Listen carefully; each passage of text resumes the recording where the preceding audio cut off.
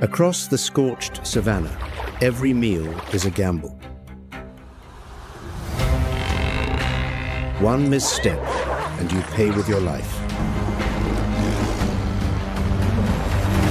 Strong or weak, there are no exceptions. That is the law of the plains.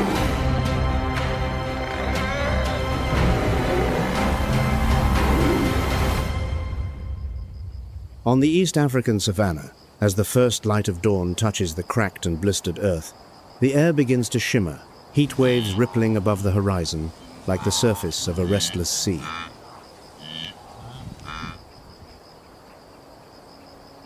Ground temperatures soar beyond 122 degrees Fahrenheit.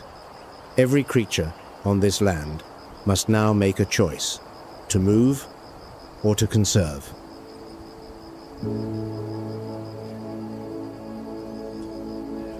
Beneath the sparse canopy of acacia trees, a pride of lions lies motionless, their breathing slow and measured, eyes half closed in the meager shade.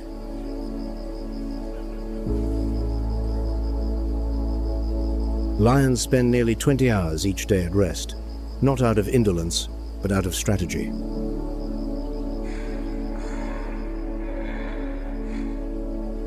Energy on the savannah is so precious that every muscle should only be called upon when truly needed.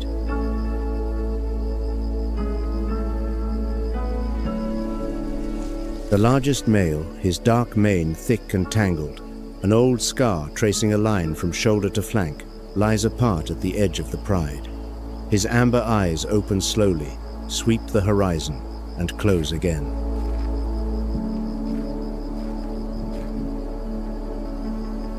But as the afternoon heat begins to relent, the mood within the pride shifts.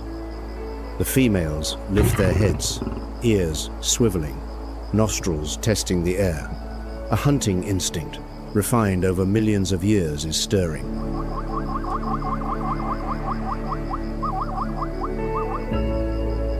On the savannah, it is the lioness who is the true hunter. The male is too heavy, too slow for the high-speed pursuits that bring down prey.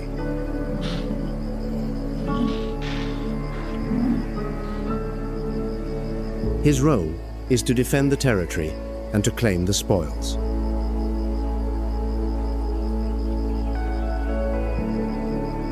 Several females peel away from the pride, moving low through the dry grass. A pincer formation, a cooperative tactic that few other great cats employ.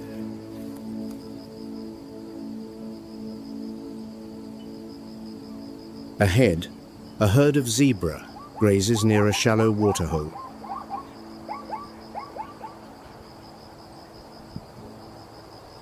Their black and white stripes might seem conspicuous, but under the fierce glare of the sun, these bold patterns create an optical illusion, blurring the boundaries between one animal and the next.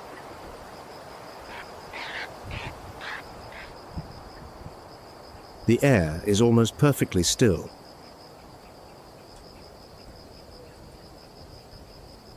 The zebra's sharp eyesight and constantly rotating ears scan the surroundings, but the sun-bleached grass has rendered the tawny coats of the lionesses all but invisible.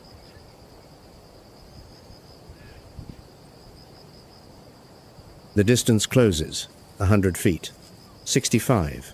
Muscles coil beneath the skin, heartbeats quicken.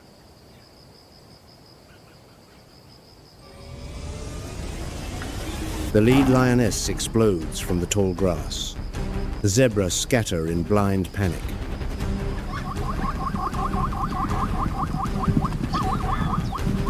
Red dust erupts in a choking curtain.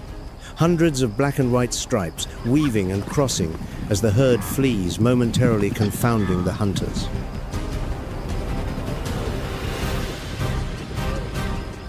The two remaining females cut in from either side. The pincer snaps shut.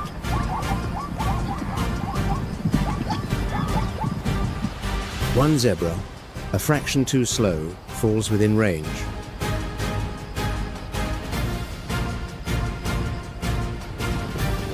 Hunting zebra is always a deadly wager. A single kick from those stone-hard hooves can shatter a jaw or extinguish a hunter's life in an instant.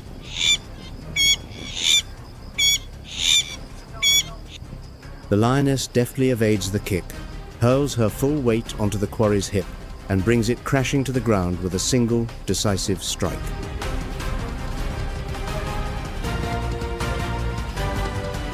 Red dust rises across the scorched savannah, and then everything falls silent once more.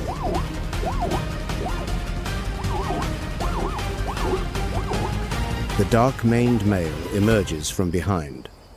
He approaches at a leisurely pace, in no hurry whatsoever.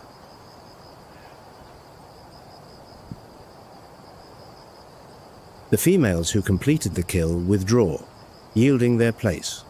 On the savannah, the strongest eats first, even if he is not the most skilled hunter.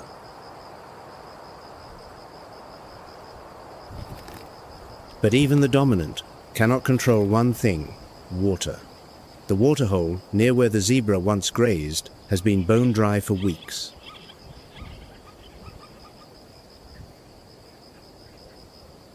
To drink, the entire pride must travel more than 9 miles each day.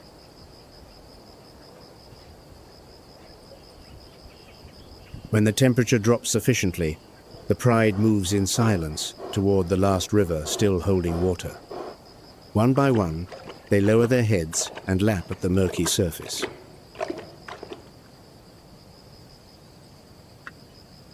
The cubs press between their mother's legs, drinking while glancing nervously in every direction.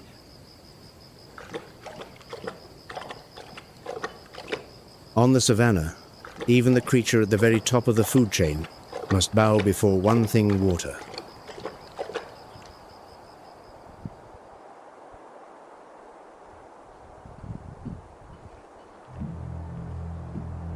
On these plains, no species truly owns this land forever. But there is one thing that decides who lives and who dies, and it is not tooth or claw.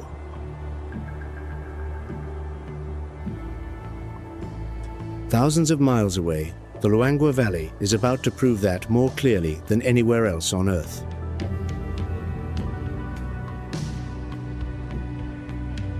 At the heart of Africa, the Luangwa Valley awaits the first rain after months of absolute silence.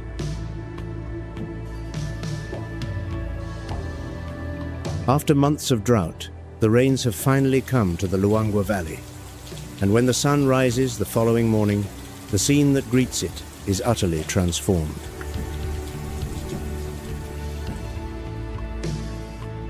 The ground is still saturated.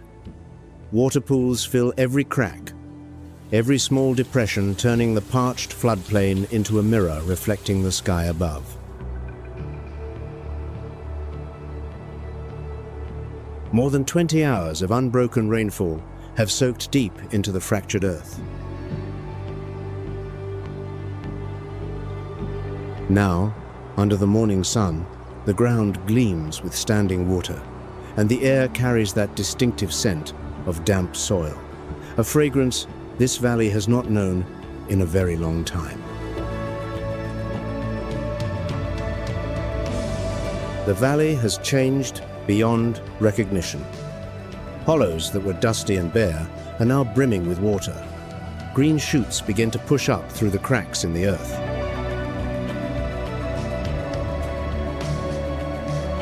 The mopane woodland bursts into new leaf.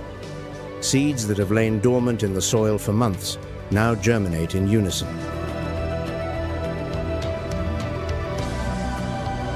In just a few days, this barren land transforms into a carpet of fresh green stretching clear to the horizon.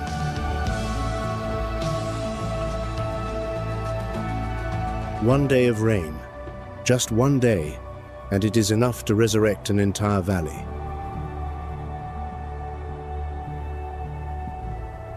The Luangwa River, one of the largest undammed rivers in southern Africa, begins to rise once more.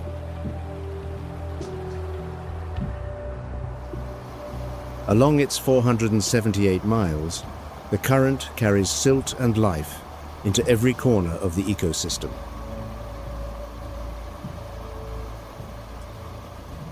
But water does not merely awaken the vegetation. It triggers one of the most extraordinary events in the insect world.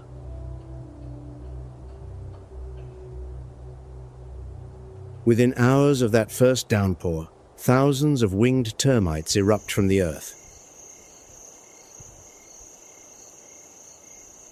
They spiral through the air, enveloped in pheromones, chemical signals that guide the search for a mate.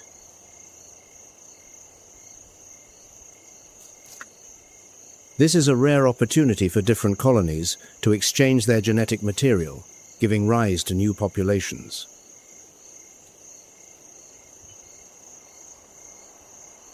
But for the vast majority of these winged termites, this nuptial flight will also be their last.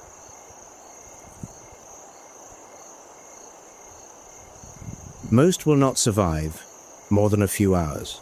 Wings shed, bodies spent, their evolutionary purpose fulfilled.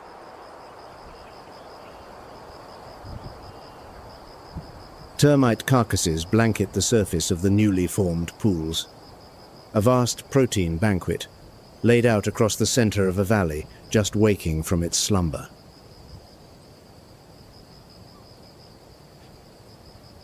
A troop of vervet monkeys, some 70 strong, descends upon the feast at once. Hands snatching without pause, mouths never stopping.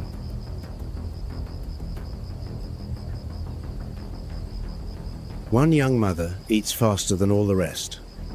This is the most abundant meal she has had in months.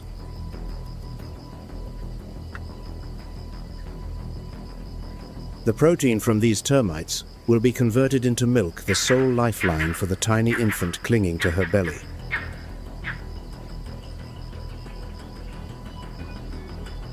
A newborn vervet scarcely leaves its mother's body during the first month of life.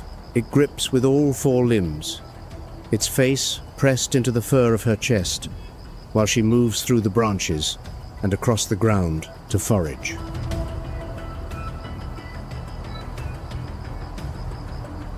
Now, she and the other mothers in the troop have enough energy to continue nursing, but this windfall of protein will not last.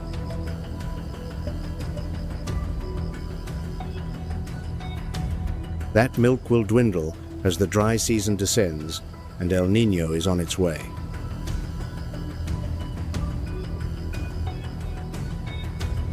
The entire valley has awakened. Mopane trees unfurl new leaves. Seeds sprout everywhere. Herbivores return in ever-growing herds.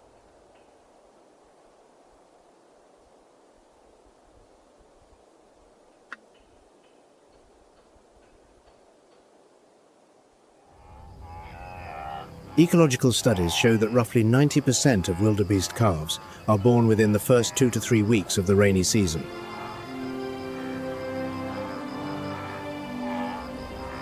Synchronized, birthing an evolutionary strategy designed to overwhelm predators through sheer numbers.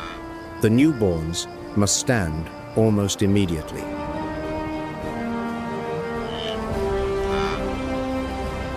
Legs trembling, eyes not yet adjusted to the light, but instinct drives them to walk, because every second spent lying on the ground is a second closer to death.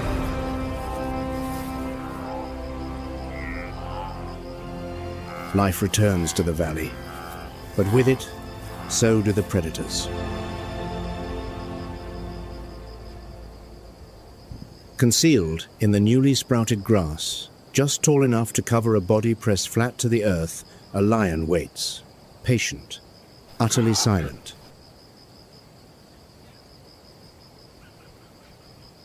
It does not target the adults too fast, too alert.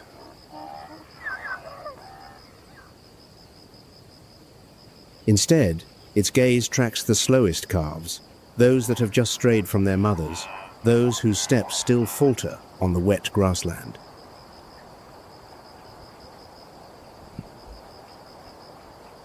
A newborn calf falls behind. Its small hooves stumble through the waterlogged grass. A few seconds of silence.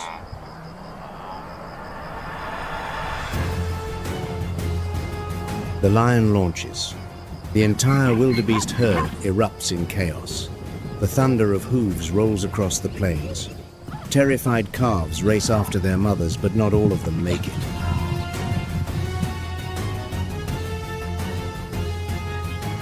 The strike is swift, played out on a stage of green grass barely recovered from the dry season. On these plains, every new life also marks the beginning of a new hunt.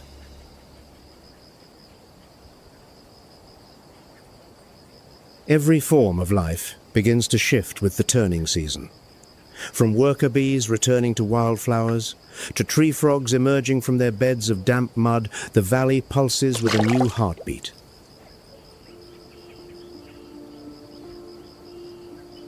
The valley enters a new cycle. But the cycle of survival has never paused, from the smallest organisms hidden beneath the soil to the great herds thundering across the floodplain.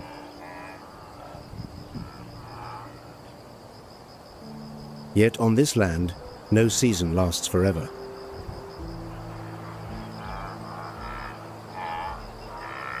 Even as the ground remains cloaked in fresh green, the first whispers of another dry season may already be gathering somewhere beyond the horizon.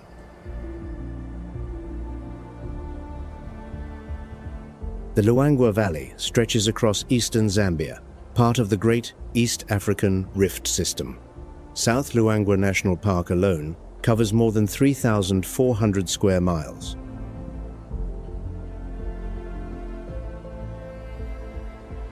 It is one of the harshest ecosystems on the continent, a place where, each year, life must endure a brutal cycle: flood, then drought, abundance, then desolation.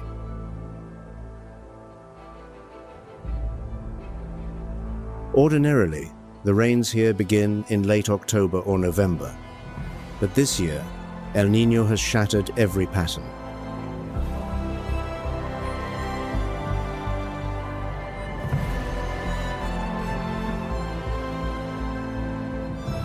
The El Niño phenomenon drives rainfall across southern Africa well below average.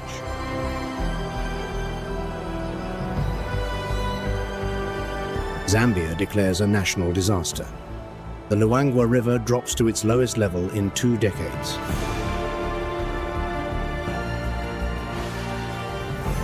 Six months without a single drop of rain, the grasslands become a sea of red dust.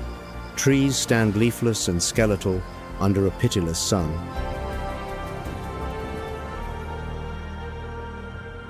The last waterholes vanish from the floodplain, leaving behind cracked mud and the withered remains of vegetation scattered across the parched ground. This is the cruelest chapter of the year. With each passing day, more individuals simply cannot endure any longer. Elephant calves born into the drought must grow up in a state of perpetual hunger and thirst. The old, the weak, the injured begin to fall behind the migrating herds that press ever onward.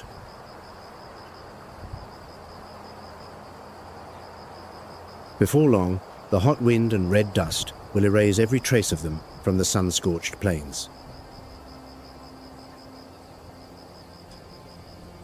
6 months of drought. The Luangwa Valley has become an ocean of dust stretching to the horizon.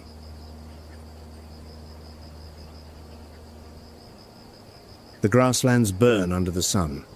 The last patches of vegetation begin to collapse. The water table has all but disappeared.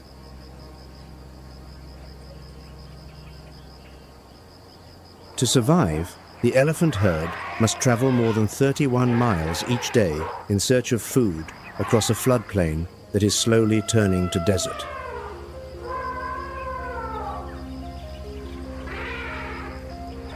At the front, leading the way, is the oldest female, the matriarch. Her body weighs more than 13,200 pounds, but each of her footfalls on the cracked earth carries the weight of something far heavier: responsibility.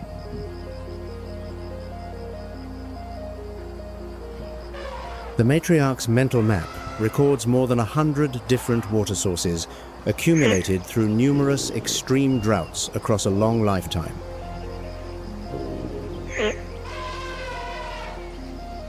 Every life behind her depends upon that memory.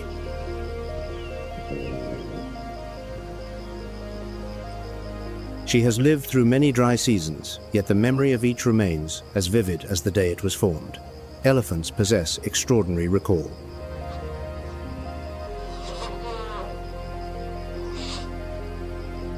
They remember faces, they remember paths, they detect the scent of water from dozens of miles away.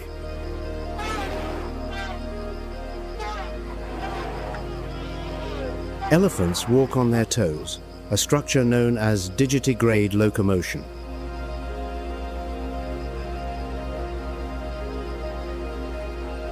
A thick pad of fat beneath the heel acts as a natural shock absorber, enabling a body weighing several tons to move steadily across hard, unyielding terrain.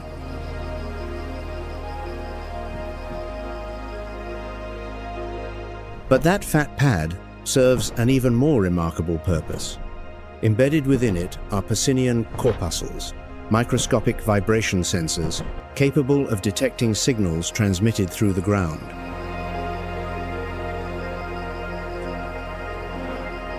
In a very real sense, elephants possess ears beneath their feet.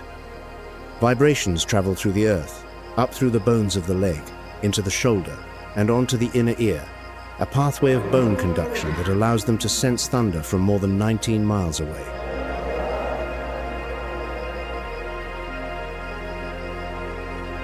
No matter how far they must travel, the matriarch always leads her family back to the last river, still holding water in this desiccated valley, the Luangwa.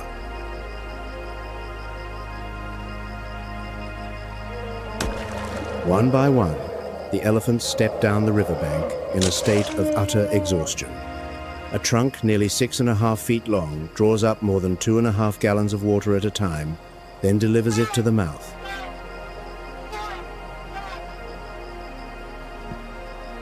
Elephants do not drink through their trunks. The trunk is merely a tool for suction and pumping, powered by more than 40,000 muscle fibers working in concert.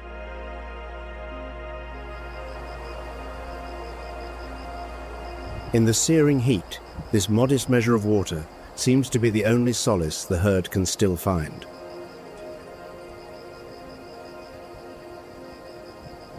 The Luangwa's flow has now dwindled to a feeble trickle between wide banks of sand. Each day, the water level drops by another inch or so, just enough to feel the desperation spreading quietly through the valley.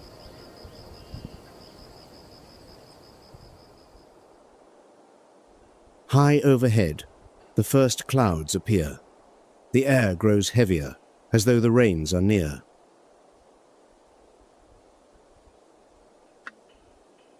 But then the sun breaks through. A hot wind sweeps those pale grey shapes away from the valley. Hope dissolves with the clouds.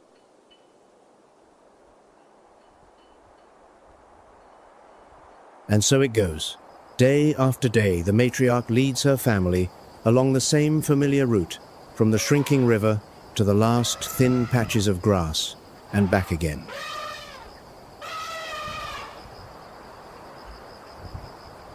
A loop of survival she has traced through many dry seasons, but never one as merciless as this.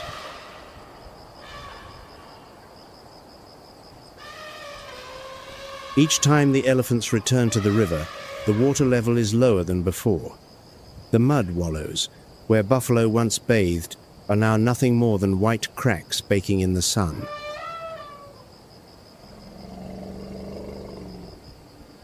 For the youngest calves, water cannot be delayed any longer.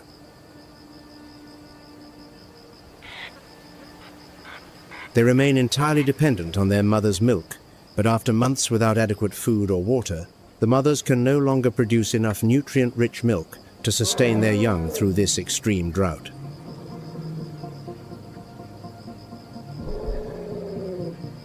Small feet begin to falter.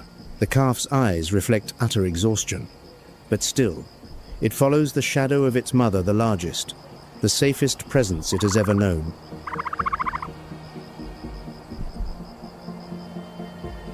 If water does not come soon, it may not hold on much longer.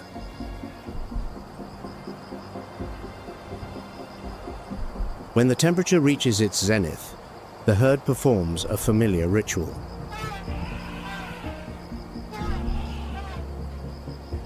Each elephant curls its trunk around a load of sand and flings it forcefully over its back, and flanks forming a protective coating against the sun and dislodging parasites from the skin.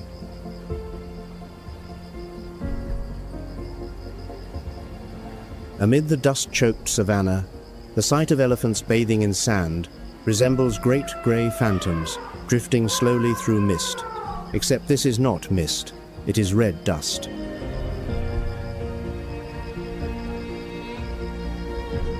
But this is a family bound by deep, enduring bonds. The mother and the other females in the herd will never abandon a calf along this brutal journey.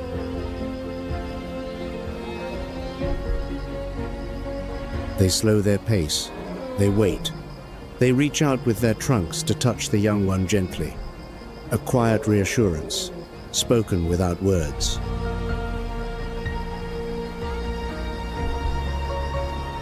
And somehow, the entire herd seems to understand that only water can save this valley now.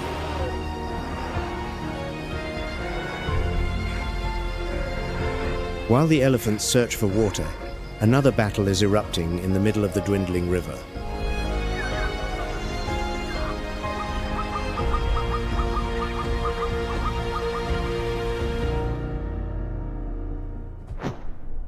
Hippopotami, weighing between 4,000 and 8,000 pounds and capable of running at nearly 19 miles per hour on land, they are colossal engines of muscle. But this year's drought has been especially savage for them.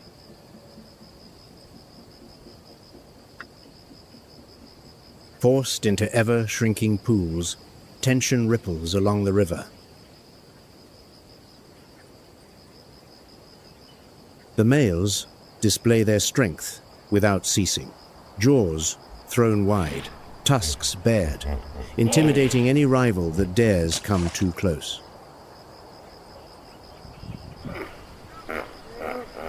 The prolonged dry season has turned the riverbank into a simmering battleground. The dwindling water has become the most valuable resource of all, and any male wishing to hold his position must be prepared to fight.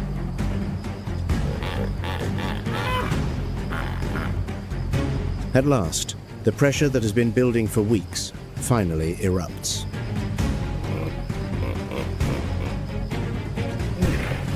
Two enormous males charge at one another in the murky water. Every collision sends mud spraying across the surface of the river.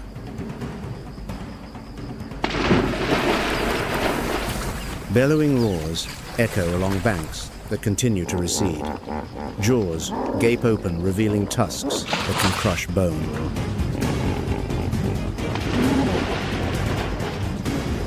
Water explodes upward. Red mud coats the backs of both combatants. Each clash of jaws sounds like timber, striking timber, a noise that carries hundreds of feet along the riverbank.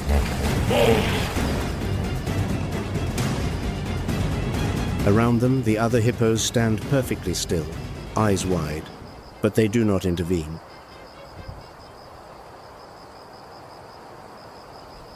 In hippo society, hierarchy is determined by violence, and the loser must accept exile.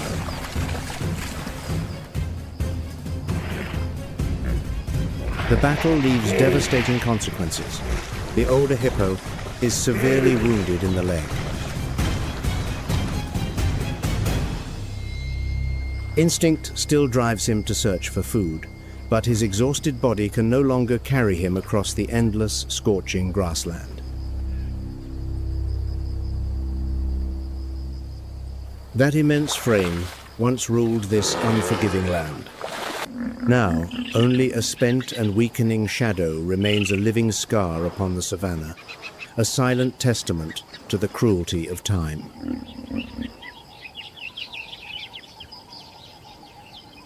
Red-billed oxpeckers begin to settle on the wound. The relationship between these birds and the hippo is more complex than it appears.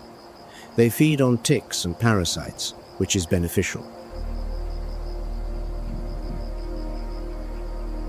But at the same time, they also keep the wound open, feeding on blood and damaged tissue, compounding the pain under the punishing sun.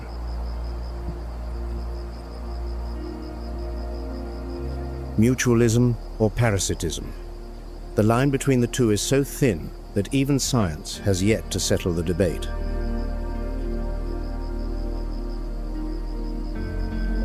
After being driven from the main waters, the old hippo finds nothing more than a small puddle amid the thick mud.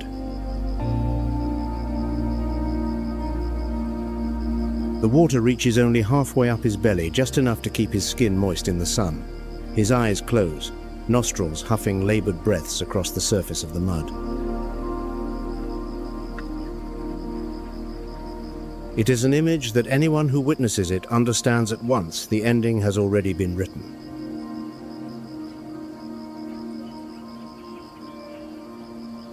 And then, as though following an immutable law of the savannah, the passing of a great animal never unfolds in solitude.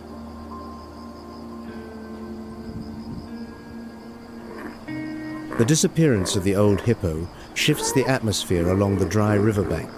In the midst of drought, any source of sustenance that appears immediately draws attention.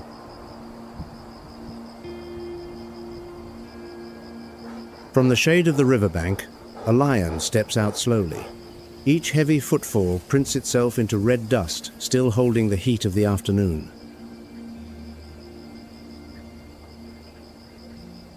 No chase, no ambush. In the depths of this merciless dry season, opportunity seldom presents itself so easily.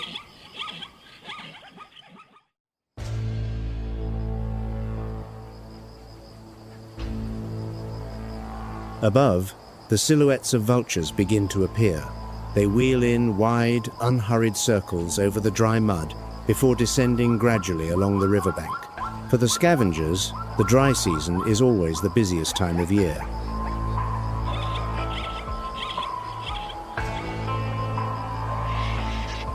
In Luangwa, life never exists in isolation. What ends for one species sometimes becomes the very source of life for many others.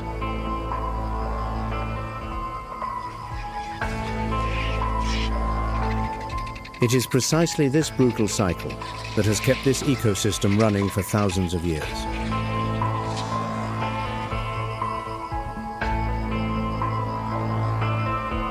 The hippos are not alone in their suffering. The troop of vervet monkeys, the family we met at the termite feast, is now facing a crisis of its own.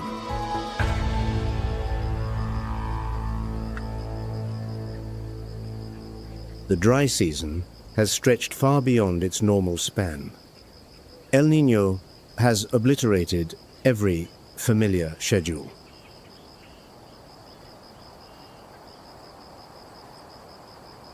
Ordinarily, vervets synchronize their breeding season so that infants arrive when food is at its most plentiful. But this year, the meager supplies are vanishing faster with each passing day.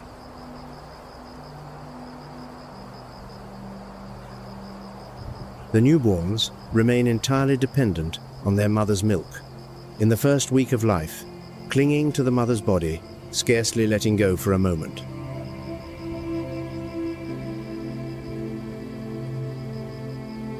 Mother's milk is the sole source of nutrition for the first several months.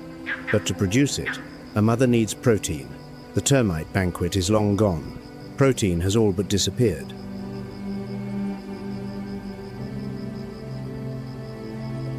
The weaker infants begin to lose their grip on their mothers. Tiny hands no longer clasp as tightly. But the young mother does not give up. She searches without rest, turning over every stone, inspecting every strip of bark.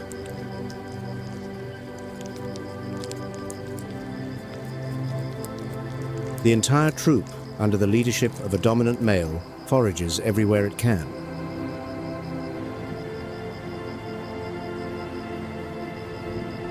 Fruit, seeds, bird eggs, lizard eggs, anything edible becomes a lifeline in this unforgiving dry season.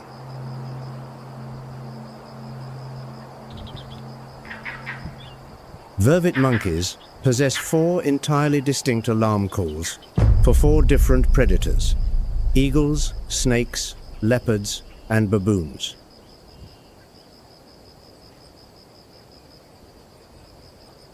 Each call triggers a specific defensive response. Look up to the sky, look down at the ground, climb a tree, or descend to the ground.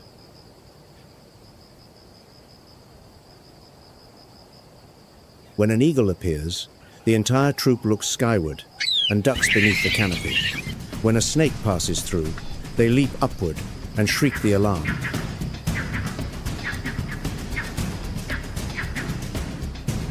A communication system so sophisticated that few primates outside of humans can rival it.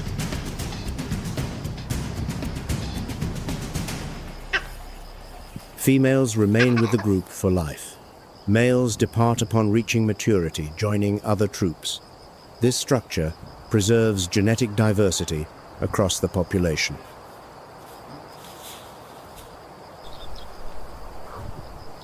But during the dry season, that social fabric is tested to its limits.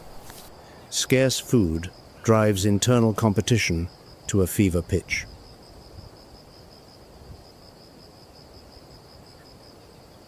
The most vulnerable, always the infants and the nursing mothers, bear the heaviest burden.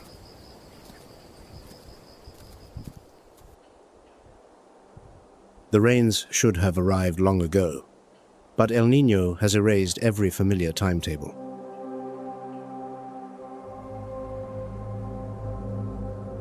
If you too have been drawn into this struggle for survival on the African plains, share your thoughts in the comments below.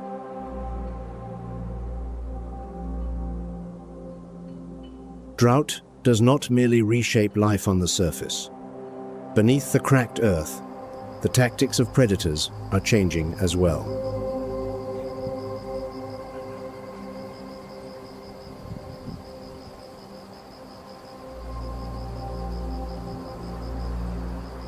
Every stream has run dry. All that remains are the winding channels of bare earth cutting across the fractured floodplain, the last memories of water that once flowed through this land.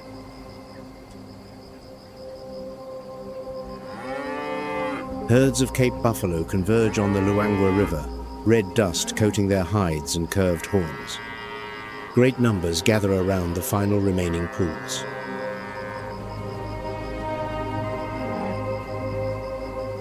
The Luangwa's water level is now a mere fraction of what it holds during the rains. Stretches of river that once ran 10 feet deep now reach only to a buffalo's knee. The sandy riverbed lies exposed under the sun, hot enough to scorch bare skin.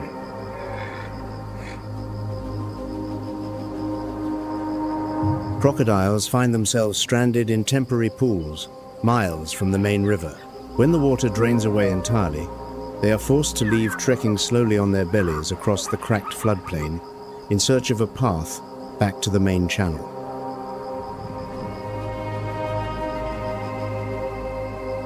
A silent migration that few ever witness. Ancient reptiles that once ruled the water now dragging themselves under the open sun like refugees on their own territory.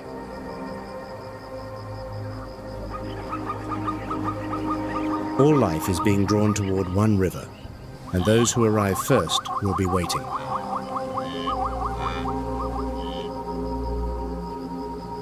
The Great Drought is blanketing the Luangwa Valley in an endless barrenness. Along the shrinking riverbanks, the density of Nile crocodiles reaches the highest concentration in all of Africa, 19 to 24 individuals per mile of river.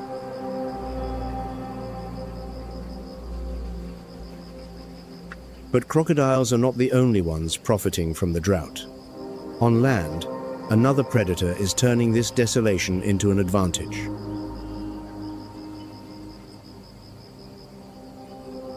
The dried-out streams have left behind a network of winding, empty channels cutting through the cracked plains trenches waist-deep, concealed behind high earthen banks on either side.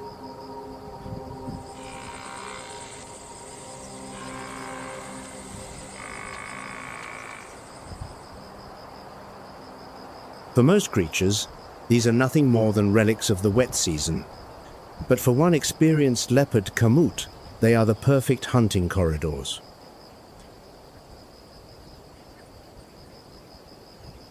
Before, when water still flowed, the soft mud held every footfall and printed every track. Now the ground is hard as stone, and each of kamut's movements is virtually silent. Ahead, on the lip of the dry channel, a herd of impala searches for the last surviving patches of grass. They raise their heads to scan for danger, then hurry back down to gnaw at the roots clinging to the cracked earth.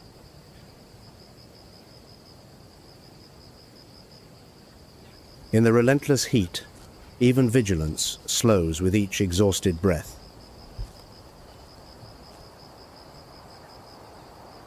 Kamut lies deep within the dry channel, all but invisible against the grey-brown tones of the surrounding earth. Her golden-brown spotted coat, so conspicuous in the green forest, dissolves entirely into this parched landscape.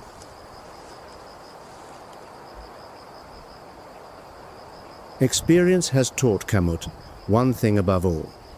On dry ground, patience is worth more than speed. Every inch gained is paid for with absolute restraint.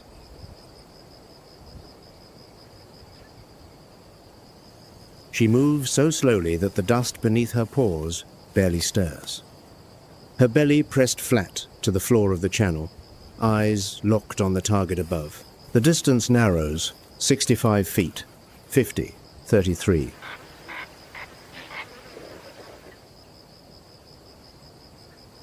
And then, in a single, explosive instant, kamut erupts from the floor of the dry channel.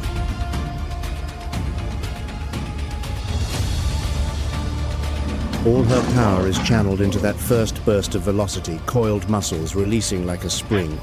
The impala scatter in panic. Red dust billows upward, obscuring everything.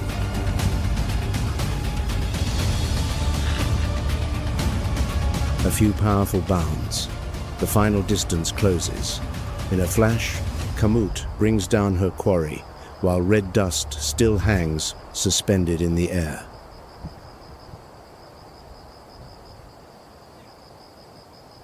In the midst of an unending drought, a successful hunt is not merely food. It is the strength to go on existing while the entire valley slowly withers.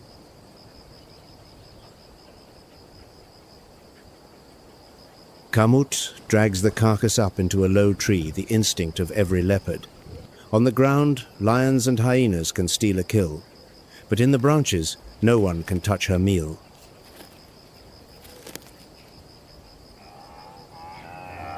The shade of the canopy screens out the searing sun. Below, the ground radiates heat, and somewhere in the scrub, the footsteps of other hungry creatures are still moving.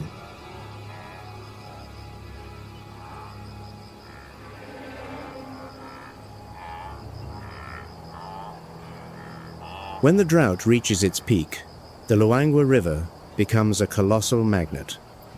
All life is drawn toward this last surviving current.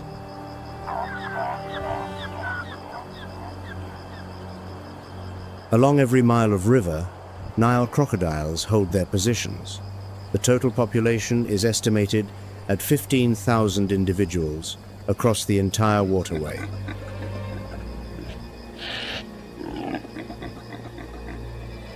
The largest claim, the most advantageous spots, where the channel narrows, where the banks slope gently for easy access.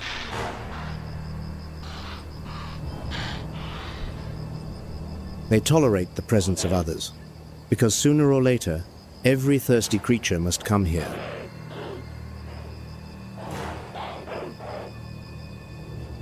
And they wait, with absolute patience.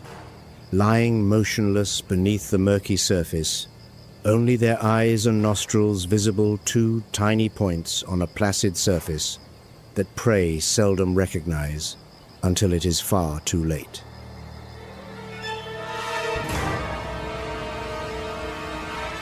Nile crocodiles can fast for months, but when opportunity arrives, their reaction is among the fastest in the reptilian world.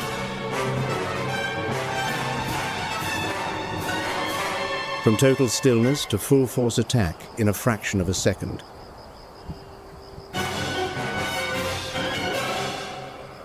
By November, another phenomenon draws millions more lives toward the river.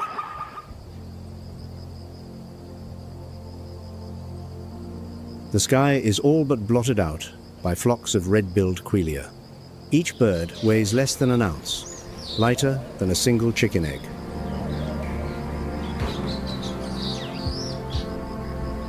But when 2 million individuals move as one, the combined weight exceeds 55 tons. The quelea is the most numerous bird on the planet, its total population estimated at 1.5 billion. When they pass overhead, the sky darkens as if storm clouds have rolled in.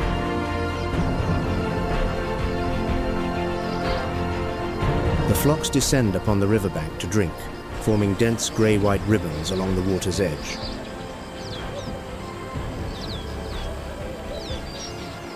The sound of beating wings and calls merges into a continuous roar, like gravel cascading down a hillside.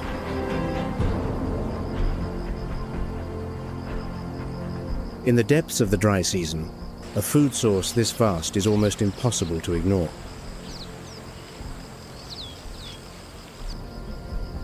Lions appear along the riverbank not to drink, but to wait for prey that comes to drink. Crocodiles lie submerged beneath the surface. A leopard watches from the branches above. Three apex predators, each with its own strategy, each claiming its own position, yet all converging upon the same point, the last river.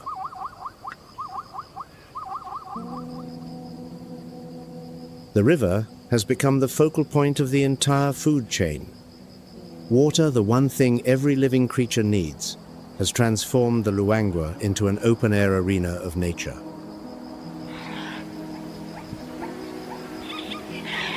The drought has accomplished what no predator ever could, compressing the entire food chain into a single space.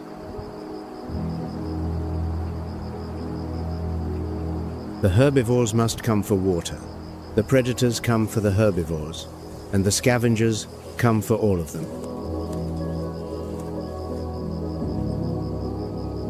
Here, wherever life still gathers, predators are never far behind.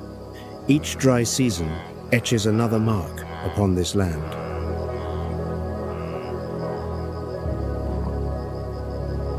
There are herds that must now travel far greater distances than any generation before them to find water.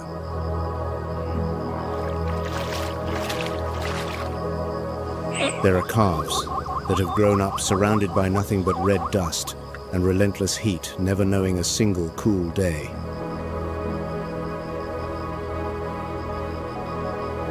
There are predators that survive only by knowing exactly when nature will shift.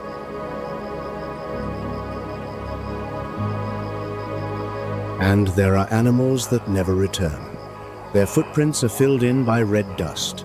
Bleached bones lie scattered along the dry riverbank, the silent remnants of the most brutal dry season in 2 decades.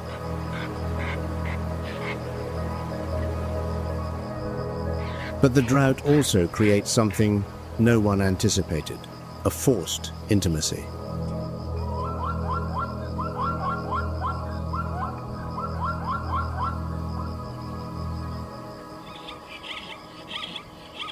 When all must share the same water, territorial boundaries dissolve, and encounters that cannot be avoided begin to unfold.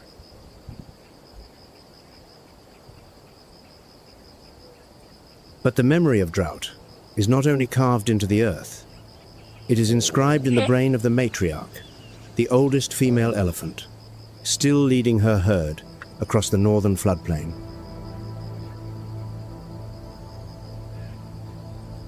Every dry season she survives becomes another lesson added to her mental map.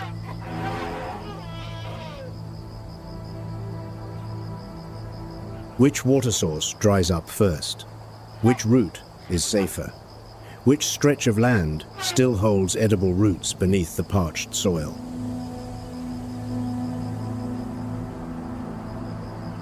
That memory, passed down through behavior, not through genes, is the most precious thing the elephant herd possesses.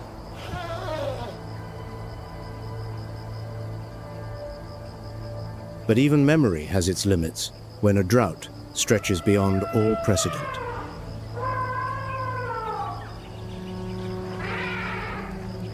6.5 months now. The water still has not returned. The herd presses on across the slowly emptying floodplain, slower, more exhausted, but never stopping.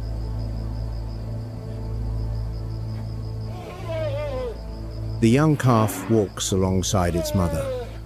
Its small footprints still press into the red dust, fading with the wind, but not yet gone.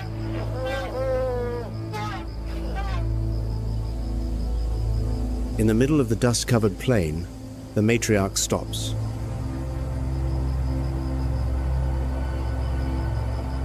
There is no warning sign, no change in the sky. She simply stands motionless, her enormous ears spreading slowly outward, on either side, like two grey sails in a sea of dust.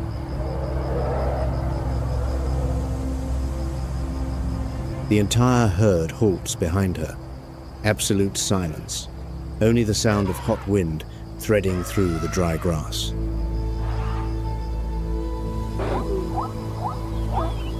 Her trunk rises, testing the air slowly.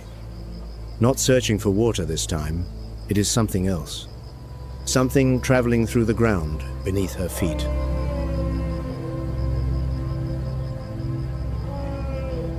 The matriarch is listening, but not with her ears.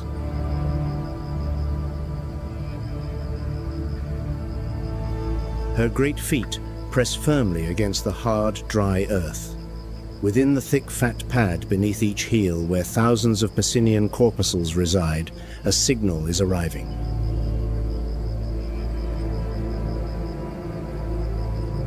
Microscopic vibrations, traveling through the soil, through the rock, across dozens of miles of parched floodplain.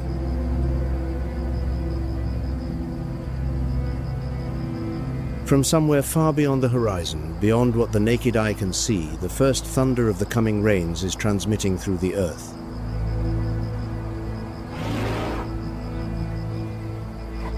Elephants hear with their feet, and today, the matriarch has heard what the entire valley has been waiting for.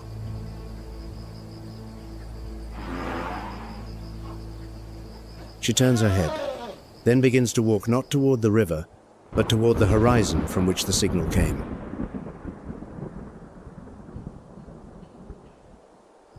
The herd follows. No one questions why. Millions of years of evolution have taught them one thing. When the matriarch moves, you follow.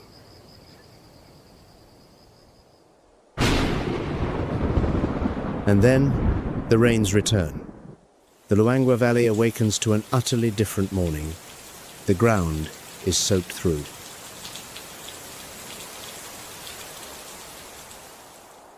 Pools of water fill every crack. The air is cooler, heavier, carrying the scent of fresh earth that this land has been waiting for through more than 6 months of silence.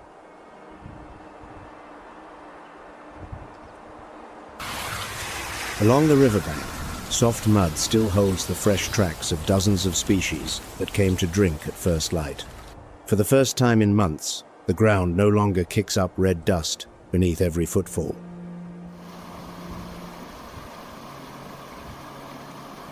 The Luangwa River begins to rise.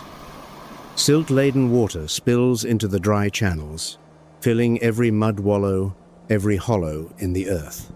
Within hours, stretches of river that had been reduced to bare sand are flowing swiftly once more.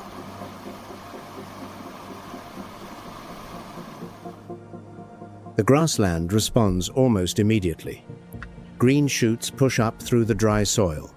The mopane woodland bursts into new leaf. The ancient cycle begins to turn again.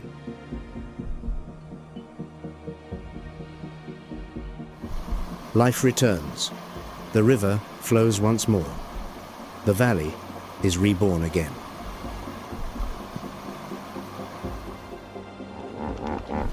But the memory of the drought will never fade. It is etched into every slab of dried mud not yet dissolved, in every lost footprint along the parched riverbank, and in every creature that fought to its last breath to endure the longest dry season in living memory.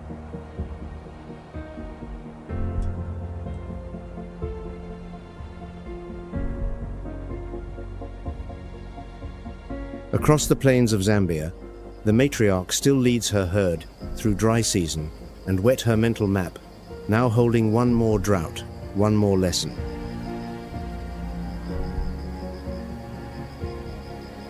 On this savannah, no species truly owns this land forever, and perhaps none ever will.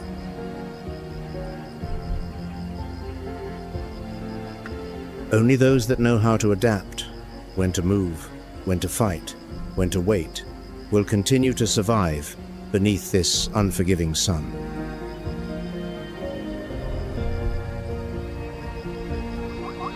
That is the law the savannah has taught even the lion. The creature at the very top of the food chain must still bow before water, the one thing that tooth and claw can never conquer.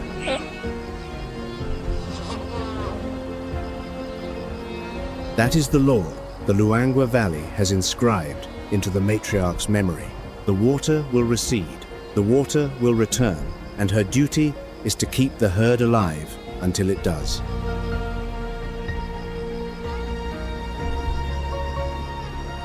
The matriarch leads her family across the wet grassland. Her grey skin is cleaner now. Months of accumulated red dust washed away by the rain. Each footstep sinks deep into soft mud instead of dry powder.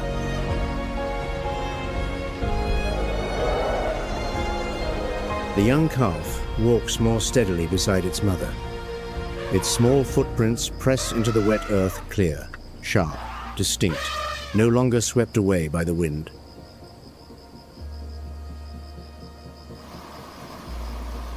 The Luangwa River flows once more. The valley continues to turn according to the most ancient cycle on earth, the cycle of water, of life, and of death.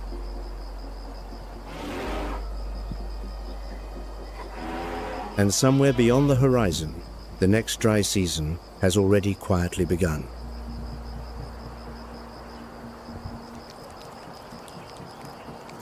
Thank you for joining us on WildVerse. The natural world still holds countless stories waiting to be told. We will see you on the next adventure.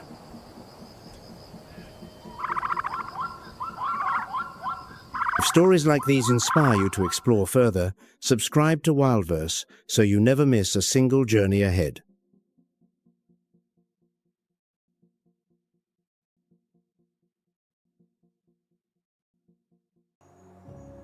Through golden grass, standing shoulder high, 5 silhouettes drift forward, silent, disciplined, each footfall placed with surgical precision.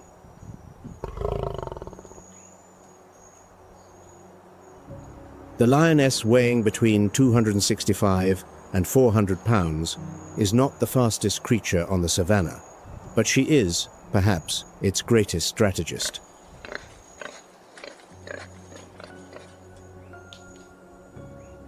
Each lioness holds the same position in every hunt for her entire life. 2 take the flanks encircling, cutting off escape.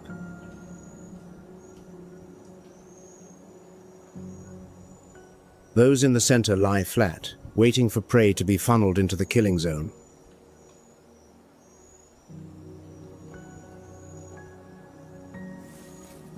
This is not chaotic instinct. This is a military formation passed from mother to daughter across thousands of generations.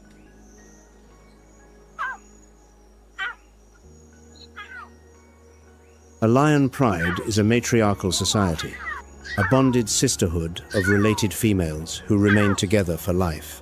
They bear cubs, they hunt, they defend territory, while males come and go.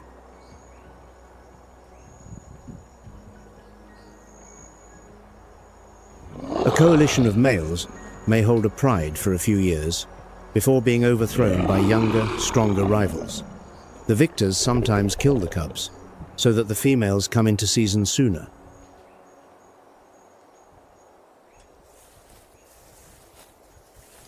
The rules of the savannah make no allowance for mercy.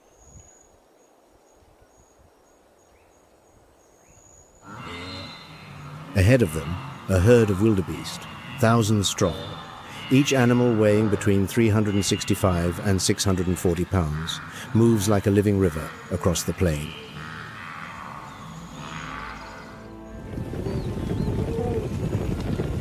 Wildebeest can reach speeds of 50 miles per hour, and they possess an endurance that outlasts every predator on the continent.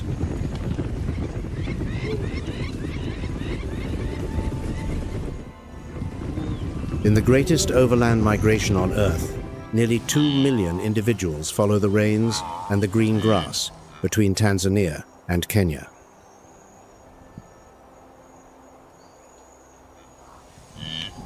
But what makes this species truly extraordinary lies in its breeding season. Approximately 500,000 calves are born within a window of just 2 to 3 weeks.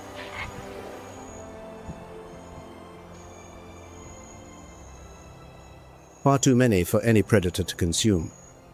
This is no accident, it is strategy.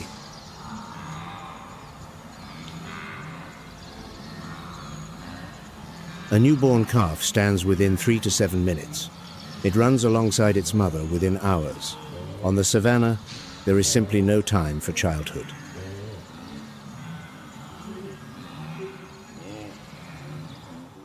The lioness launches 35 to 45 miles per hour, but she can sustain that burst for only 330 to 660 feet. After that, her body surrenders.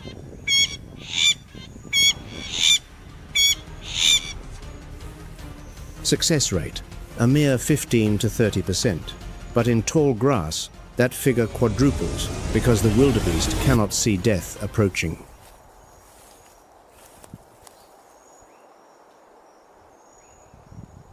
The hunt ends, but victory does not belong to any individual. It belongs to the pride.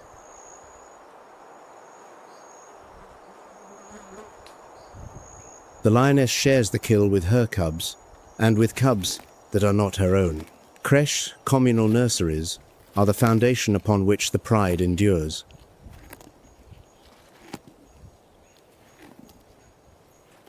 A lioness will suckle any cub in the pride. The boundary between birth mother and foster mother is erased because the survival of the group matters more than any single life.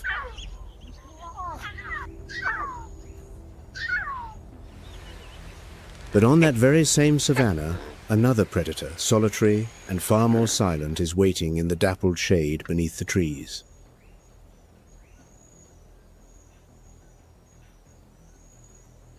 The leopard, weighing between 66 and 200 pounds, is the supreme master of stealth. Its rosette-patterned coat dissolves into the shifting patches of sunlight filtering through the canopy, and 4 paws move without a whisper of sound.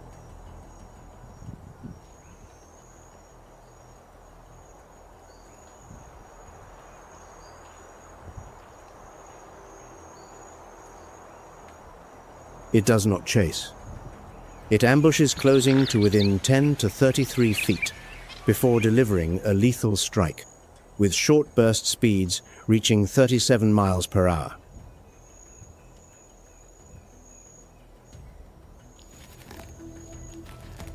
Success rate, approximately 38%, considerably higher than the lion. But the leopard's success always comes with a price: the constant threat of theft.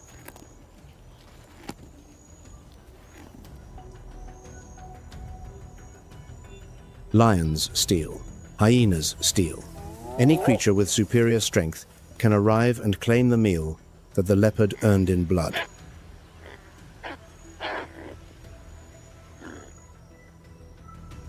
And so the leopard does something no other great cat can match. It hauls prey, weighing up to 10 times its own body weight, into a tree, intact, in broad daylight.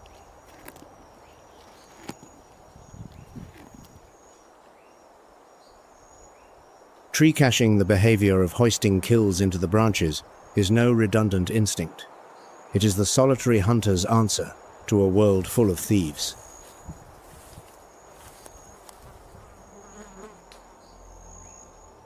The leopard lives alone, marking its territory with urine and claw marks scored into tree bark.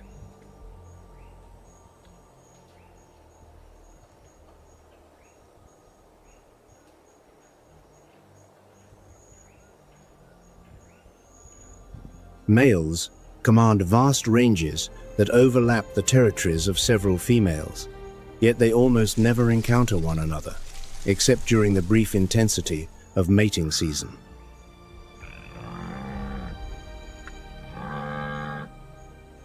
The lioness dominates through collective power. The leopard dominates through absolute solitude.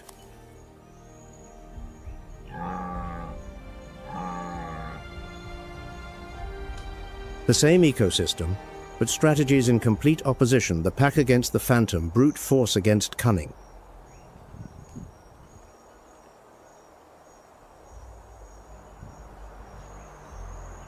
But on that savannah, there is a third hunter, smaller even than the leopard, yet boasting a success rate that every other predator must envy.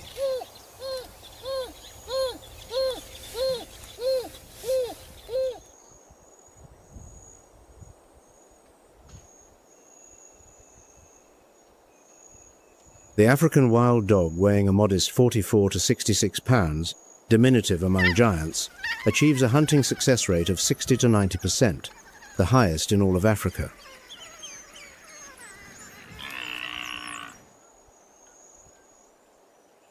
No two wild dogs look alike. Their mottled coats, splashed with white, black, and tawny brown, resemble paintings dashed off by nature on a whim. It is why their scientific name is Lycaon pictus, the painted wolf.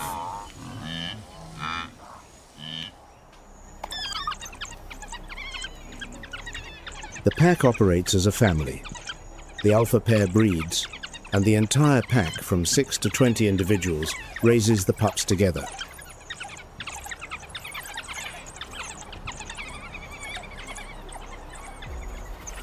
Food is shared.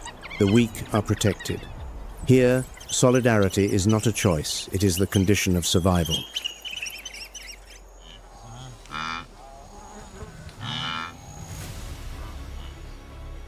Their strategy: no ambush, no stealth, but pure, relentless endurance.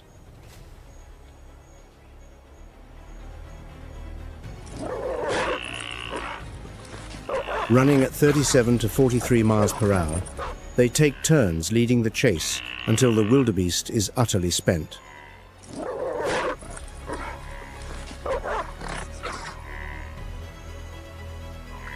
Three hunters, one prey. The lion, collective ambush, 15 to 30%.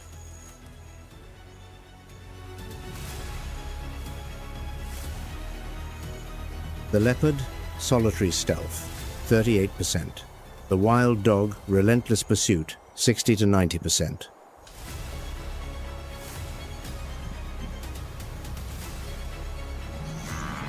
But success on the savannah is not measured by the hunt alone.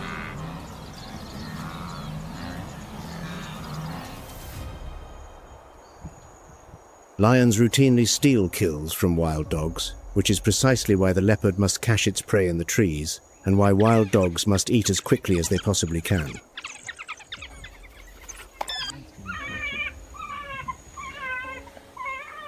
And before every hunt, the wild dog pack performs a ritual that science has only recently decoded. They vote by sneezing.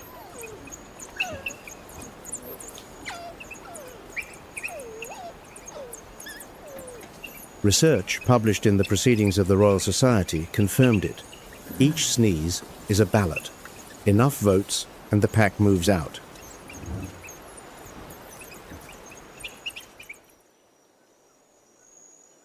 The alpha's vote carries greater weight, requiring fewer sneezes to launch the hunt.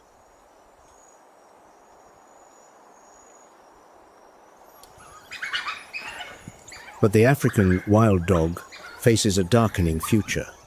The IUCN classifies them as endangered, with only approximately 6,600 individuals remaining in fewer than 700 packs.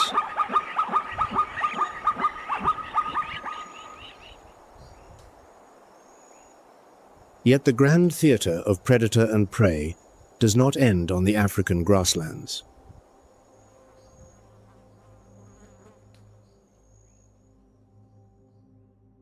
"8,000 miles across the Atlantic, there stretches the largest tropical wetland on the planet, where the rules are written not in grass and dust, but in water.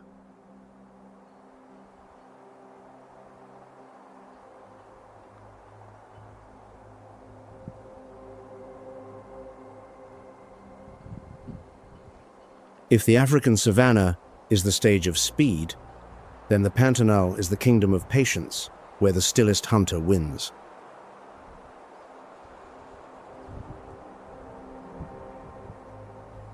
The same laws of predation, the same life and death struggle between hunter and hunted, but water rewrites every rule. Here, speed saves no one.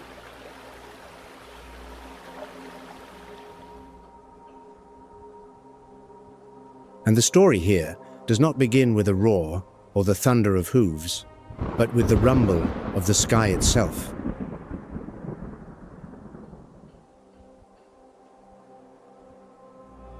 Thunder rolls, and from a leaden sky, the first raindrop strikes the parched, cracked earth like a verdict delivered by an unseen god.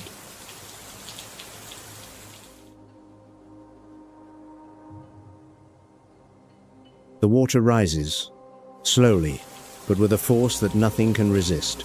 It spills across the grasslands, threads through the forest, and swallows the dry season trails whole.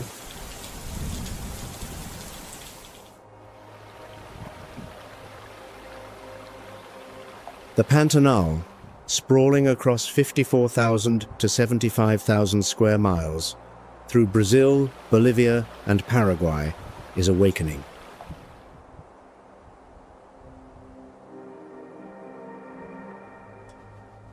"80% of its surface will vanish beneath water in the months ahead."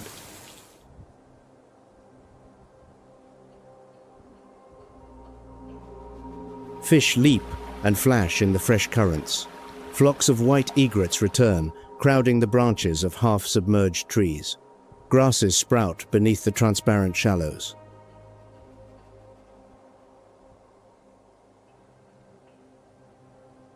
The ground disappears. The horizon blurs. Water erases the boundary between river and field, between forest and marsh, creating a world without edges.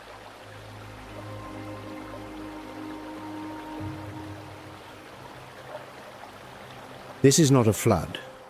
This is a breath, the breath of the largest wetland in the Western Hemisphere.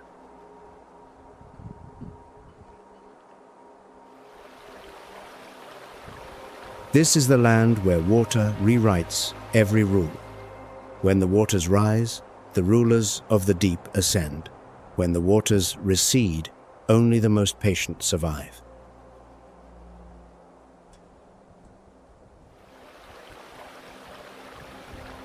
The only question in the Pantanal is not who is strongest, but rather, when only a single pool remains, who drinks first and who dies first.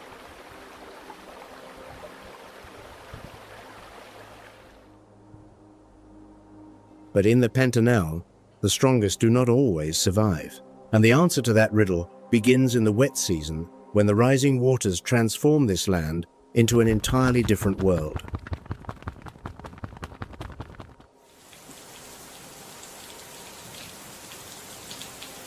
The rains. And through the labyrinth of newly formed channels, a family cuts through the water like a volley of arrows.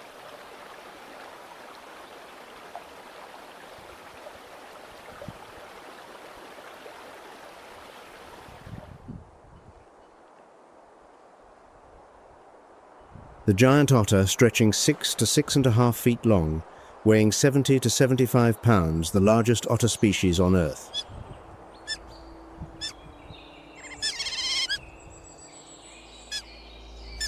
Broad-webbed feet propel a sleek body through the turbid current at 9 miles per hour. A flattened tail, shaped like an oar, steers through every bend.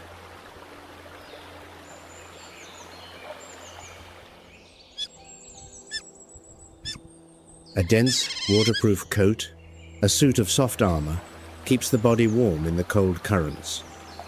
The alpha pair, monogamous, faithful for life, leads every hunt, every movement.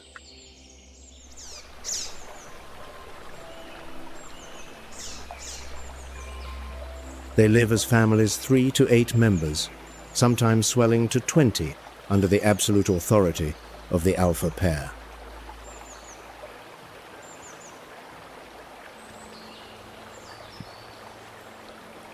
And they are not quiet. The giant otter is the most vocal of all otter species on Earth. Alarm calls, threat calls, reassuring murmurs to the young, each sound carrying a distinct meaning.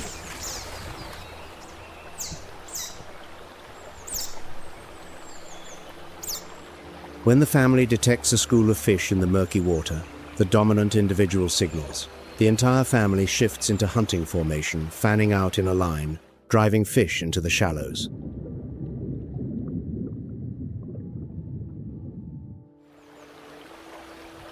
Each member holds its own position, no one encroaches on another's zone. 9 pounds of food per individual, every single day. This family never stops hunting.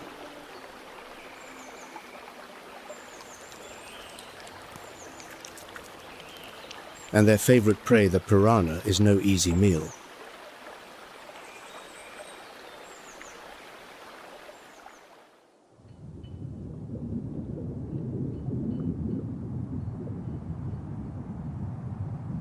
The red-bellied piranha, 8 to 20 inches long, possesses jaws lined with teeth as sharp as surgical steel and a bite force equal to 30 times its own body weight.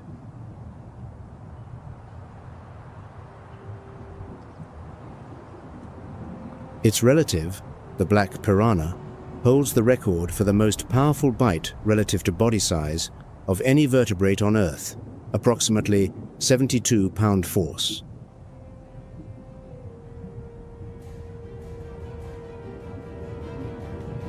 They attack in shoals, and their interlocking teeth shear through flesh in the blink of an eye.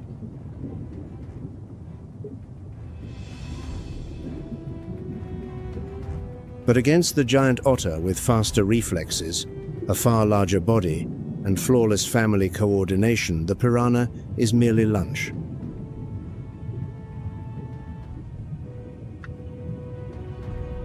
And yet, the piranha is not simply prey. It is the sanitation worker of the Nile, consuming carrion, preventing bacterial blooms in the warm tropical waters.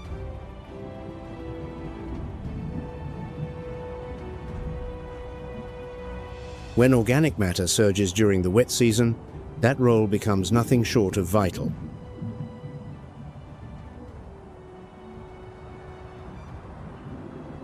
Without the piranha, the waters of the Nile would become a bacterial soup, and every creature that depends upon that water would pay the price. The animal branded a monster is, in truth, the one keeping the rivers clean.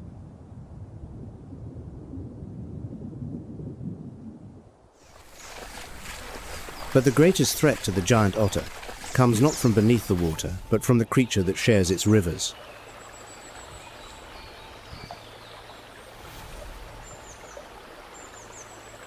The Yacaré caiman and the giant otter compete for territory along every stretch of river.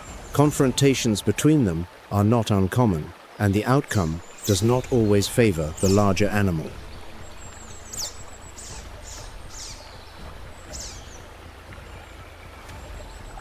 Researchers have documented cases where giant otter families have killed Yacaré caimans through coordinated assault, surrounding, biting, and holding the intruder beneath the surface until resistance ceased.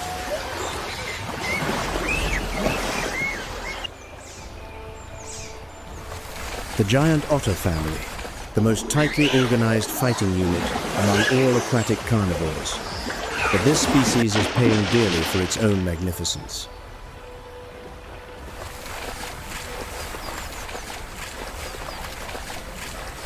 The IUCN classifies them as endangered. Their numbers have declined by approximately 50% in just 25 years. Rivers poisoned, forests felled, territories shrinking.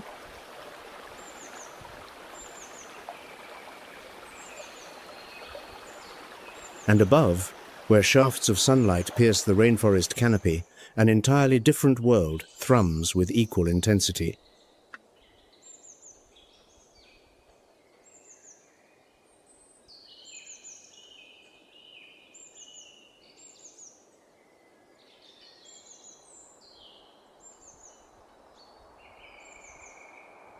A troop of capuchin monkeys leaps between the branches, hands quick, eyes bright, each individual operating at full capacity in the three-dimensional architecture of the canopy.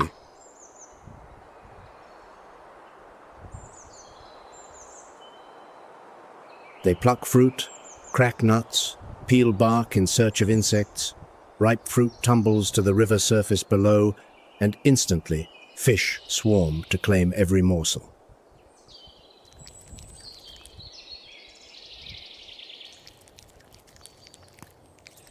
The capuchin monkey is celebrated for its exceptional intelligence. It uses stones to crack hard-shelled nuts, sticks to extract insects from crevices, one of the very few primate species known to use tools in the wild.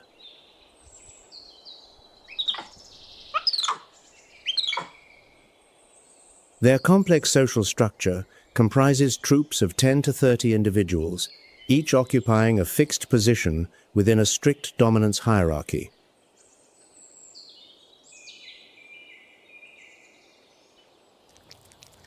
But their most important role lies not in intelligence or society, but in the seeds they unwittingly scatter across the forest.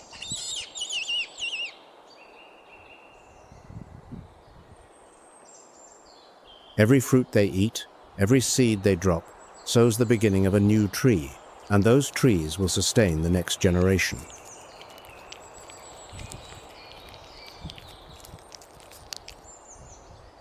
The capuchin is one of the few primate species found in the Pantanal, and its role as a seed disperser is utterly irreplaceable.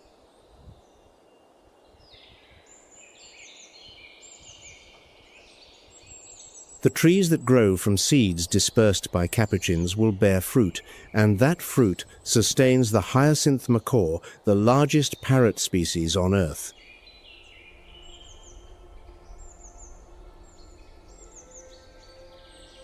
An invisible chain links primate, plant, and bird, threading through 3 layers of forest.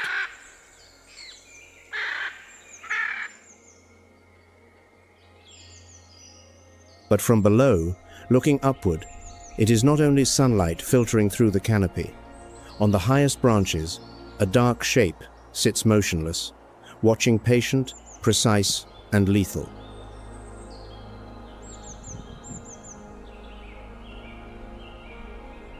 The Pantanal rainforest is alive, but not every pair of eyes in the heights is friendly.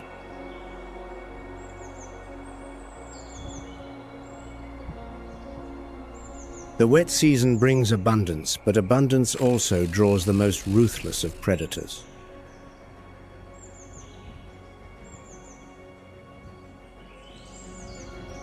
And when the waters begin to recede, the real battle commences. For abundance never lasts forever, and in the Pantanal, the dry season arrives like a declaration of war.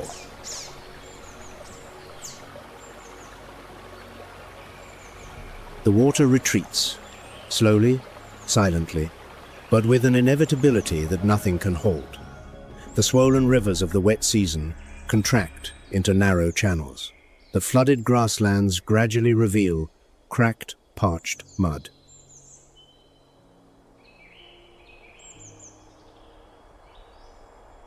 And on the branches, now drier, now more exposed, that dark shape, the one that has been watching throughout the rains, begins to move.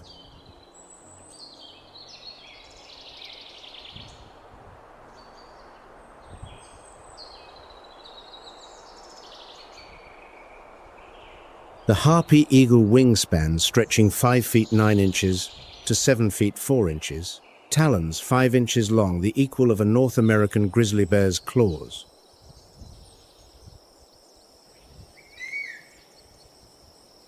But this is no falcon, stooping from the open sky.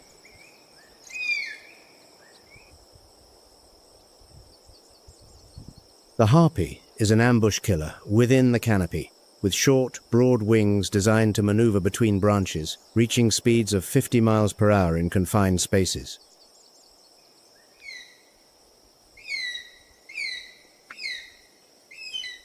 Eyes 8 times sharper than a human scan every branch, below searching, assessing, waiting.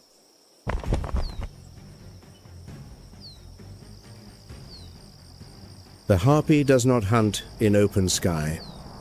It hunts among the trees, where the tight quarters transform every flight into an exercise in geometry.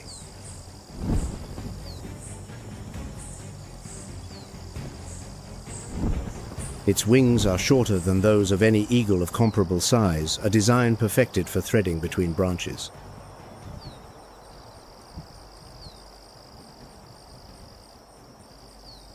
And below, a capuchin monkey has strayed from its troop, absorbed in the ripe fruit on an isolated branch.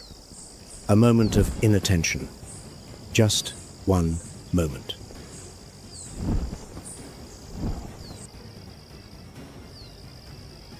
The harpy folds its wings and drops. Talons snap shut with bone-crushing force. The monkey manages only a feeble cry before it is lifted from the branch, the rest of the troop scattering upward in panic.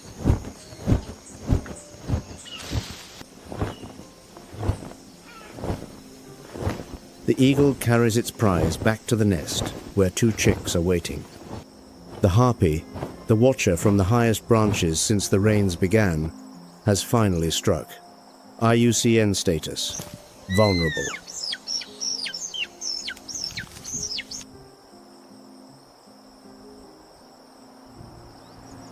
That dark silhouette on the topmost branch, the one we glimpsed when the forest was still bustling with life, was the harpy all along.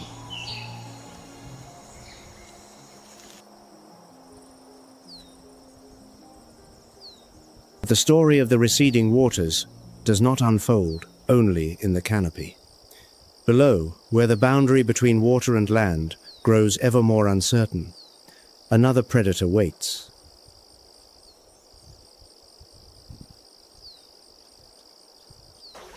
The green anaconda, stretching 23 to 30 feet long, weighing over 220 pounds, with exceptional individuals tipping 550, the heaviest snake on Earth.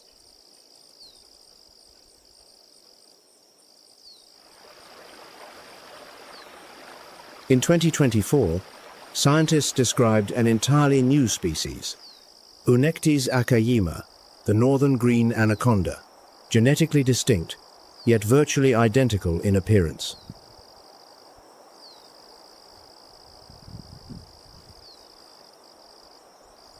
Taxonomy is still rewriting the story of this ancient serpent.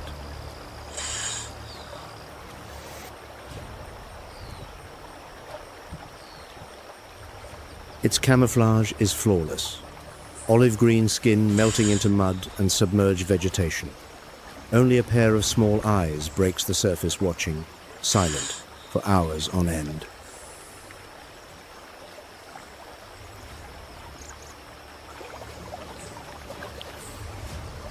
The anaconda does not pursue its prey. It ambushes, and when the quarry draws close enough, everything ends in less than a single heartbeat.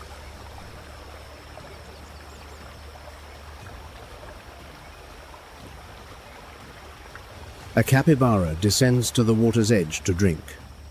Before it can turn its head, the anaconda's colossal body coils tight. Constriction force of approximately 90 psi, not crushing bone, but cutting off blood circulation entirely.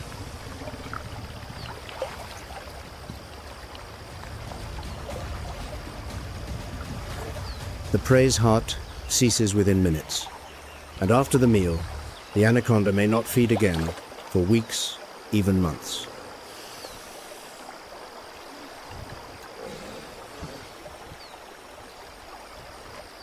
But that is also when the anaconda is at its most vulnerable. Digestion is slow, the body sluggish, reflexes dulled. The most powerful hunter becomes the most defenseless immediately after eating. IUCN status, least concern.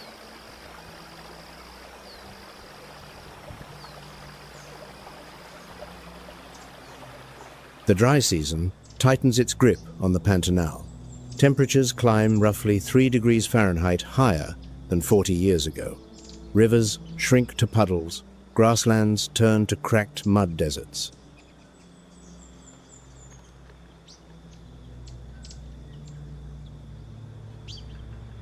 And every living creature, from the smallest to the largest, converges on a single destination, the last remaining waterhole.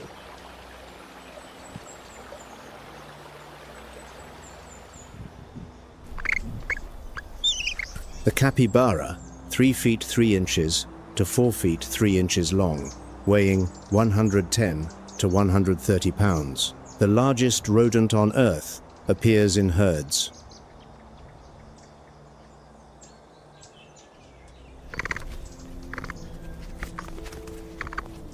The dry season swells group sizes from 10 or 30 to over 50, sometimes 100, clustered around the only water that remains.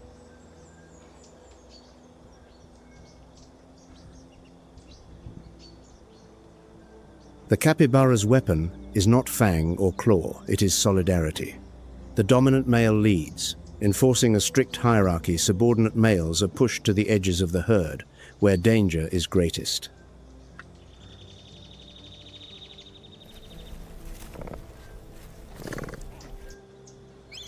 Sentinels stand at the margins, eyes scanning in every direction.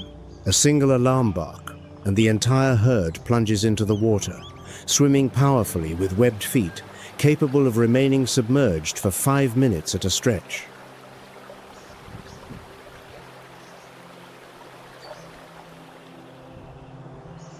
On land, they reach 22 miles per hour, astonishingly fast, for a rodent weighing 130 pounds, but water is where they are safest.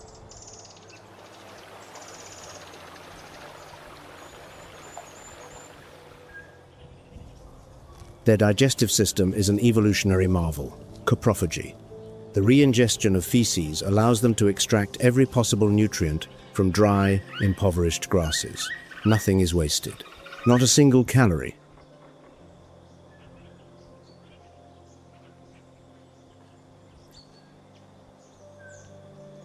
The capybara's gentle disposition has made it the Pantanal's most unlikely icon, a creature that will bask in the sun mere feet from an animal that could kill it at any moment.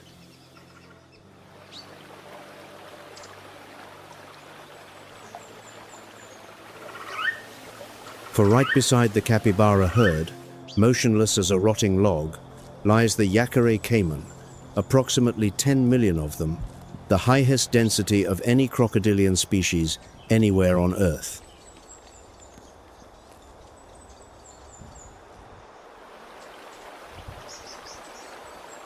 Males stretch 6.5 to 10 feet, their olive-brown hide blending seamlessly into the dried mud. Only their eyes and nostrils break the still water's surface motionless for hours, waiting.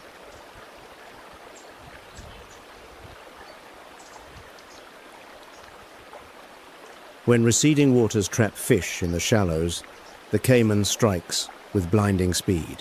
One snap. Water erupts, and the meal is over before any prey can react.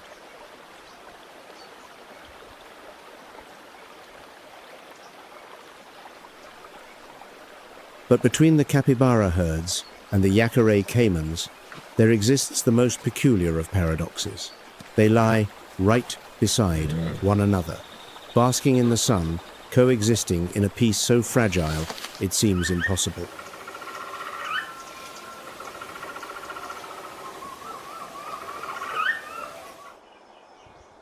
That peace can shatter at any moment. All it takes is one capybara calf wandering too close, or one caiman grown too hungry.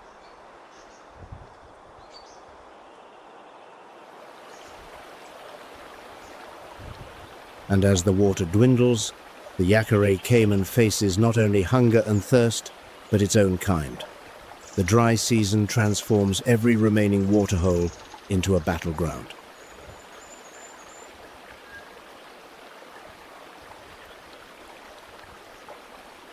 Dominance displays commence.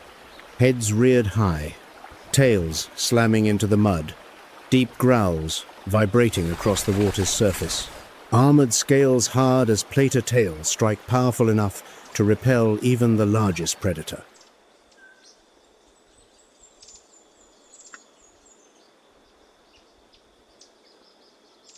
But when the water vanishes entirely, when there is nothing left to fight over the Yaqaray, caiman does something truly extraordinary. It buries itself beneath the mud.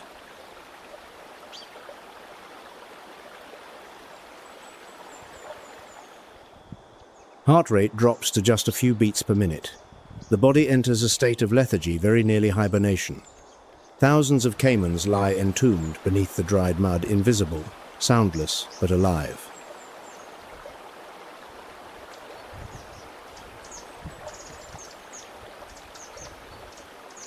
And they wait for rain, wait for the water to return, wait for life itself. In the Pantanal, patience is not a virtue, it is a weapon of survival.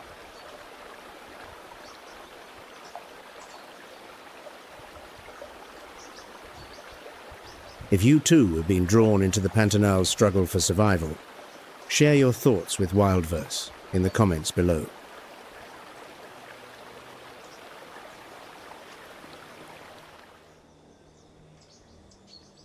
But in the scorching heat that bakes the parched wetlands, the Pantanal's most terrifying predator, the one that has remained hidden throughout this entire film, finally reveals itself.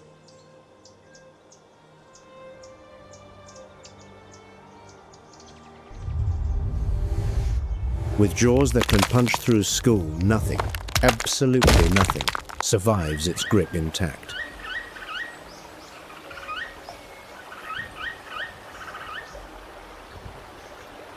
But before we meet that creature, understand that everything you have just witnessed, otters hunting piranhas, eagles seizing monkeys, anacondas constricting capybaras, caimans burying themselves in mud, all of it was merely the overture.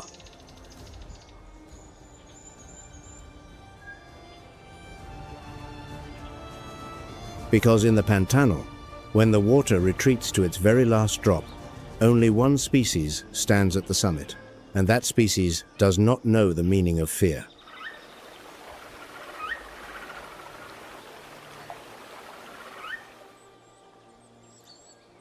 Not the caiman, though they number 10 million, not the anaconda, though it is the heaviest snake on the planet, not the eagle, though its talons crush bone.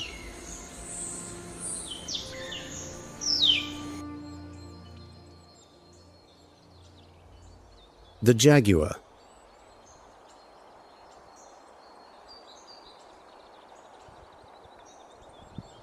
It has been here since before the dry season even began, observing, waiting. And now, when the last waterhole has funneled every prey animal into a single place, its moment has arrived.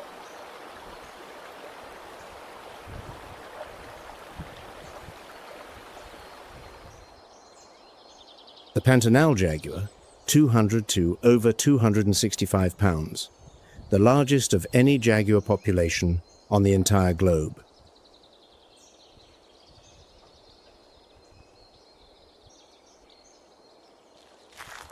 The record, 348 pounds, a machine honed by evolution across millions of years.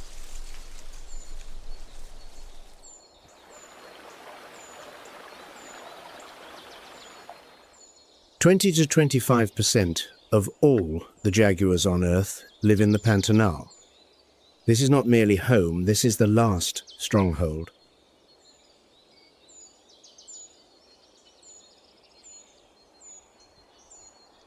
A golden pelt studded with black rosettes, each animal bearing a pattern entirely unique, like a fingerprint.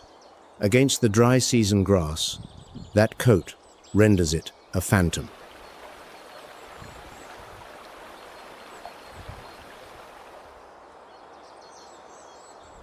Amber eyes sweep the waterhole's edge. A herd of capybaras is drinking 10, 20, perhaps more. But the jaguar does not watch the herd. It watches one animal, the one that has strayed farthest.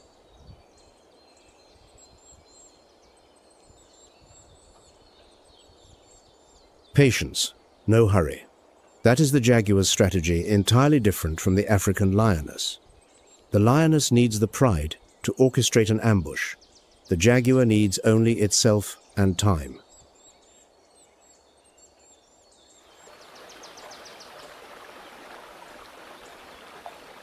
Muscles coil beneath the skin. 4 legs press flat to the earth. Eyes do not blink.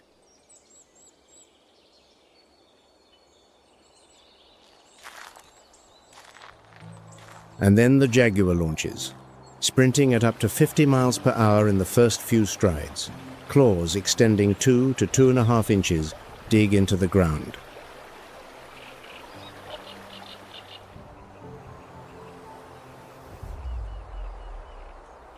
The capybara herd erupts in panic. Alarm barks rip through the air. The herd plunges into the water, but the straggler is too late.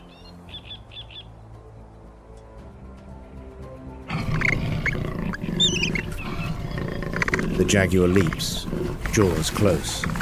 The instant between the leap and the bite is measured in fractions of a second.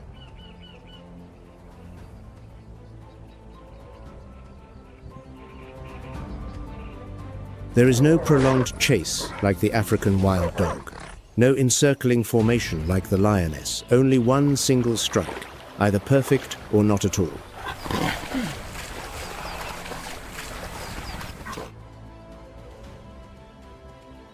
And this is what makes the jaguar unlike every other great cat.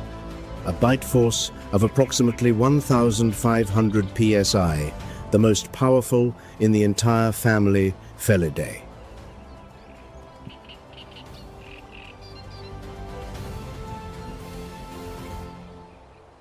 The lion bites the neck, the leopard bites the nape, the tiger bites the throat, but the jaguar bites through the skull.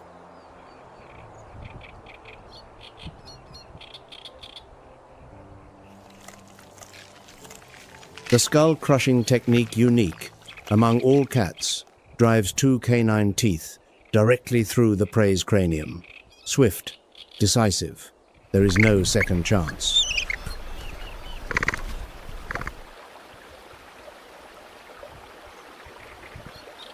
The capybara ceases, struggling almost instantly. The jaguar drags the carcass into the shade beneath a great tree where no one sees and no one contests the claim.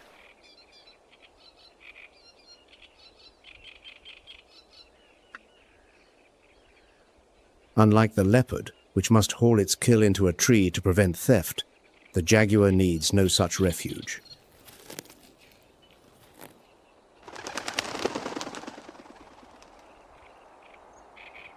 In the Pantanal, no creature dares steal from a jaguar.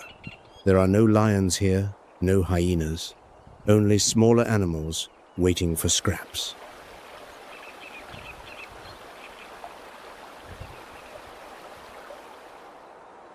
But the dry season does not merely drive prey into corners, it also drives predators into conflict with their own kind.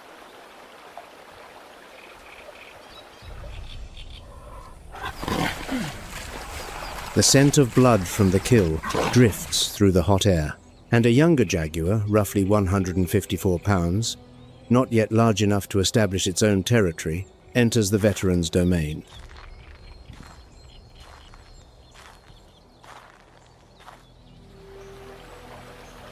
a territorial challenge. The dry season pushes every conflict to its peak because territory with water means life and territory without water means death.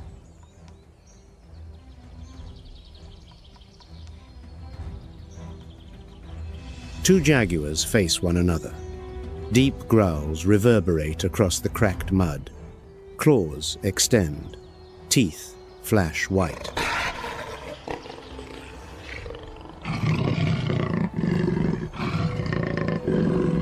The fight erupts, claws and fangs collide, dust billowing.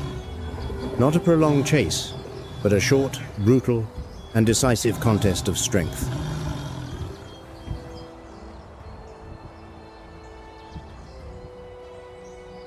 The veteran's experience and raw power prevail. The challenger retreats, blood seeping from its shoulder, then turns and flees. The victor retains the water, retains the food, retains the right to breed.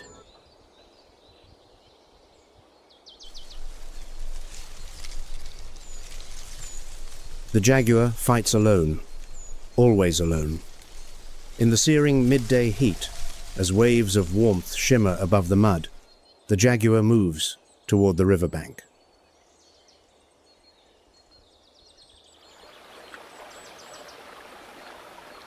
A sense of smell many times keener than a human's, amber eyes that miss not a single movement.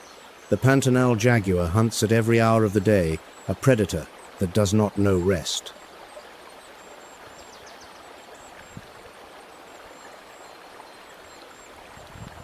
But what makes the Pantanal jaguar different from every jaguar on the planet, different from every great cat that has ever lived, is what it hunts next.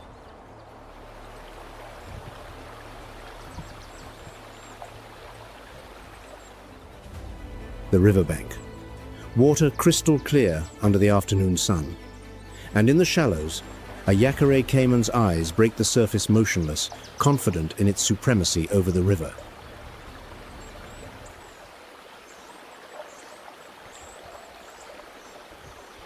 The Pantanal jaguar steps into the water, without hesitation, without a moment's doubt. It swims, something no other great cat willingly does in order to hunt.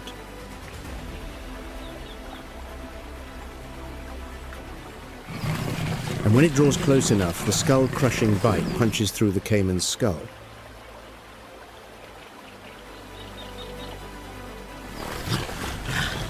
Jaws that grind bone pierce through armored scales as hard as plate defenses that can repel every other attacker on Earth, but cannot withstand this.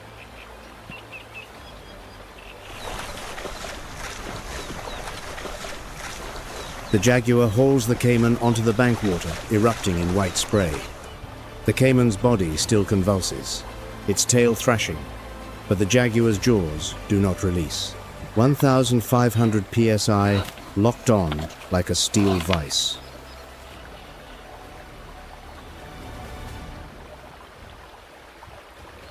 The ruler of the land meets the ruler of the river, and in the Pantanal, in that confrontation, the jaguar always wins.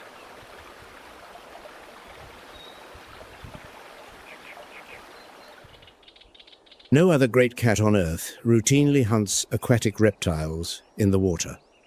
Lions avoid the water.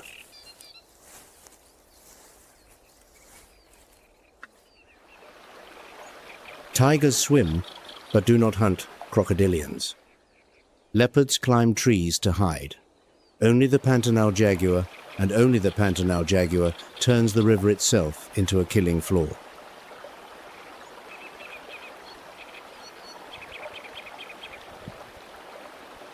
The jaguar, an uncrowned king, continues to guard its kingdom in the wild heart of South America.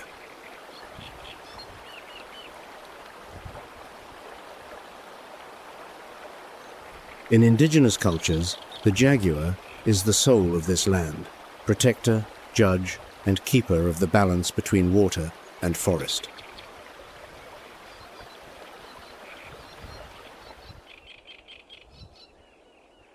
IUCN status: near threatened. Territory shrinking with each passing year. But in the Pantanal, it remains the sovereign.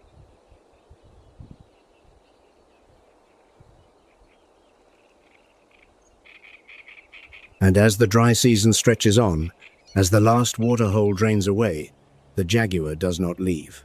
Patience is simply another name for power.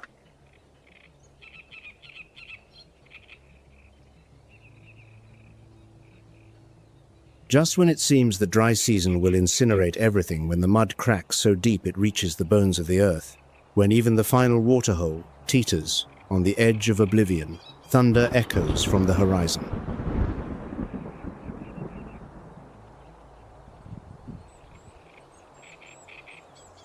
Not the hollow rumble of a drought-season sky, but real thunder that carries rain.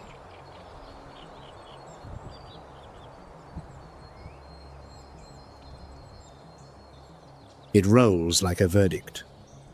And the first raindrop, the raindrop that 10 million caimans, thousands of capybaras, every otter family, and every last jaguar has been waiting for, strikes the parched earth.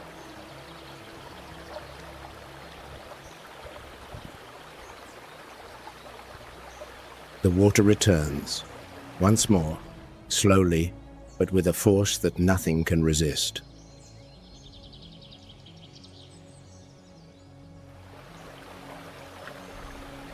Fish leap from the fresh currents. The scent of damp earth fills the air, the perfume of rebirth. Grasses push through cracked mud. Palm trees send out tender shoots. Flowers bloom upon the water's surface.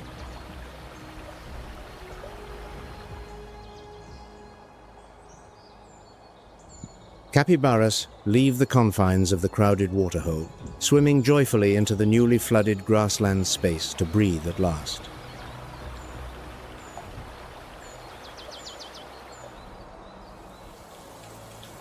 Herds spread out, numbers returning to 10 or 30, the dry season already fading into memory.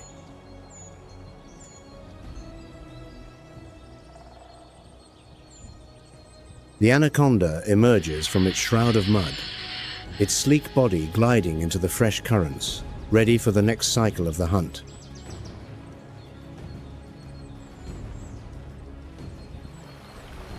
Yacare caimans resurrect, from lethargy-dried mud cracking apart as they raise their heads, eyes opening, heartbeats quickening. Thousands of them animals that lay motionless for months on end begin crawling toward the water.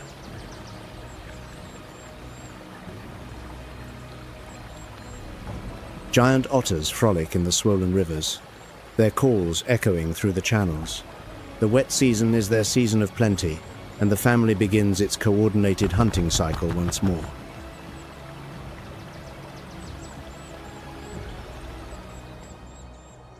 The jaguar retreats to the deep forest, rising waters erasing the ground hunter's advantage.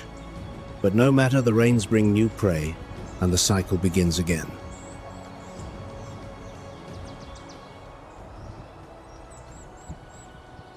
And across the Pantanal sky, between the gathering rain clouds, a flash of brilliant color streaks past.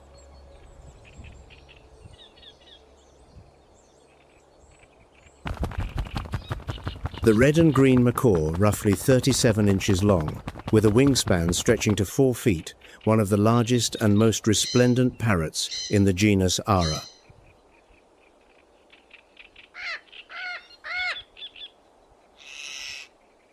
Plumage blazing scarlet like fire, glinting beneath the post-rain sun, accented by vivid bands of green and blue across the wings.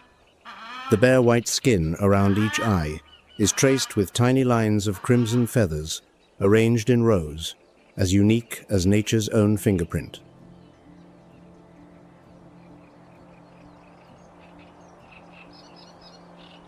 Red and green macaw populations extend across the Amazon basin and the tropical forests of South America.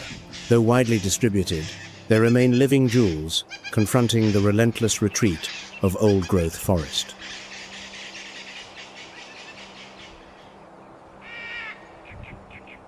Their enormous beak, possessing a bite force, second only to the hyacinth macaw's, cracks open shells as hard as stone, Brazil nuts and forest seeds that virtually no other bird can penetrate.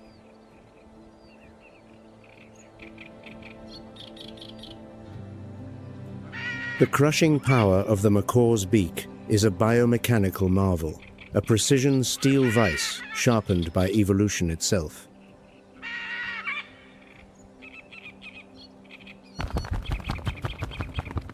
Half-eaten seeds fall to the damp forest floor, germinate, and rise as new trees. Every flight of the red and green macaw is a sowing unintentional but irreplaceable.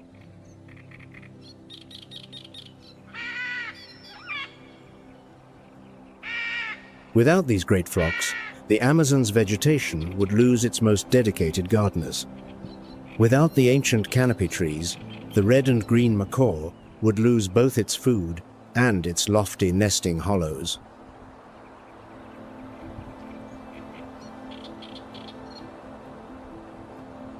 Two fates, bird and ancient forest, bound together across millions of years of parallel evolution.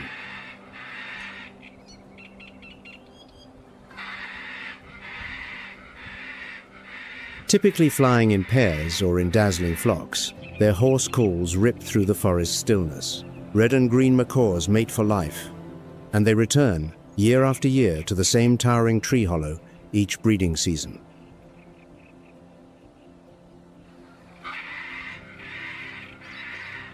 The breeding season begins when the forest stirs, when fruit is abundant and the clay licks are at their busiest. Eggs hatch after approximately 28 days of incubation. The chicks are fragile, but enveloped in the absolute protection of both parents.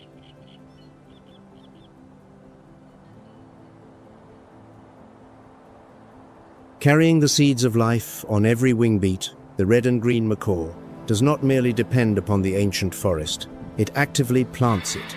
Each fallen seed is a future canopy, and each future canopy is a home for brilliant generations yet to come.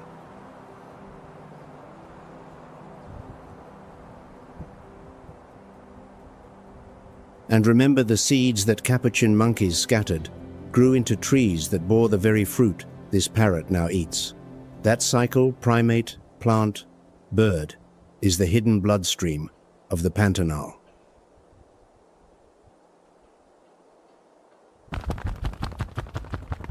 Green wings, resonant calls, and seeds falling to the earth, three elements completing the eternal circle of rebirth in the Pantanal. IUCN status: vulnerable.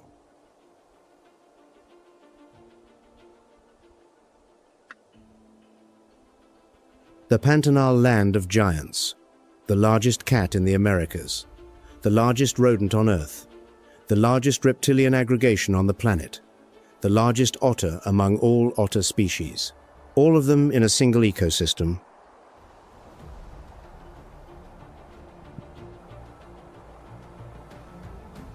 Nowhere else on Earth gathers so many record holders within a single landscape.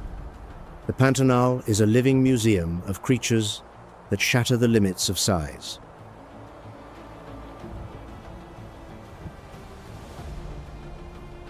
The Pantanal has endured through thousands of wet-dry cycles.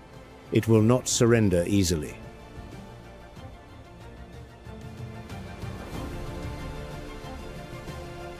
The battle between predator and prey never ends, but that very battle is the proof. Life, however fiercely tested, never surrenders.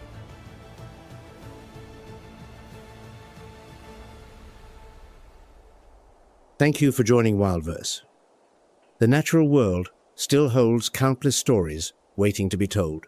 Subscribe and ring the bell so you never miss one.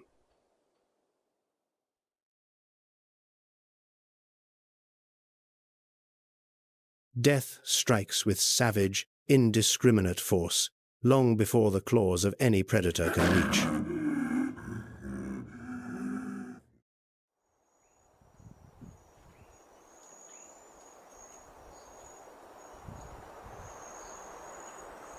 Welcome to WildVerse, where we explore the most extraordinary stories the natural world still keeps hidden.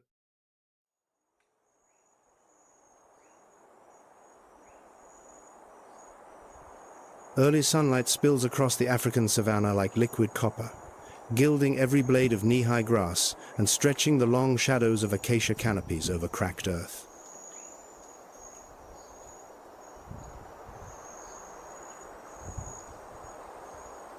This is the dry season. The ground splits into pale grey veins like shattered pottery. Superheated air shimmers in liquid waves along a horizon that melts into bleached sky.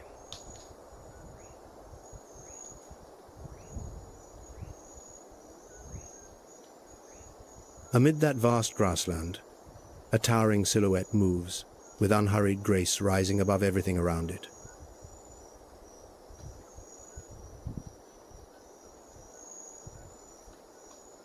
The giraffe, the tallest land animal on Earth, standing up to 20 feet.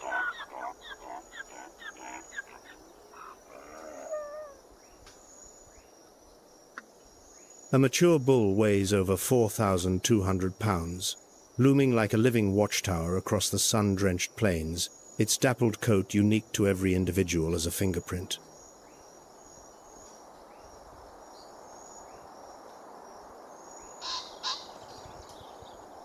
A tongue nearly 20 inches long, stained deep violet to guard against sunburn, unfurls to strip clusters of acacia, leaves from the canopy, a feeding zone no other herbivore can reach.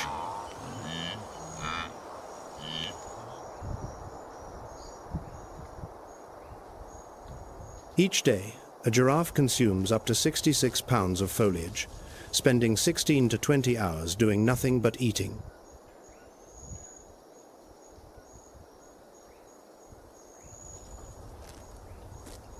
That elongated neck unlocks a tier of food no competitor can contest.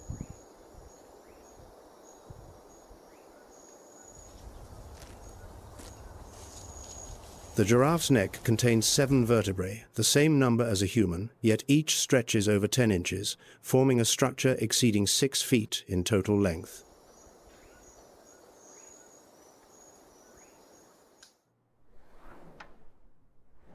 A heart weighing roughly 25 pounds pumps blood to a brain more than 6 feet above an engineering feat that modern medicine continues to study with keen fascination.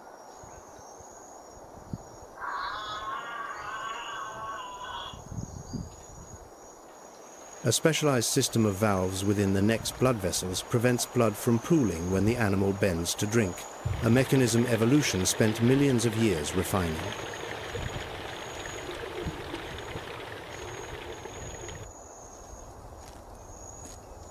Height also confers a defensive advantage. From 20 feet up, a giraffe detects threats from vast distances, a vantage point unrivaled across the entire savannah.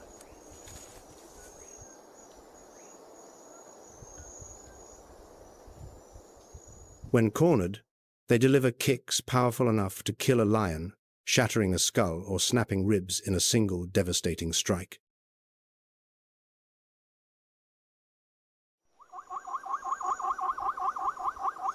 That serenity is only a surface illusion.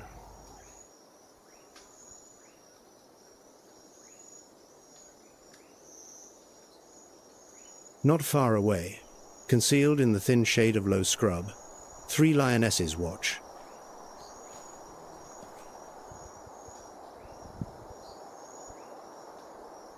They lie motionless as weathered sandstone, only their pale amber eyes tracking every footfall of the quarry.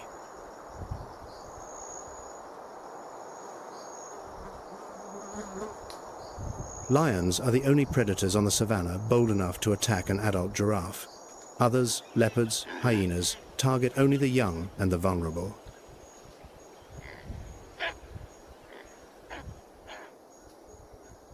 This is a hunt where even raw instinct hesitates. Every confrontation with a giraffe carries the risk of death for the hunter itself.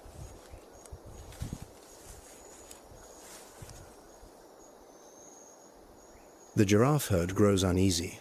A female quickens her pace, pulling her calf close.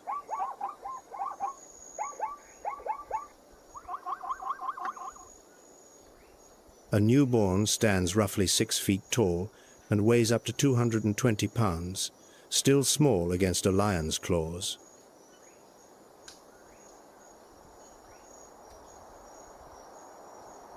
Research shows lions reduce giraffe calf survival rates by as much as 80% in the first year of life.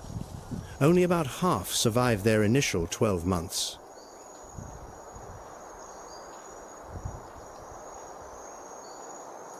Without warning, the hunt erupts.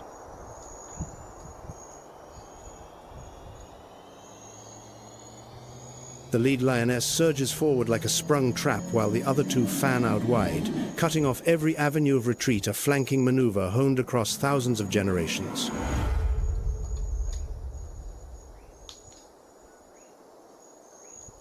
The giraffe reacts instantly. It runs. At 35 miles per hour, strides exceeding 15 feet tear across the sun-baked grassland with startling power.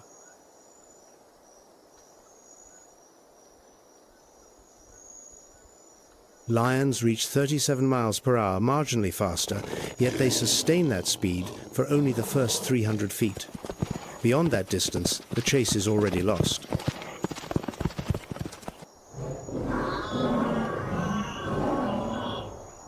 The lioness on the right forces the giraffe to swerve directly into the ambush path of the third predator, lying in wait behind dry scrub.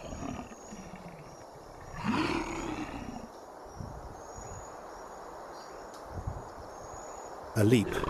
Claws hook into the flank. The giraffe staggers, then whips around, unleashing a devastating kick backward toward the attacker.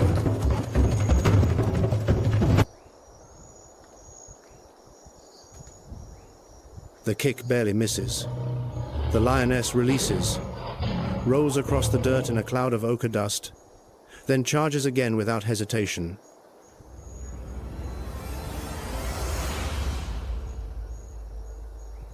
The battle stretches on.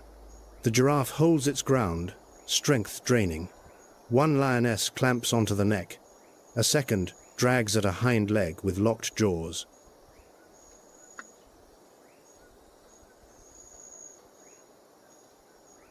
In the wild, the outcome belongs not to the stronger, but to the more enduring. Stamina decides what brute force cannot.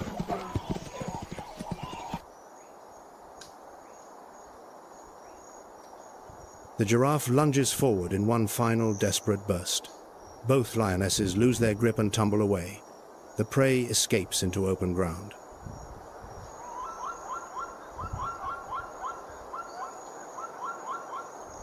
The pride lies panting beneath an acacia canopy. The hunt has failed. The savannah never lacks opportunity, but today belongs to the prey.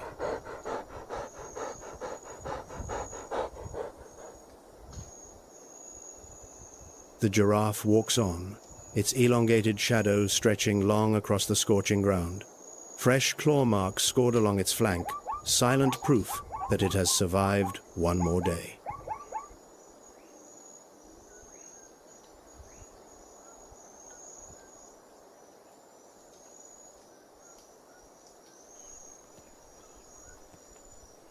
From the searing African savannah, where lions and giraffes clashed beneath a punishing sun, a far greater journey now awaits one that pushes beyond every known boundary of life.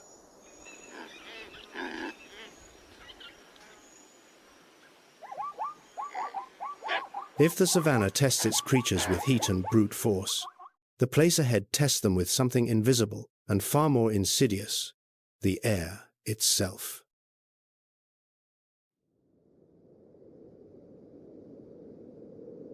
There, every breath is a battle, and that battle bears a single name: Everest.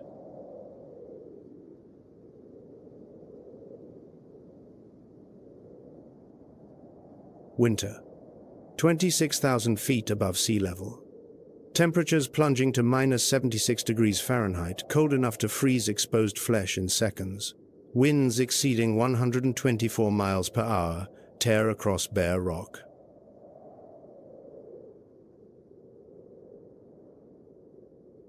This is the death zone, where oxygen drops to 1/3 of sea level concentration. No trees, no moss, no lichen. Not even the hardiest bacterium endures here for long.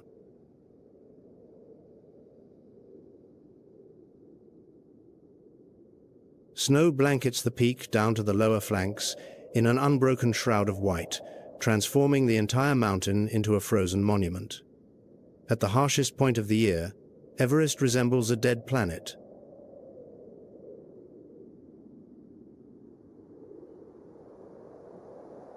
Everest is not merely the highest point on Earth, at 29,032 feet.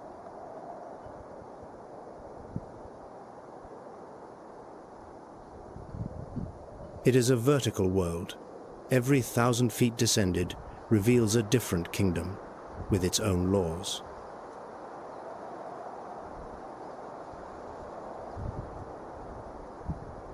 Tibetans call this mountain Chomolungma, goddess mother of the world. The Nepali name is Sagarmatha, peak of heaven, two names for the same sacred enormity.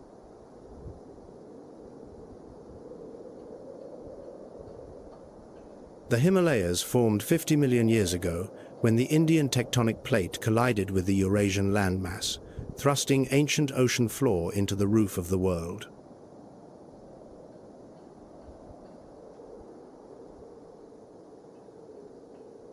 Everest is still rising today.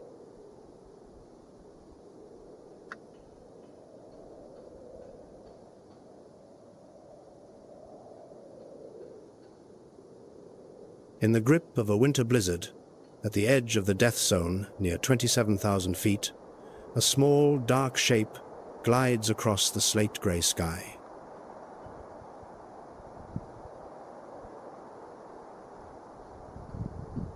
The yellow-billed chough, the bird recorded flying highest of any species.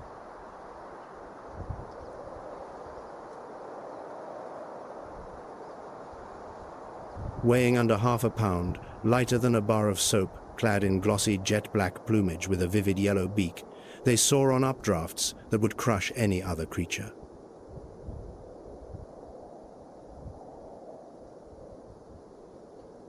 Where humans require bottled oxygen to survive, the chough flies as though this thinned sky were home. Hyper-efficient lungs and hemoglobin with unmatched oxygen affinity evolution calibrated them for the ceiling of the world.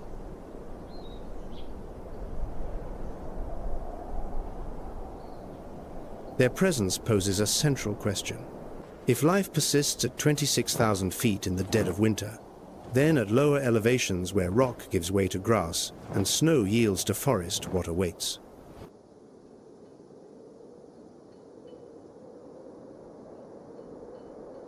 The answer lies below, and it is harsher than any storm on the summit.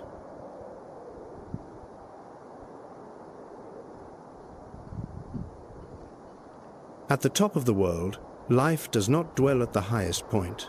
It begins where oxygen is barely sufficient to breathe, and at that precise threshold, the fight for existence ignites.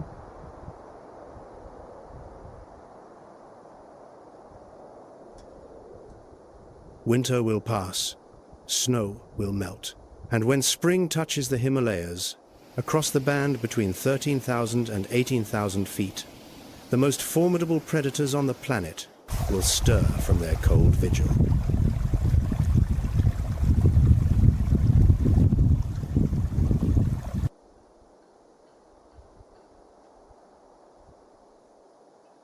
Spring in the Himalayas arrives with a slow surrender. Snow retreats inch by inch, exposing wet grey rock and first shoots of grass.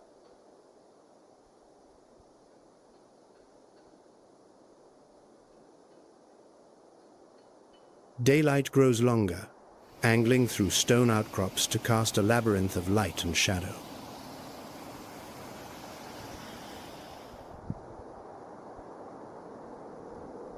This is the domain of the snow leopard, the hunter that has waited through the long winter and is now ready to emerge.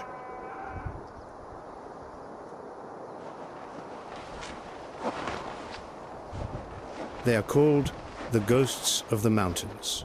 The name is no exaggeration.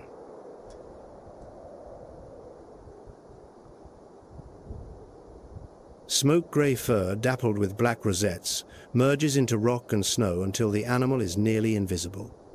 Even researchers who spend entire careers on these slopes rarely glimpse one with the naked eye.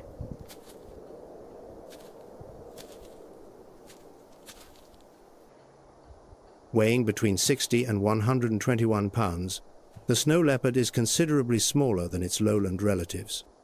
At this altitude, size is no advantage. Precision decides everything.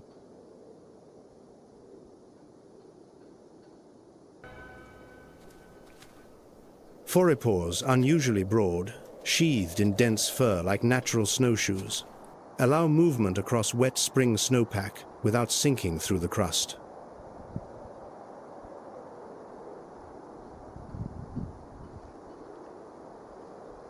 A tail nearly 3 feet long, the longest relative to body size among all great cats, wraps around the nose and mouth during sleep, warming each breath through nights when spring still freezes solid.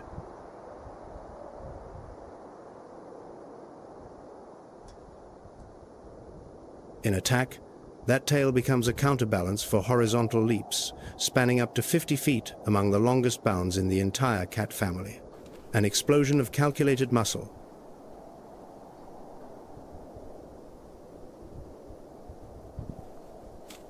The snow leopard cannot roar. Its larynx lacks the ossified hyoid structure that permits lions and tigers to bellow. Instead, it purrs, hisses, and mews calls, echoing through rock corridors each breeding season.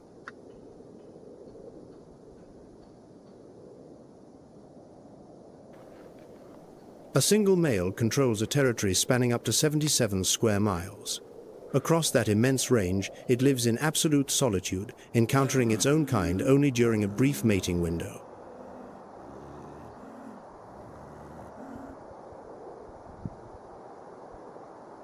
Patience is the deadliest weapon.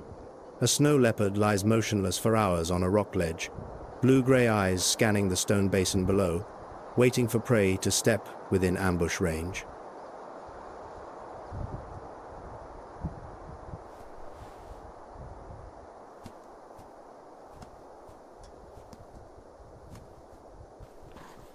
In spring, Parral blue sheep climb higher to graze on the season's first tender shoots, drawn upward by the promise of new growth. And the hunter follows.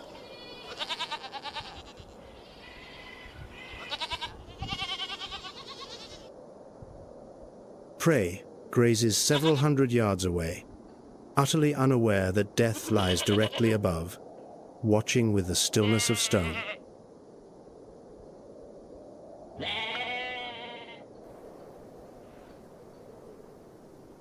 When the moment arrives, the snow leopard does not chase. It falls, launching from a sheer rock face, all 4 legs extended, thick tail spinning for balance, a devastating strike from above in under 2 seconds.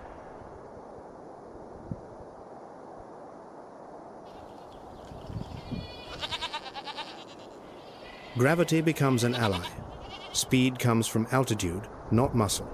This is how the snow leopard transforms treacherous terrain into a personal, lethal advantage.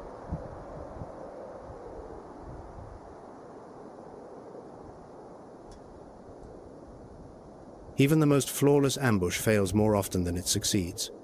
Roughly 1 in 5 hunts yields a meal. Every miss means days upon days of continued, gnawing hunger.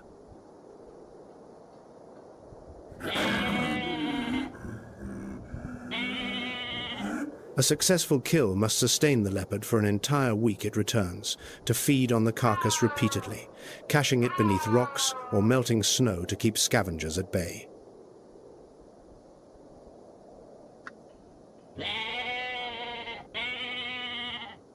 The global population is estimated at just 4,000 to 6,500 individuals. A true count has never been achieved. Camera traps and GPS collars remain the only tools for tracking these phantoms.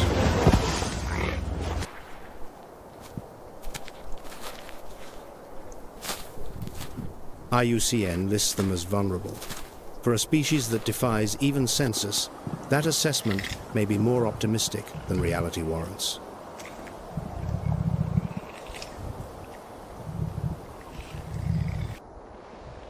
The snow leopard is a solitary hunter, explosive force, compressed into a single instant, then silence. On these spring ridgelines, that is not the only philosophy of survival.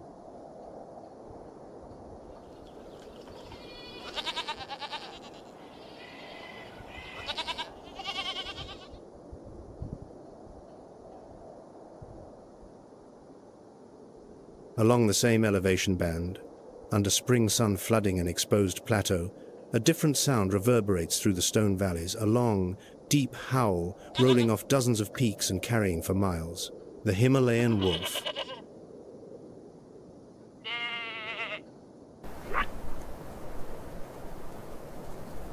If the snow leopard embodies the power of solitude, the Himalayan wolf embodies the power of the collective, one of the rarest canid lineages still walking the earth.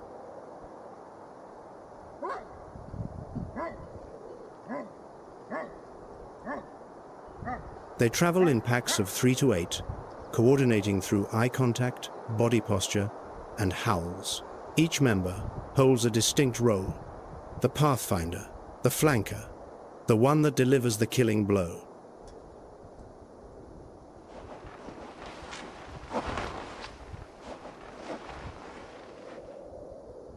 The remarkable truth lies in their blood. The EPAS, one gene, a rare mutation enabling hemoglobin to transport oxygen more efficiently at extreme altitude, allows them to pursue prey where most other wolves would suffocate.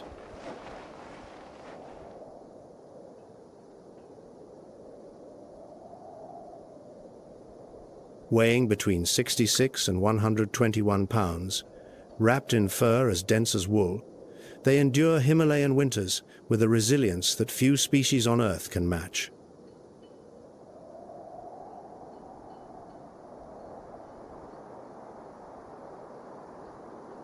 The global population is estimated at fewer than 4,000 mature individuals. IUCN classifies them as vulnerable. Many scientists believe the true number is considerably lower still.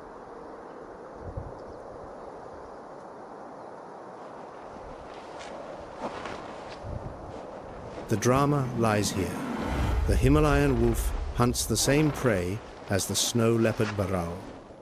Two apex predators sharing the same elevation, the same dwindling food source.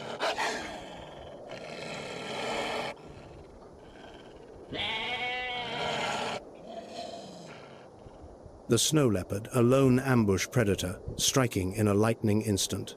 The wolf, a tireless pack, driving prey to exhaustion across slopes stretching for miles in every direction.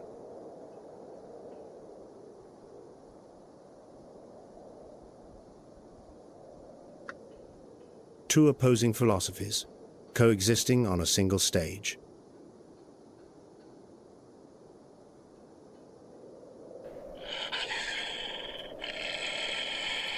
When the wolf pack discovers a carcass freshly brought down by a snow leopard, they do not hesitate. The pack advances in a broad line. The solitary hunter is forced to yield to numbers.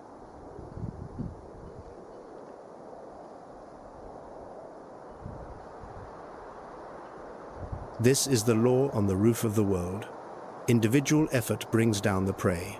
Collective coordination keeps the spoils.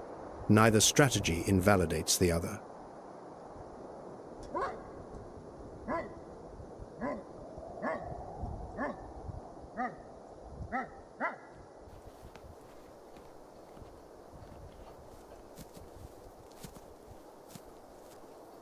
Spring draws Barol higher in search of fresh growth.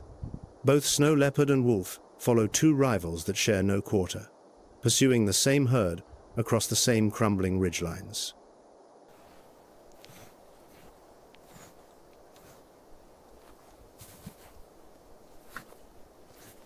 Even those who hold the power of life and death must eat. The entire prey tier upon which this high-altitude ecosystem depends lies just below, grazing between the stones.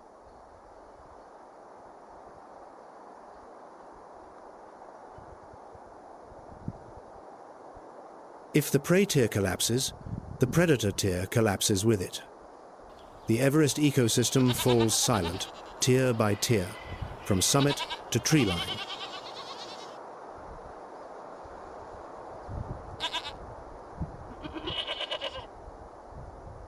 Spring gives way to summer, and the transformation is staggering. Sunlight floods the mountain slopes from dawn to late afternoon. Alpine meadows that lay buried for months erupt in vivid, almost electric green.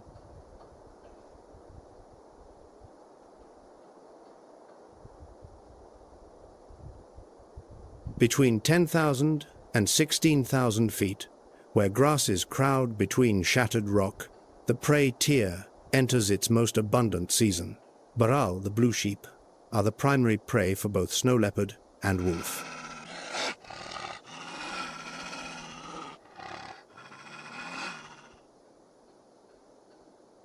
Summer in the Himalayas is a season of fierce, concentrated vitality.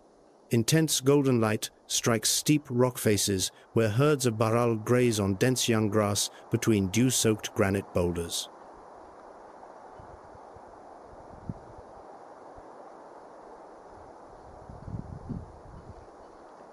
The distinctive blue-grey coat, the origin of the name blue sheep, blends into the stone backdrop from a distance. Once a predator locks on, however, camouflage offers no further protection.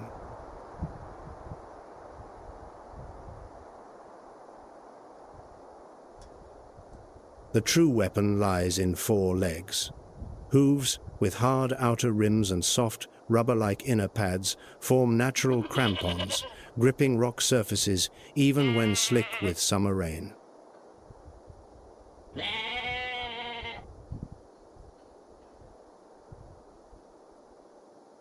When pursued, baral charge straight onto vertical cliff faces that no predator can follow, turning hostile, seemingly impassable terrain into an impregnable fortress.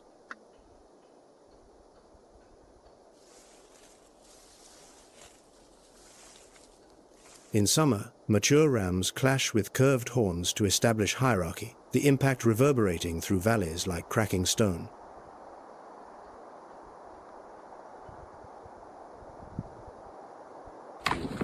The strongest earns the right to lead the herd to the richest pastures.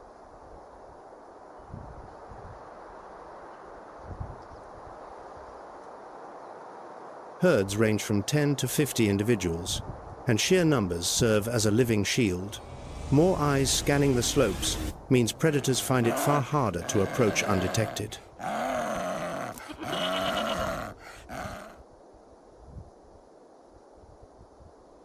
Large herds carry a cost.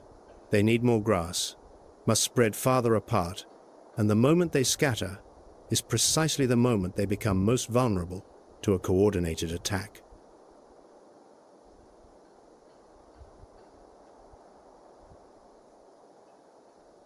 Each day, baral face a decision that sounds simple, yet carries mortal weight: where to eat.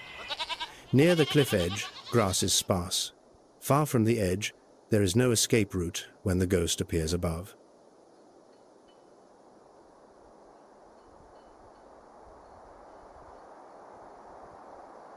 That calculation is etched into instinct across millions of years, and every single day, it can still prove fatally wrong.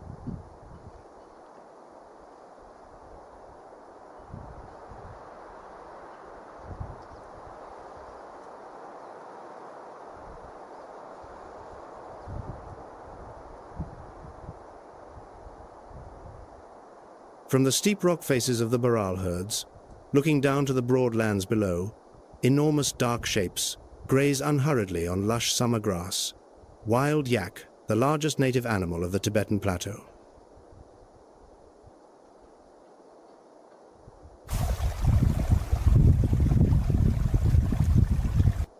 If paral are dancers on the cliff face, wild yak are mobile fortresses built for endurance. A mature bull weighs up to 2,200 pounds, far too massive for any single snow leopard to confront.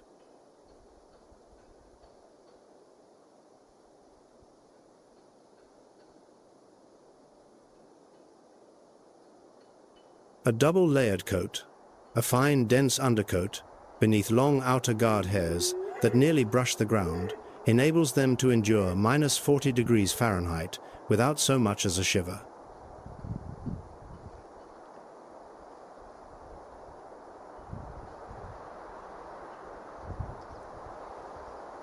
The lungs of a wild yak hold 3 times the capacity of a domestic cow of comparable size, a critical adaptation for air carrying only half the oxygen of the lowlands.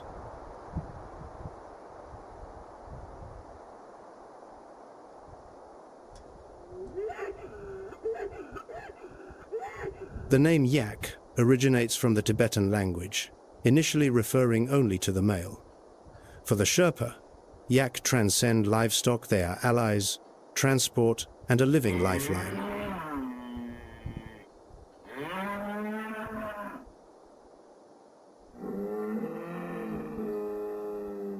Females and calves move in groups of 10 to 200, while mature bulls wander alone or form small bachelor clusters outside the rut. Solitude is their default.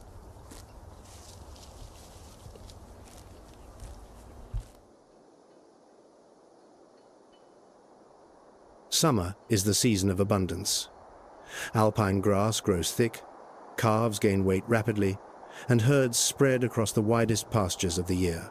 Yak chew their cud slowly, steadily, matching the unhurried rhythm of life at altitude.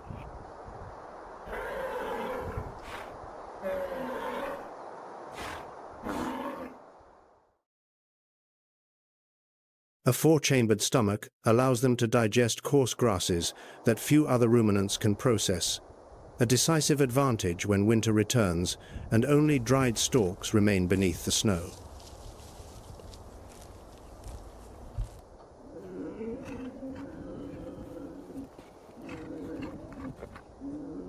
Yak are not invincible. Calves weighing just a few dozen pounds at birth are the targets that Himalayan wolf packs stalk with methodical patience.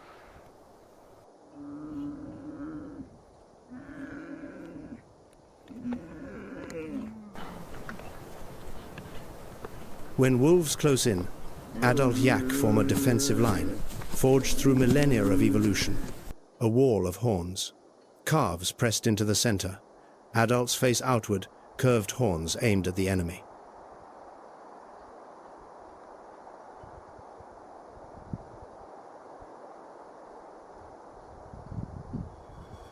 Wolves understand that a charge from an adult yak can be fatal.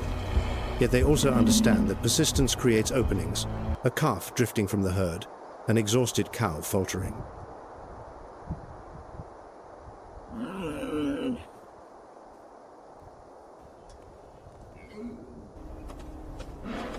The standoff between the wolf pack and the yak herd stretches for hours. No one rushes, no one loses composure. On the roof of the world, impatience carries the steepest price of all.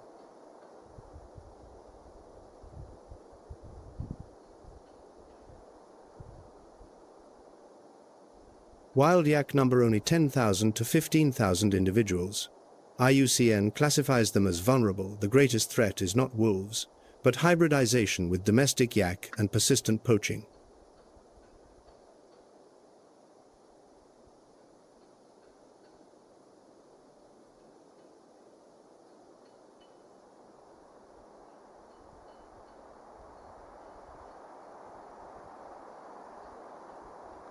From the massive yak herds on the summer meadows, descending to a lower band of loose scree, life shifts dramatically in scale.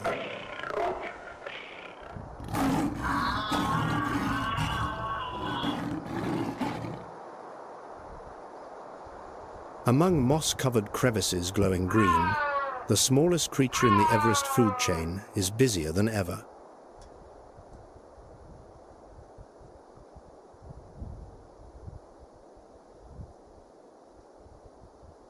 The pika, weighing roughly 1/3 of a pound, measuring 6 to 8 inches long, tiny, round, stub-eared, and absolutely unwilling to hibernate.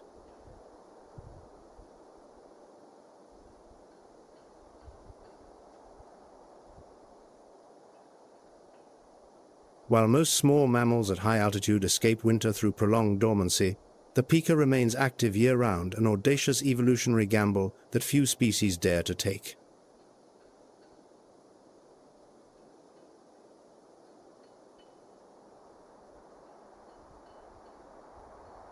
The secret lies in the most unusual occupation in the animal kingdom, hay farming. Throughout summer, pika harvest grasses and herbs, dry them on sun-baked rocks, then stack them into miniature haystacks against the winter.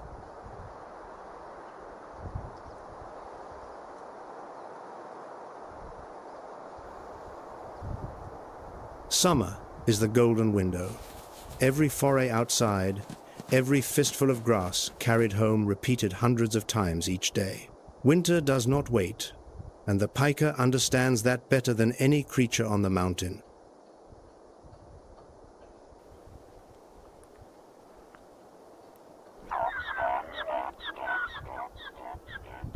Dense fur and short, rounded ears evolved to minimize surface area and reduce heat loss, to allow them to withstand cold that a body this small should never logically survive.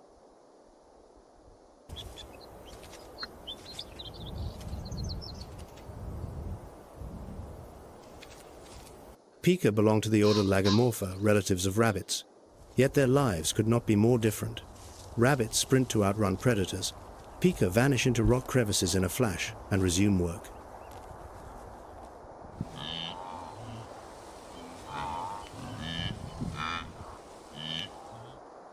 Predators stalk pika without pause. Red foxes, hawks, even young wolves.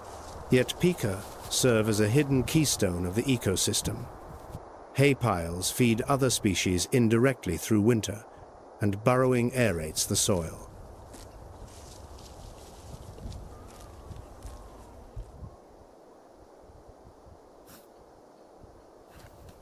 Lose the pika, and the lower altitude ecosystem loses its smallest farmer, the hoarder, the excavator, the one that keeps the ground from freezing solid beneath the ice.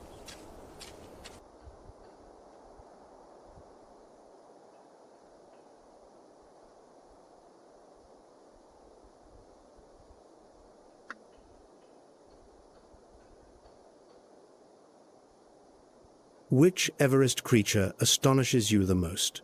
Share your thoughts with WildVerse in the comments below.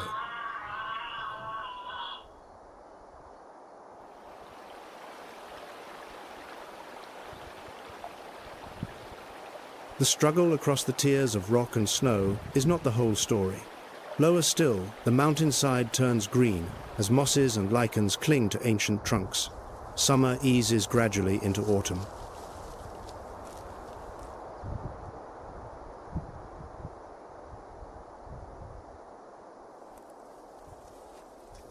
At the boundary between rock and forest, where two worlds converge, the most enigmatic creatures of Everest live lives that few ever witness or even suspect exist.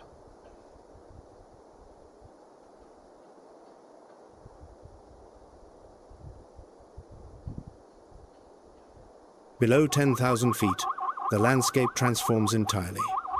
Grey, barren stone yields to pillows of emerald moss. Dry, biting wind gives way to damp, fragrant mist clinging to every gnarled tree trunk.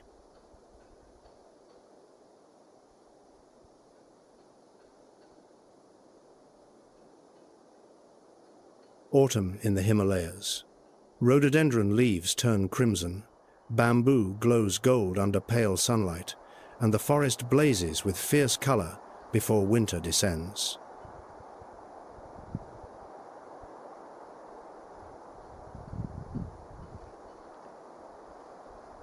The creature that embodies this borderland most perfectly is curled on a moss-draped branch at 9,200 feet above sea level.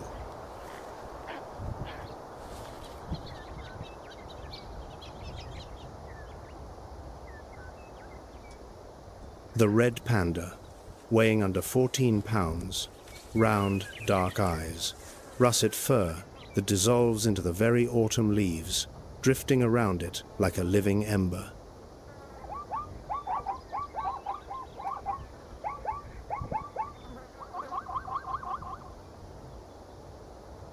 In appearance, they seem fragile, almost a fairy tale creature wandered into old-growth forest. Evolution does not create anything merely to look beautiful, yet the red panda tests that assumption.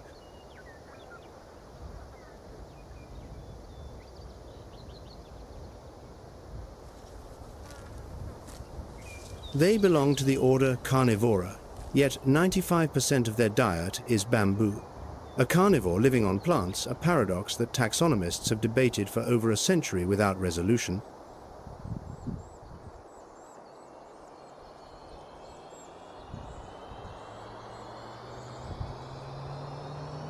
To digest bamboo, a food so nutrient-poor that most animals ignore it entirely, red pandas must eat continuously for 13 hours each day. from first light until the last glow fades from the sky.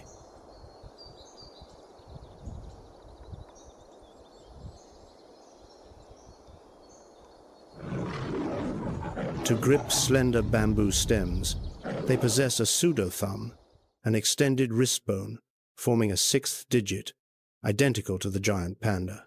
The two species share no close kinship whatsoever.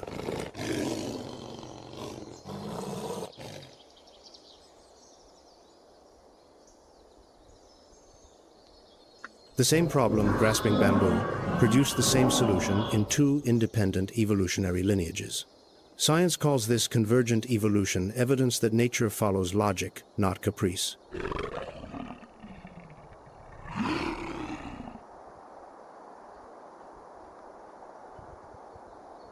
When threatened by Himalayan black bears or snow leopards descending to lower elevations, the red panda does not fight and does not flee across the ground. It climbs straight to the treetops and vanishes.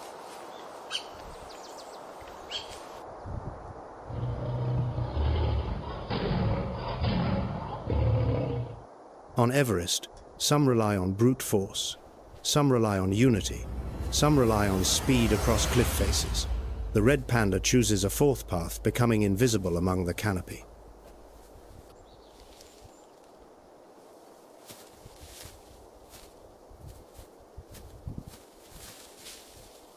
A tail as long as its body, banded in russet and brown, coils around it during sleep, providing warmth, while blending seamlessly into surrounding moss and fallen leaves.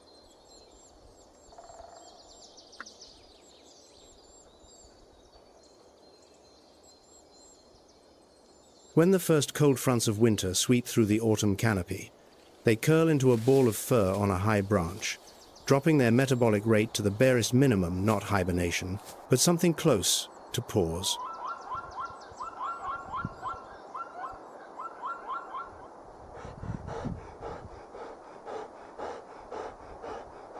The global population stands below 10,000 mature individuals.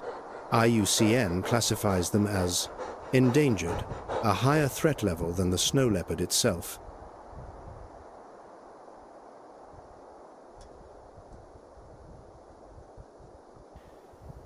The danger comes not from natural predators, but from chainsaws. Deforestation shrinks the only habitat band. They occupy a narrow ribbon of bamboo forest between rock and lowland valley.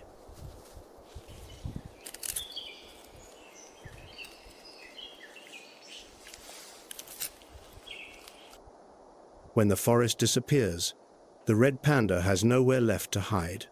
The master of concealment meets its one insurmountable foe.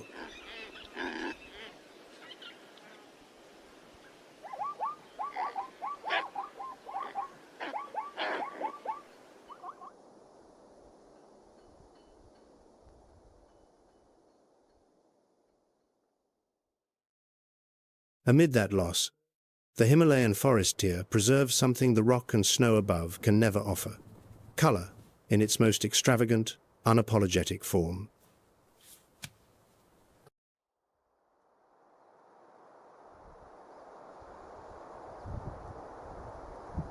Within the bamboo and rhododendron canopy, between 6,500 and 14,800 feet, a flash of brilliance ignites beneath the pale autumn sun: emerald, copper violet, blazing orange, deep sapphire.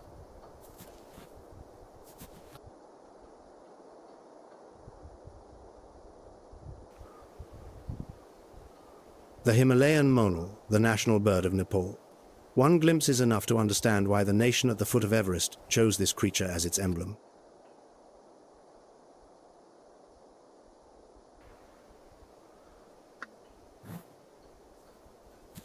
The male displays plumage that shifts color with every angle of light, a metallic rainbow effect unmatched by any other bird across the entire Himalayan range.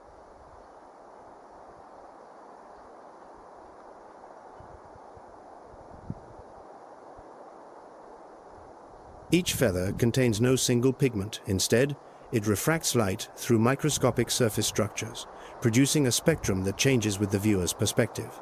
Not chemistry, but physics.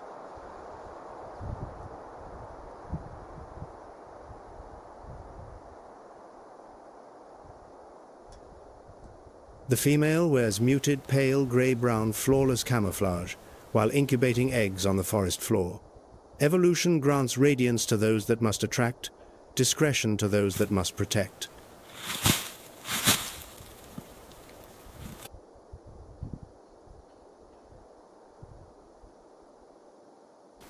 Monal forage by digging into the earth with a strong, curved beak, turning over leaf litter and damp autumn soil to unearth roots, tubers, and insects buried underground.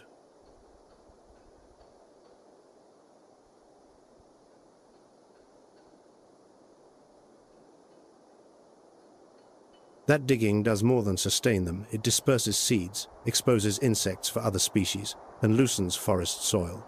The monal is the silent gardener of the Himalayas, tending ground no one else tends.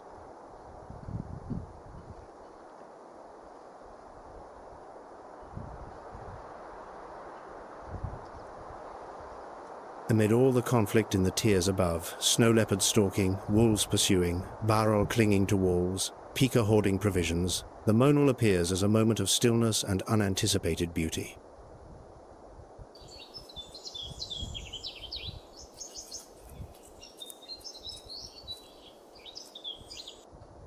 A reminder that life on this mountain is not defined solely by power and speed.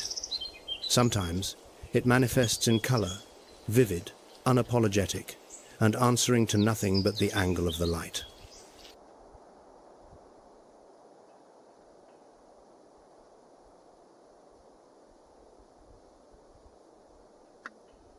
IUCN lists the monal as least concern, a rare piece of good news on Everest. That safety depends entirely on the forest tier they call home, a tier shrinking with each passing year.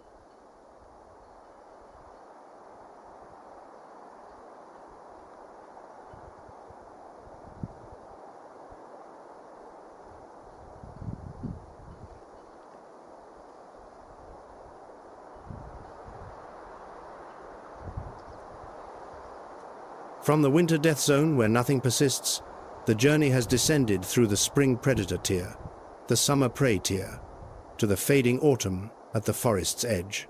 4 seasons, 4 kingdoms.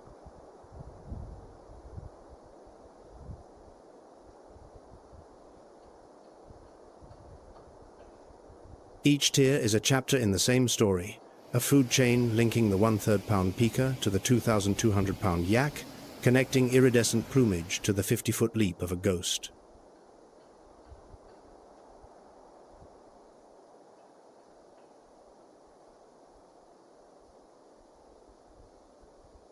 All of them, hunter, prey, the invisible, the radiant, depend on a decision that lies beyond nature's control, a human decision.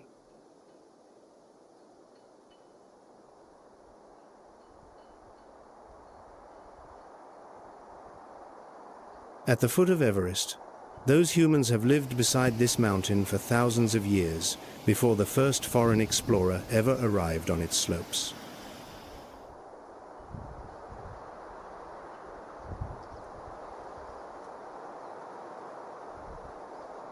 At the base of the mountain, in small villages of stone nestled into sheltered folds, thin threads of hearth smoke rise from slate rooftops into crystalline air. The Sherpa do not conquer, they coexist.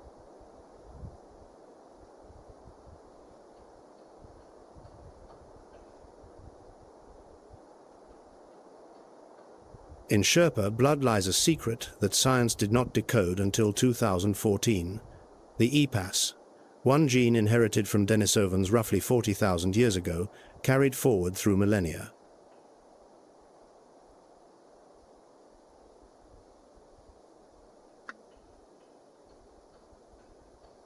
This gene enables hemoglobin to bind oxygen more effectively, capillary networks to grow denser, and altitude acclimatization to occur faster than in any other human population on the planet.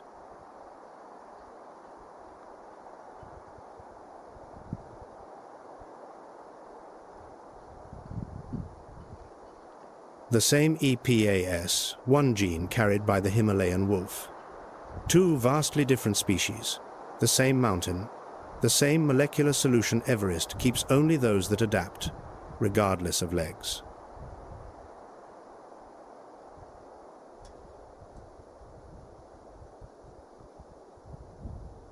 For the Sherpa, Komolungma is the goddess mother. No one conquers their own mother. They offer reverence and hope for her continued blessing.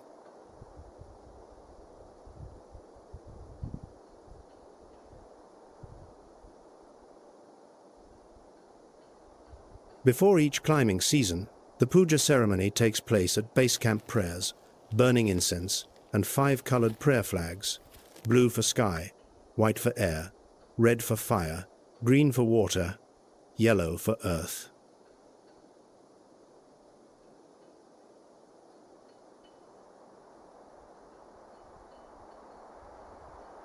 Each flag snapping in the wind carries a prayer not for the summit, but for a safe return down the mountain they have always called home.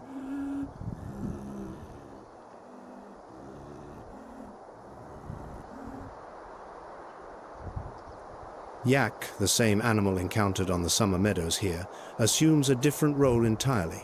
Domesticated yak form the backbone of Sherpa culture, hauling supplies, providing milk, wool, and fuel from dried dung.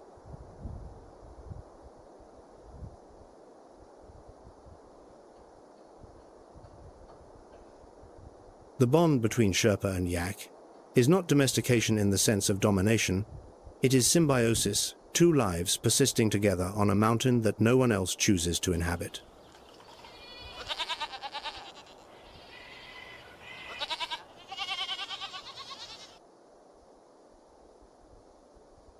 The world the Sherpa safeguard is changing faster than at any point in their recorded history, and faster than the mountain itself can adapt.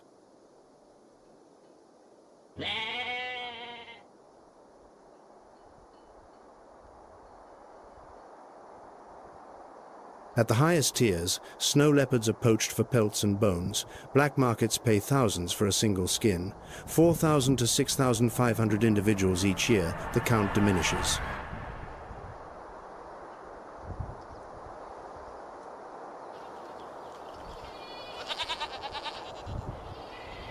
Himalayan wolves face direct conflict with herders. Every goat a wolf kills costs a family its income, and retribution comes through poison or steel traps laid across known trails.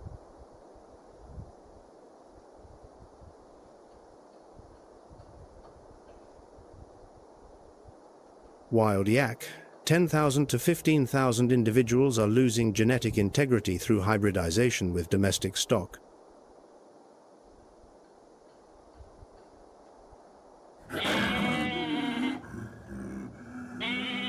Genes that sustain them across millions of years dissolve in diluted bloodlines.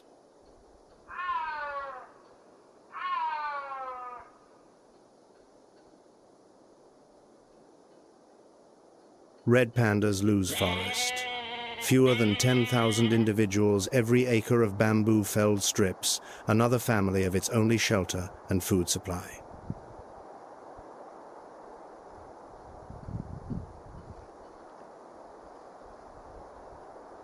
Musk deer are hunted for their scent glands, a single gram worth more than gold, a species that chose silence to survive. Undone by something silence cannot resist. Steel snares.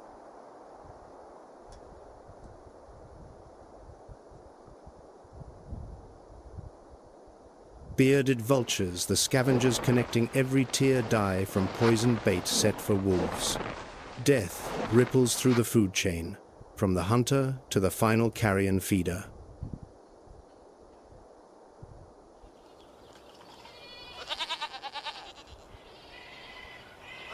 Sagarmatha National Park, a UNESCO World Heritage Site since 1979, encompassing 473 square miles, from 9,300 feet to the summit, stands as the last defensive line.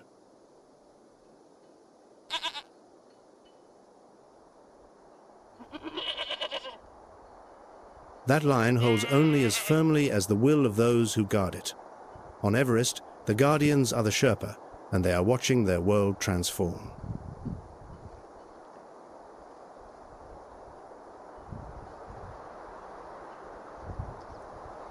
Every tier of the mountain is losing a piece of its puzzle. Predators vanish, prey booms then crashes, forest disappears, boundaries dissolve, and the rock above grows more barren with each decade.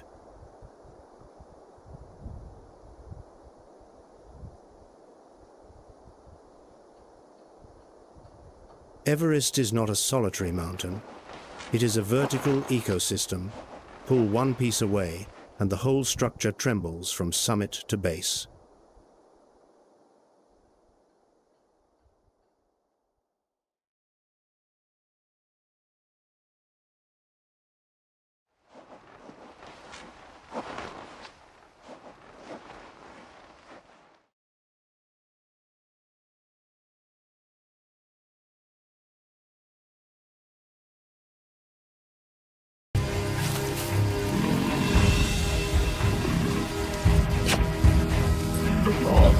Every bush, every shadow was an unknown, and any movement can trigger a chase for life.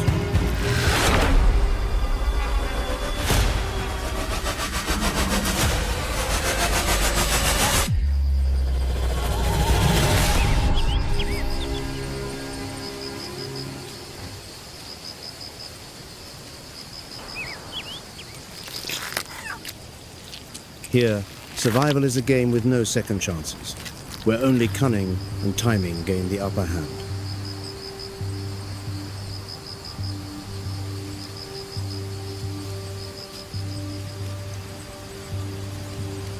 In this unforgiving ballet, the predator is the conductor, setting the very pulse of the plains.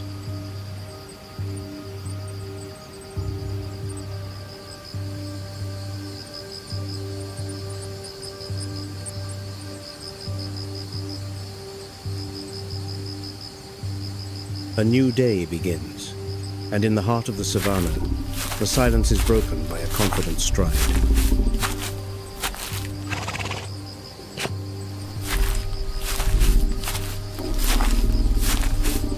A new day begins, and with it, a presence emerges. Not with the haste of the hunted, nor the stealth of the uncertain, but with the measured gait of a king.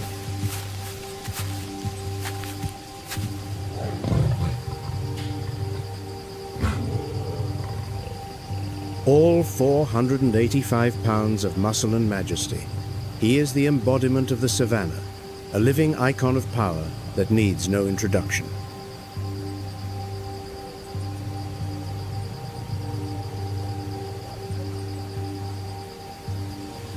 Every movement is a lesson in dominance, a body built for direct confrontation, moving forward with a deliberate, calculated rhythm.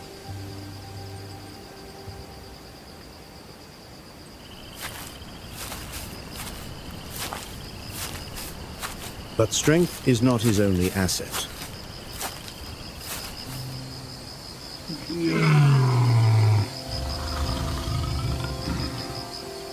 What makes him truly formidable is his ability to maintain control over an empire.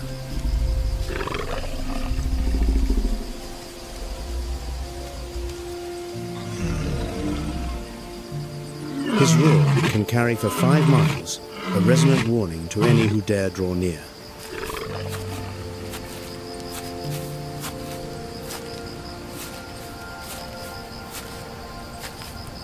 When hunger demands action, the drama of the hunt unfolds, but he is not the protagonist.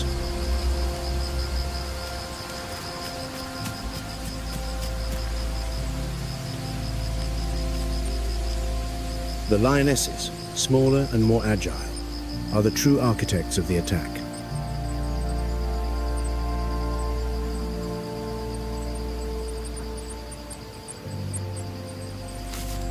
They move in silence, with gestures that are almost imperceptible.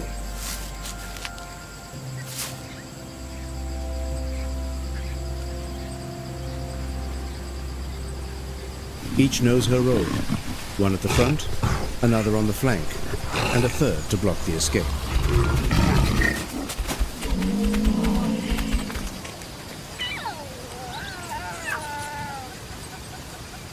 At the decisive moment, It is all over in seconds.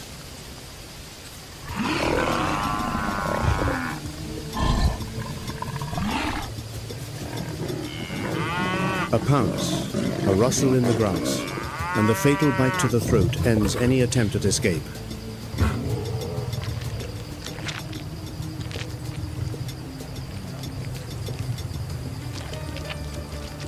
The meal has been secured, but it comes with a price.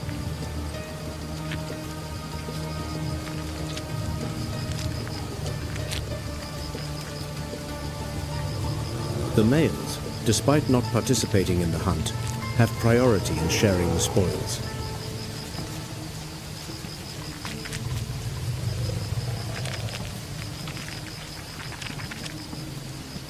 They demand respect, but they also offer protection.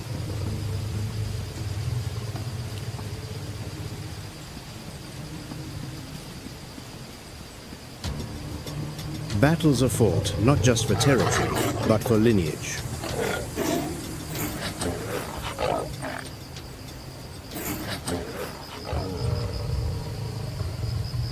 A new leader, upon taking over a pride, may kill the cubs of his predecessor.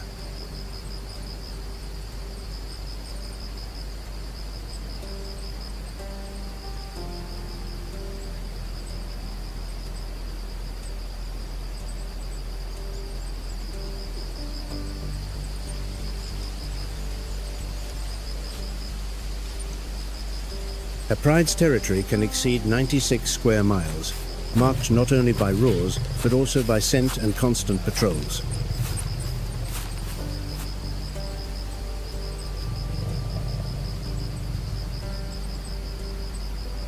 Even at rest beneath the shade of a tree, a lion is never truly relaxed.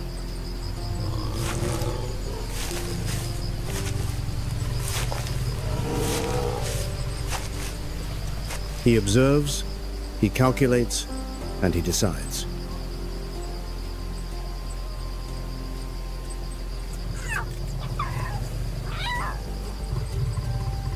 Because on the savannah, the leader is not the one who roars the loudest, but the one who knows when to act.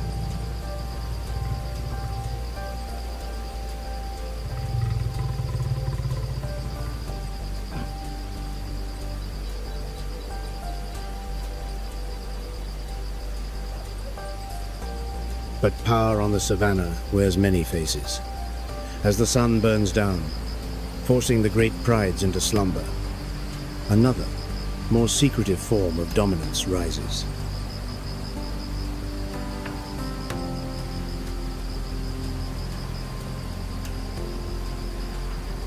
This is a dominion, not of roars and open rule, but of shadows and silence.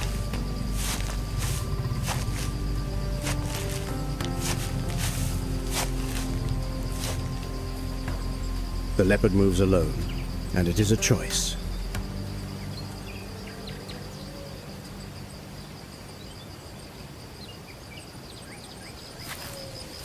Weighing around 130 pounds, with a slender body cloaked in a tapestry of rosettes, it is born to be unseen.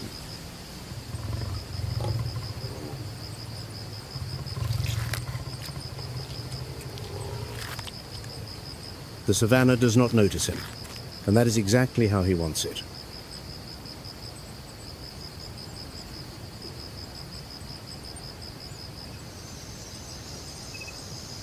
His footfalls are almost completely silent.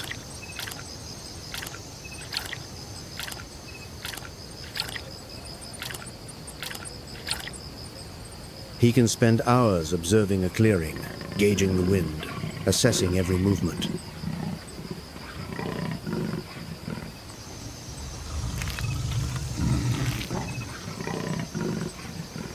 The leopard does not hunt on impulse.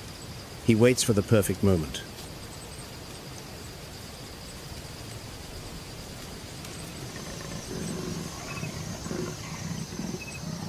When he strikes, it seems as if time itself slows down.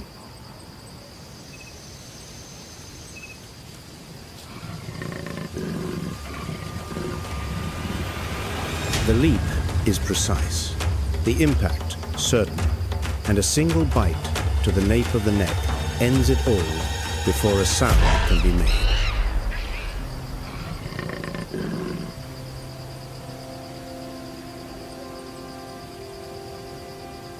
But what truly sets this predator apart is what he does next.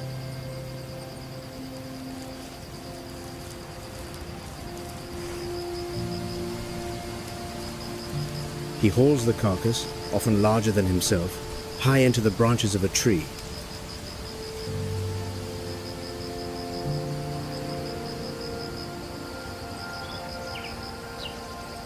There, beyond the reach of hyenas and lions, he turns the canopy into a secure larder.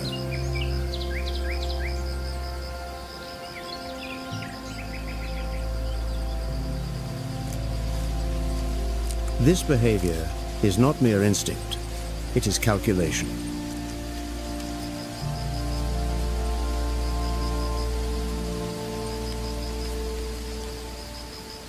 The leopard avoids conflict, anticipates risk, and guards his prize with an admirable composure.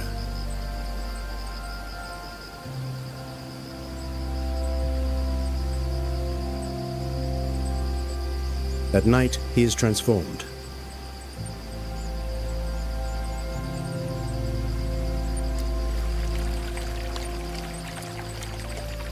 His exceptional vision and acute sense of smell make him a phantom of the shadows.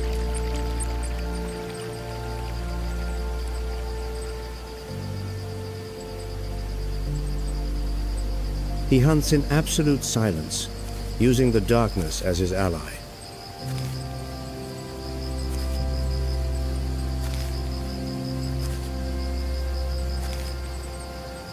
He does not confront danger. He moves around it.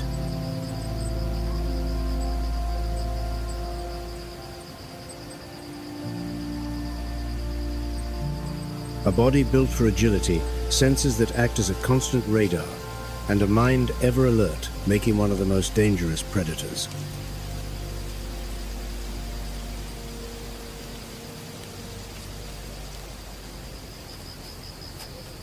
Without fame or fanfare, he exists in quietude.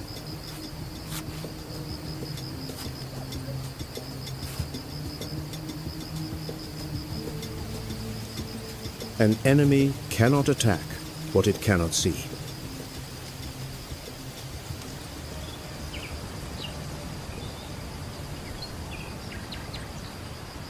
In the leopard's world, every day is a problem of survival, and he is always one step ahead.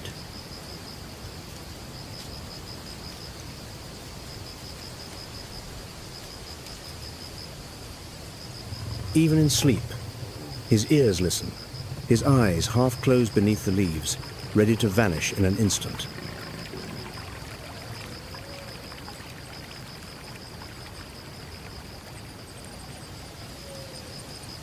Because for this predator, secrecy is the most effective armor.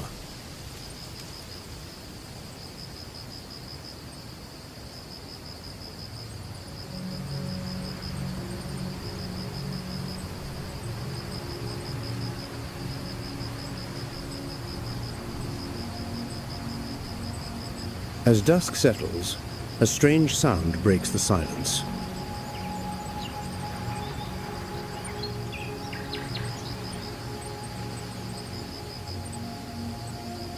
It is not a roar, but a sharp, cackling laugh that echoes like a warning.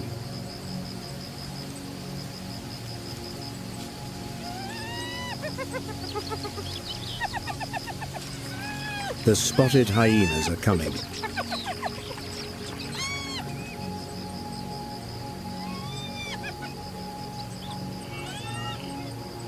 Weighing up to 176 pounds, the spotted hyena is one of Africa's most organized and effective predators.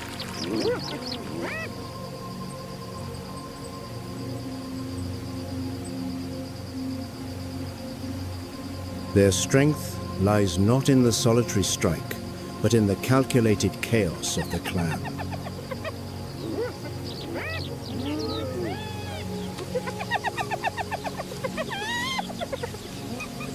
A single, intelligent mind operating through many bodies.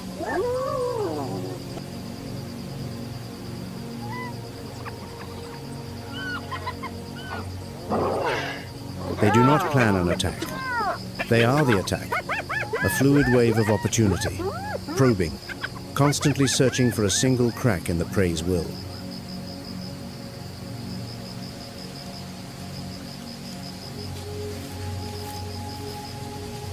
Once the chase begins, the outcome is rarely in the prey's favor.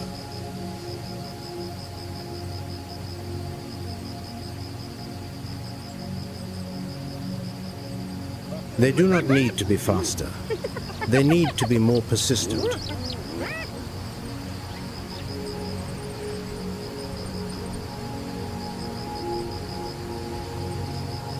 Brutal, but efficient. They often begin to devour their prey even as it still struggles.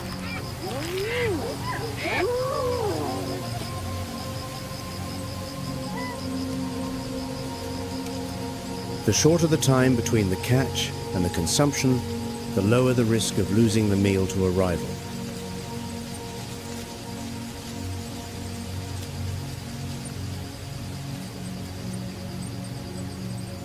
Competition is part of the game. They confront lions, challenge leopards, and contest space with wild dogs, not with solitary strength, but with their ability to act as one.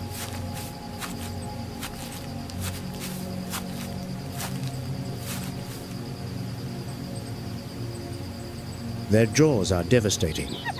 Bone, hoof, cartilage all become sustenance.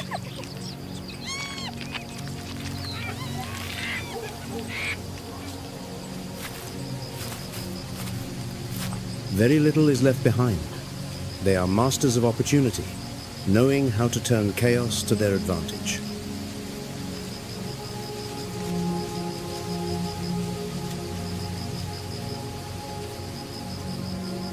They do not just hunt, they control the stage.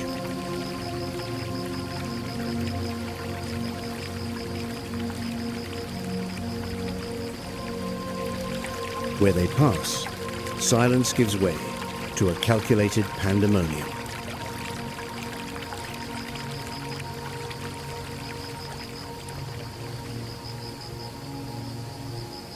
No one shares a meal with a hyena. They take what they want.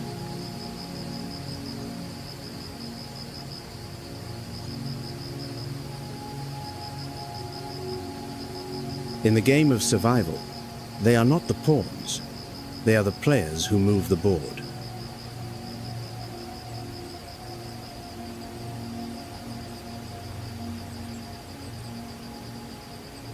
And when the last laugh rings out, it is the sound of a perfect hunt concluded.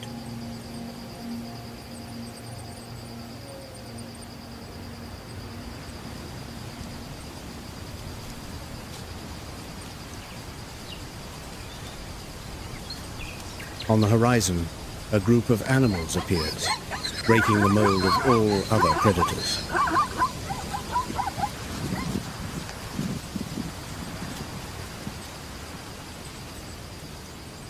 Not by power, nor by ambush, but by collective precision. These are the African wild dogs.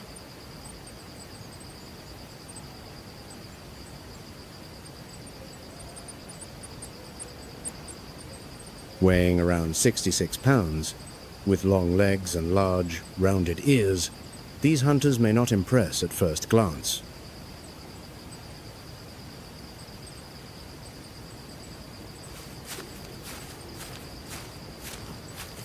But behind that modest appearance lies one of Africa's most successful predators. The secret is the pack.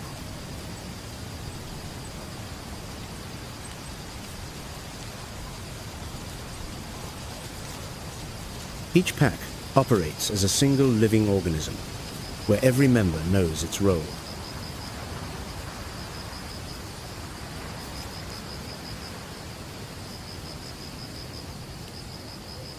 Before the hunt, there is a quiet preparation, as if they are synchronizing their instincts.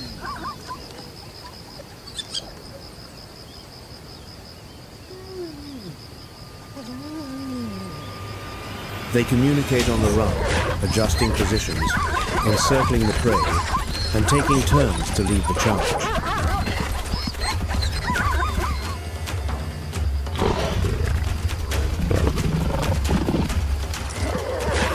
prey does not face just speed. It faces a collective intelligence.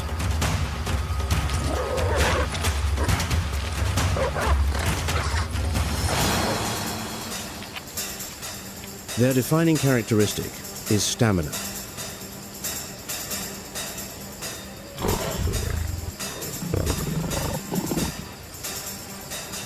They can run for great distances without losing pace.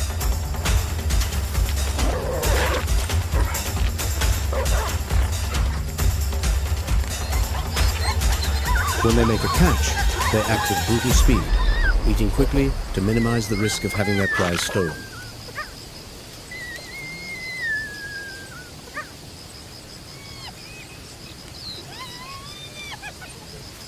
Their success rate can be over 80%.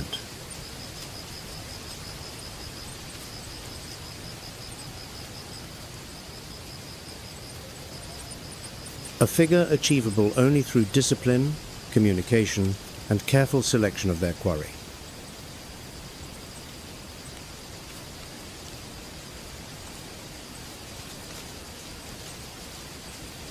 This lifestyle extends to their social world.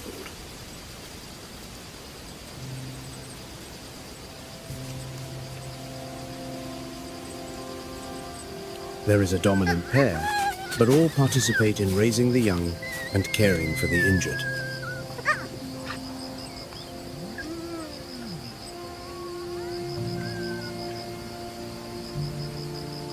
It is a solidarity rarely seen among predators.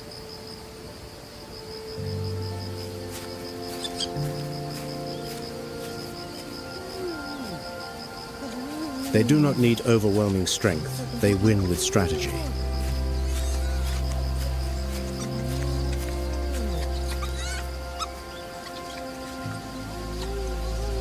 In the world of the African wild dog, no one is left behind.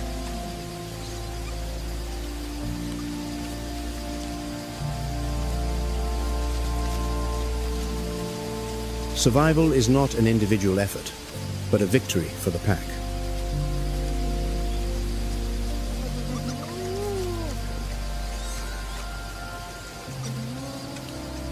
Even the pups are taught how to coordinate, not just how to hunt.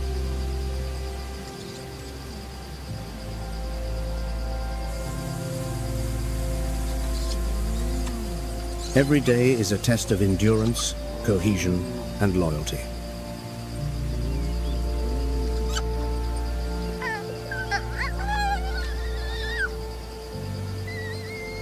They do not seek glory, they seek life, and they do it together.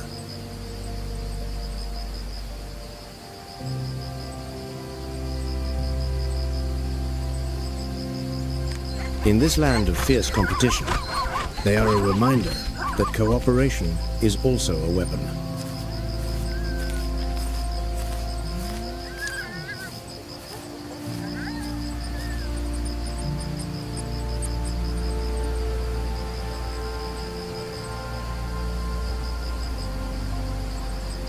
As the sun climbs high, a slender figure rises from the grass.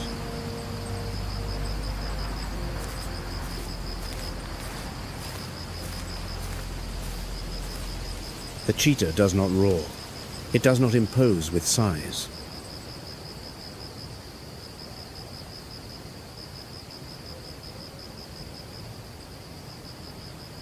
It is a masterpiece of biological engineering, built for speed.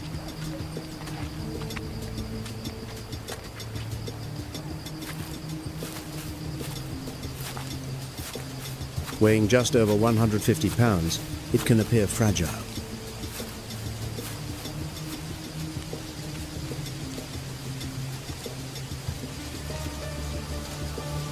But its light skeleton, elastic musculature, and a long tail that acts as a rudder make it the fastest land animal on the planet.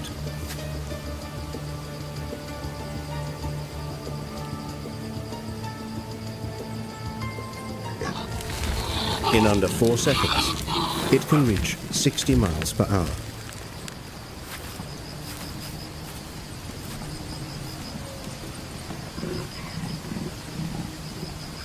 But speed without purpose is merely movement. The cheetah's true genius lies in its mastery of the chase.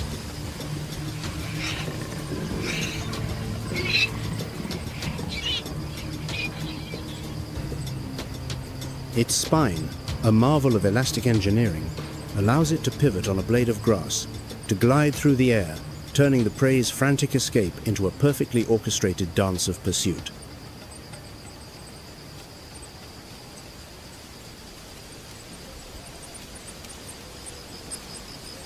Unlike predators who rely on ambush, the cheetah needs to be seen.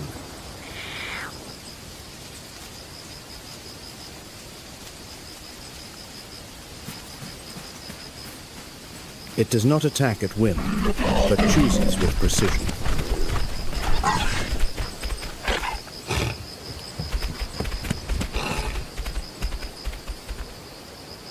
If it calculates that it cannot close the distance, it abandons the chase, for each attempt costs enormous energy.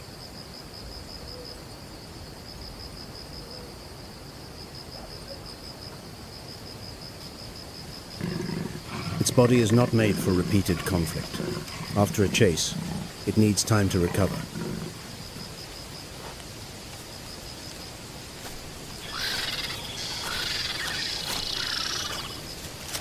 In those minutes, it is highly vulnerable. A moment's delay can cost it everything.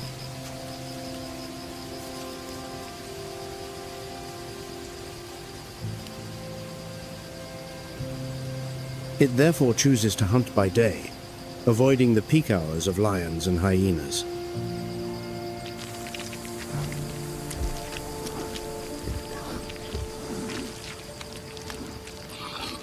It needs peace to eat, but even then, there is no guarantee.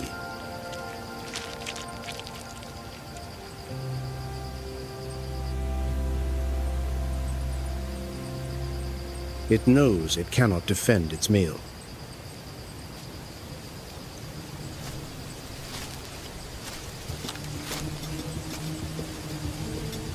It is a master of the moment, a hunter who does not need to dominate the day, only the single instant when everything aligns and one success is enough to secure another day under the sun.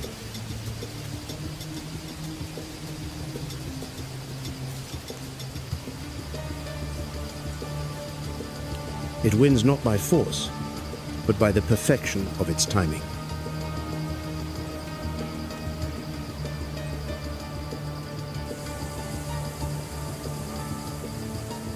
In this harsh world, speed is the only weapon it possesses, and it is all it needs.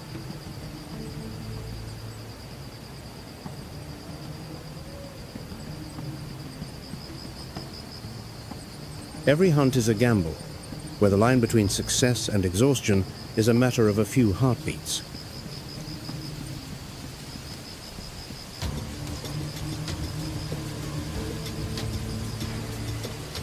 It is not a conqueror of the plains, but an artist of the savannah, silent, sharp, and ruthlessly precise.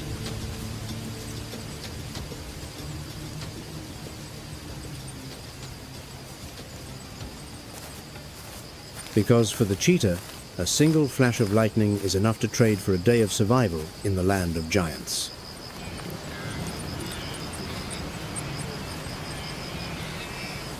The tranquil riverbanks of Africa conceal a predator that needs no run, no leap, no roar to dominate.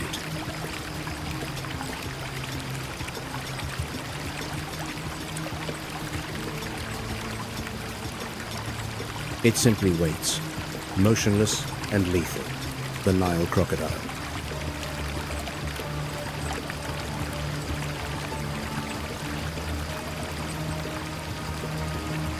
Over 16 feet long and weighing up to 1,500 pounds, it looks like a living stone in the water.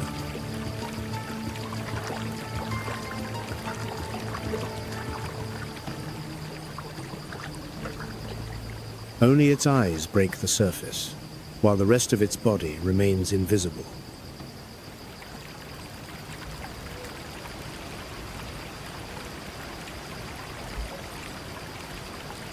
Its bite force, is one of the most powerful in the animal kingdom.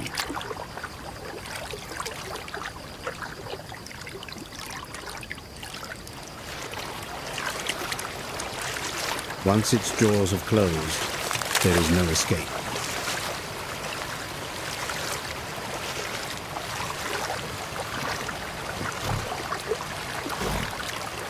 It drags its victim to the bottom and spins violently in a maneuver known as the death roll.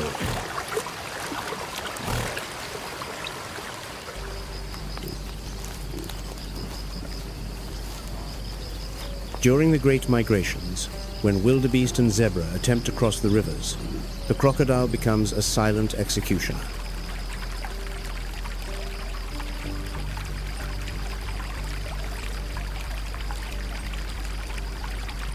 The attack is sudden, an explosion of water, a body dragged under, and in seconds, all is quiet.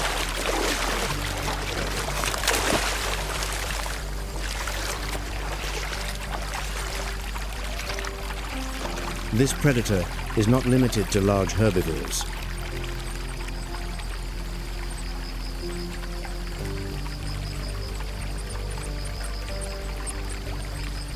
An unwary wild dog, a curious lion cub, or even a hyena can become prey.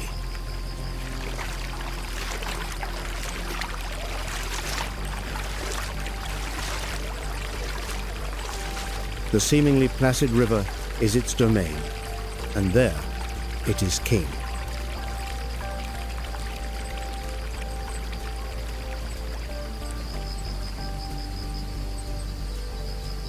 It does not need to give chase, it turns patience into a weapon.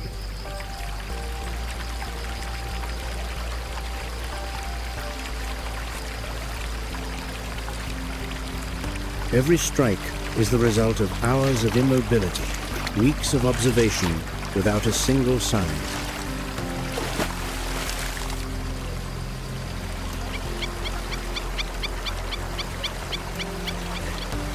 When it acts, time seems to shatter in an instant.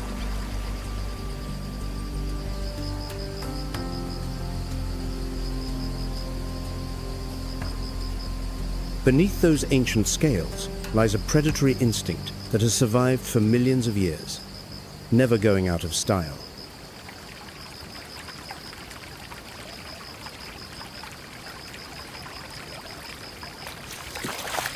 In the still water, it is not just a predator, it is a nightmare waiting to erupt.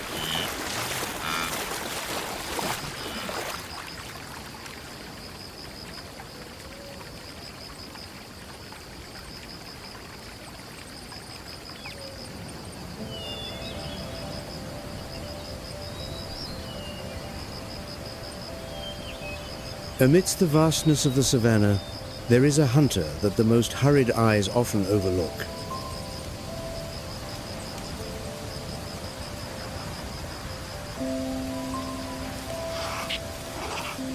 It is neither large nor loud, but its every step is a promise of precision, the serval.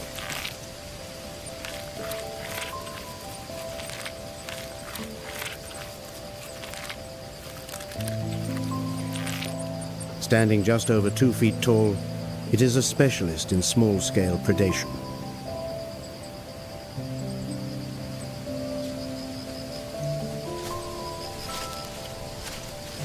Its large, mobile ears act like radar dishes, scanning the surroundings.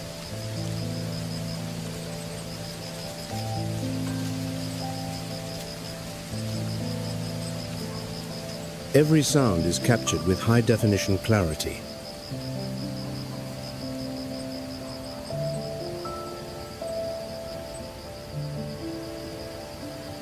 It stops, listens, calculates, and then, with an almost supernatural leap, it launches into the air.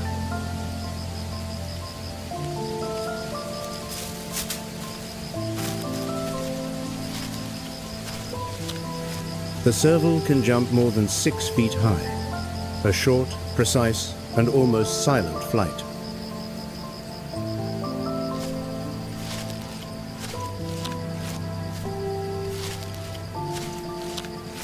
It returns to the ground with its prey already secured in its jaws.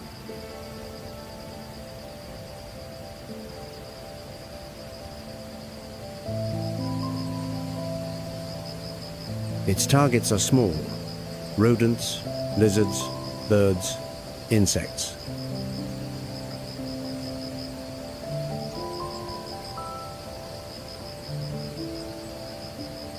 Everything requires precision, which is why its hunting success rate is one of the highest on the savannah.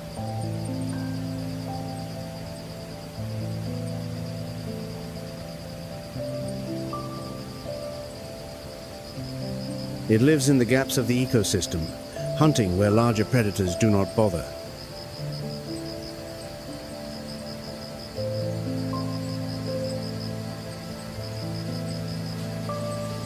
It avoids being noticed, and that is what keeps it safe.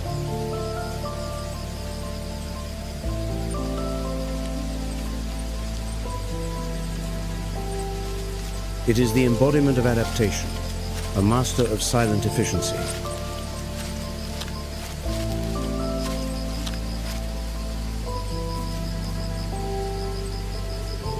It does not need great size to make an impact.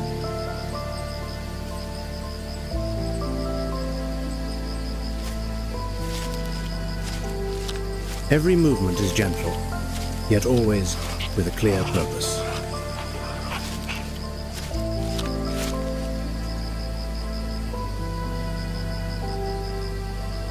Its success comes from patience and absolute precision.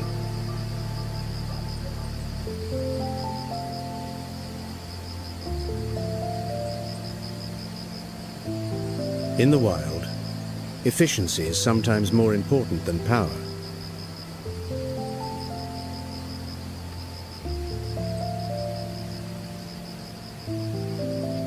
It is proof that to live in silence is not to be weak.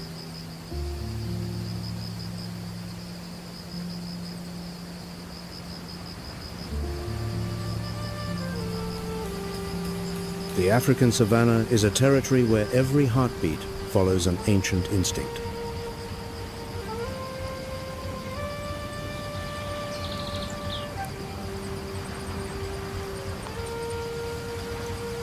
Survival is not just measured in strength or speed, but is expressed in daily decisions, in reading the environment.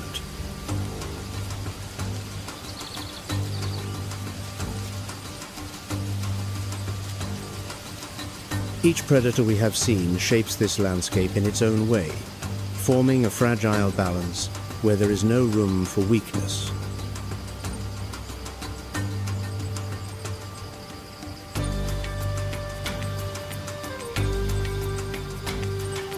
From solitary hunters to pack strategists, from the calculated leap to the explosive underwater strike, all follow rules that were never written.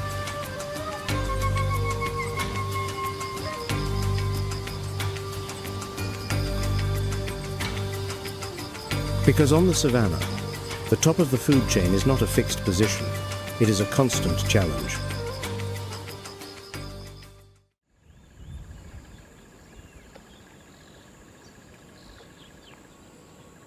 Wild Africa, a continent where life tenaciously endures against all odds.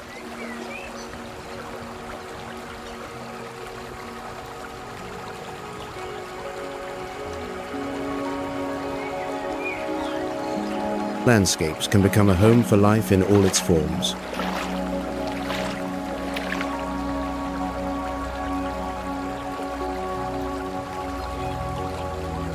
Because wherever there is water and food, life will find a way to hold on.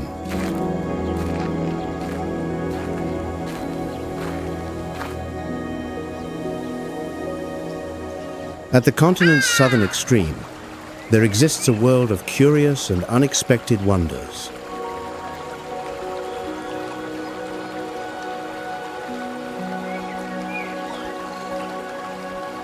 Here, a mirage of silver and salt stretches to the horizon. This is no wasteland, but a vibrant arena where life, in its most resilient forms, performs its daily miracles.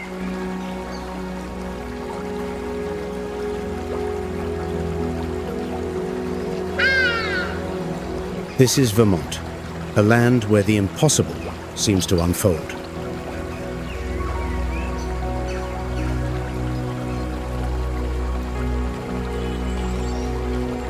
These salt pans border various bodies of water, some with surprisingly strong currents.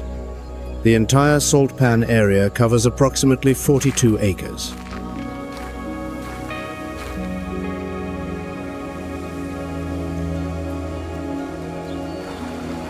Its name, Vermont, is derived from the French Mont Vert, meaning green mountain, a name inspired by the verdant slopes of the nearby Onrus Mountains.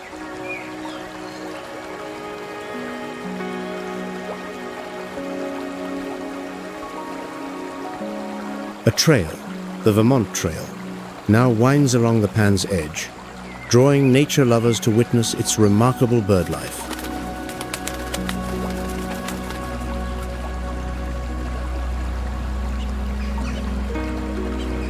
In the spring and early summer, the air is thick with birds. One can count up to 40 different species in a single hour.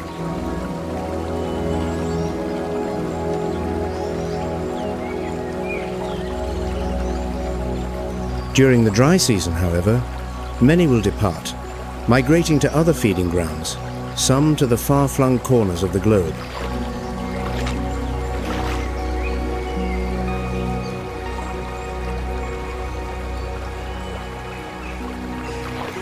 The waters here can vary from fast-flowing channels to tranquil lagoons, and each species finds an environment perfectly suited to its needs.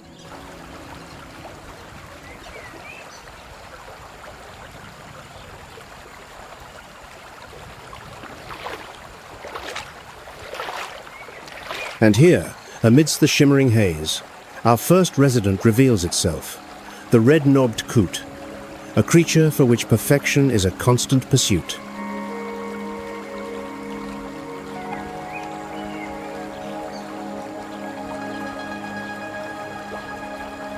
It is an activity to which it devotes a great deal of time, second only to its relentless search for food.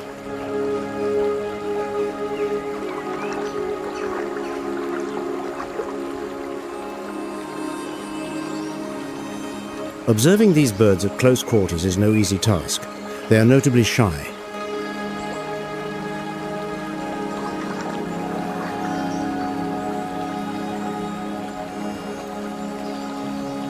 They feed on algae and the roots and stems of aquatic plants.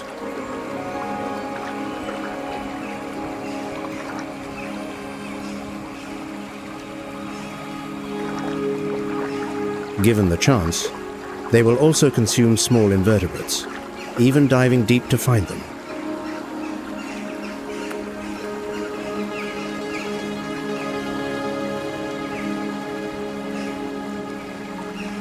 The female lays a clutch of 5 to 7 eggs, and both parents share the task of incubation.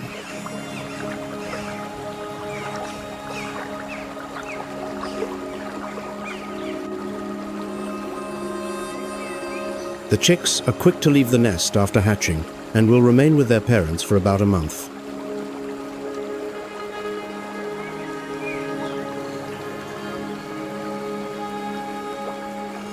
They begin to forage for themselves between 55 and 60 days of age.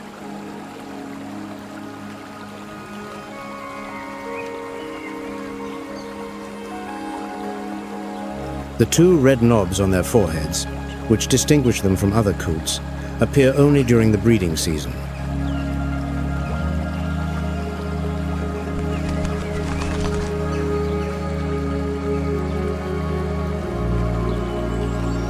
At this time, the red-knobbed coot becomes highly territorial, fiercely defending its patch.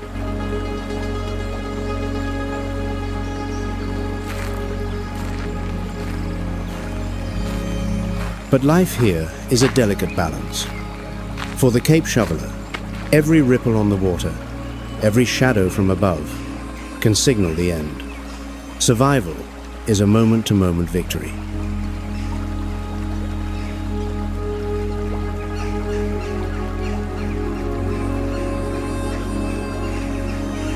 Tragically, many young red-knobbed coots do not survive, sometimes due to the overzealous care of their parents.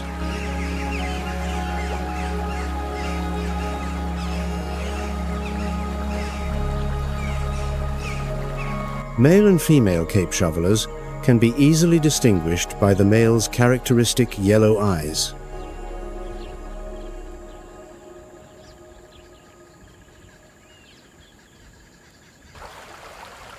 They are usually seen in pairs or small flocks.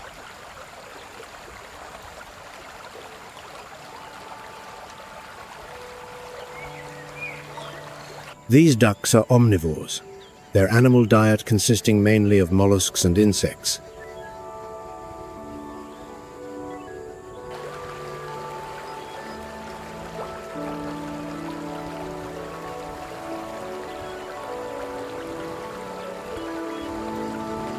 This remarkable underwater hunter has an equally remarkable name, the great crested grebe.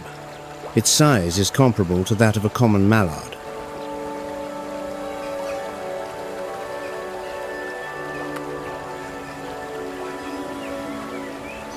In many countries, this bird is now locally extinct or on the verge of disappearing.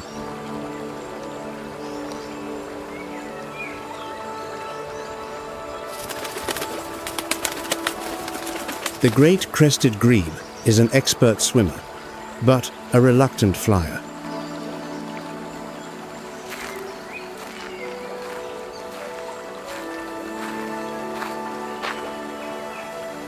It only takes to the air during its seasonal migrations, flying low with a wingspan of about 3 feet.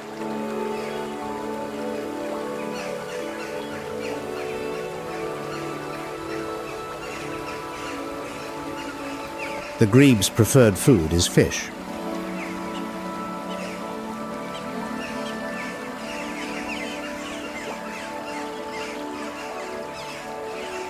It will also eat small mollusks and crustaceans, and during times of scarcity will not refuse various kinds of larvae.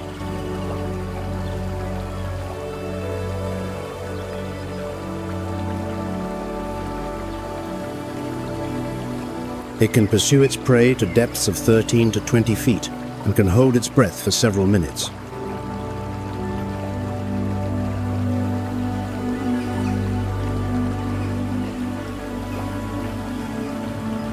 In the spring, the grebe develops its distinctive breeding plumage, black, ear-like tufts, and a chestnut ruff around its cheeks.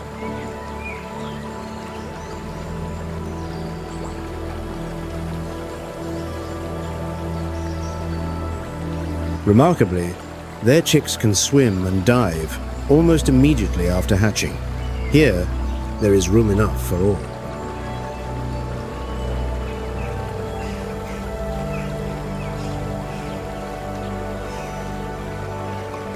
The black-winged stilt, a creature seemingly sketched with a single, impossibly delicate line, balanced on legs that defy gravity.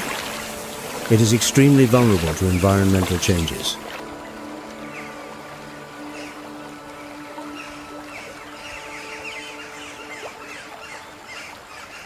Their numbers are in decline, and they are forced to migrate frequently, partly due to human activity altering water levels and nesting sites.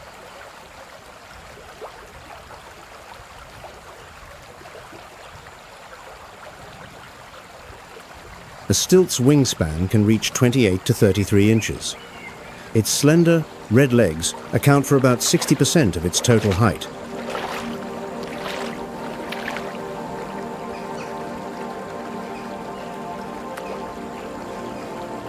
The grey heron can stand up to 39 inches tall and fly at speeds of nearly 40 miles per hour.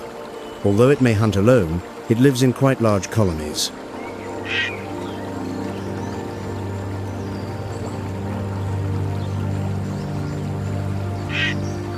This unique bird lives near bodies of water, foraging for a wide variety of insects and larvae.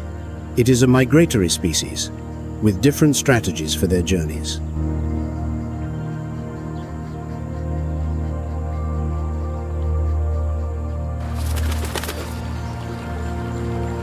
The grey heron's diet is quite varied, but consists mainly of fish.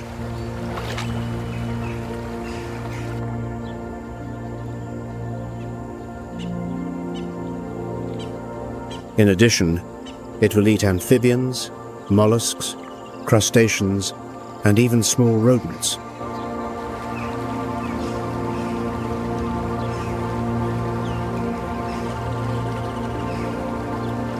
This is no ordinary gull, but the kelp gull.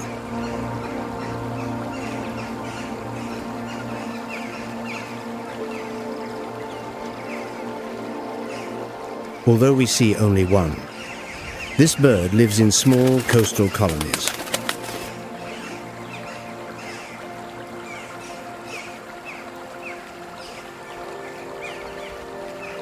The black-winged stilt is monogamous and nests near the shore, usually no more than 100 yards from the water's edge.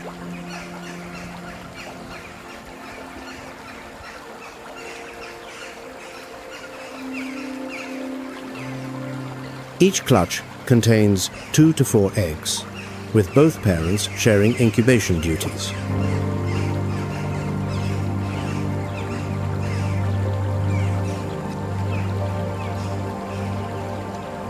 After about 30 days, the young are able to fly and find their own food. The oldest recorded individual of this species lived for about 12 years.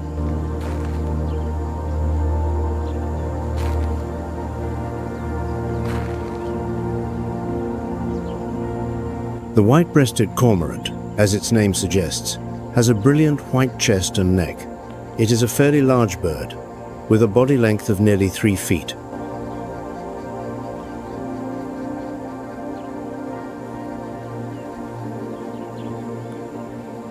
It prefers open waters, both salt and fresh lakes, plains, bays, and lagoons, as long as there is an abundant supply of fish.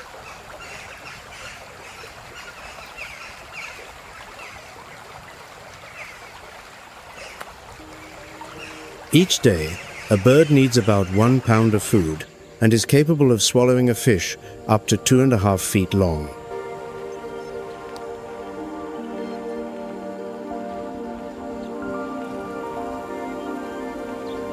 A cormorant's body is built for chasing fish. It has little body fat, but incredibly powerful muscles.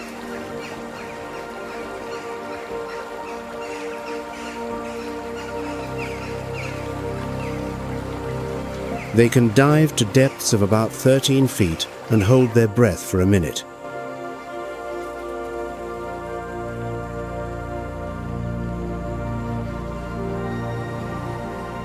Cormorant colonies can number from 10 to 500 pairs.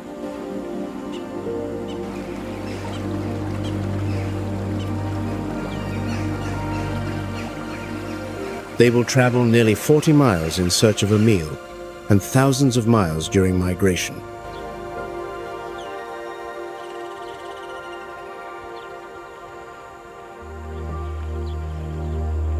The grey heron's neck has a unique shaped structure, giving it the flexibility to strike, almost instantly, to snatch its prey.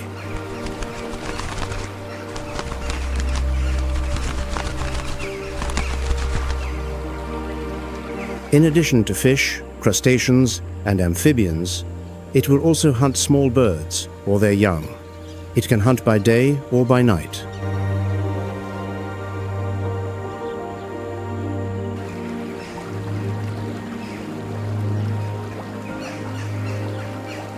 The kelp gull can live beside the ocean or inland freshwater bodies.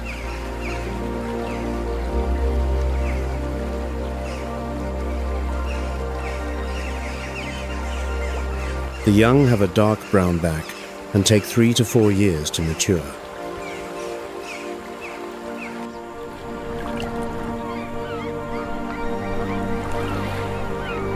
This is a juvenile kelp gull with the characteristic mottled brown plumage on its back.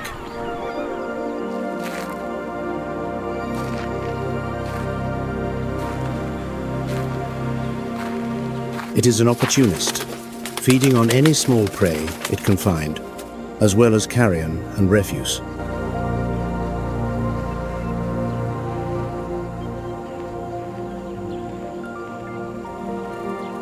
The grey heron may nest in trees or near the water, and has a habit of returning to the same nest, or at least the same nesting site, year after year.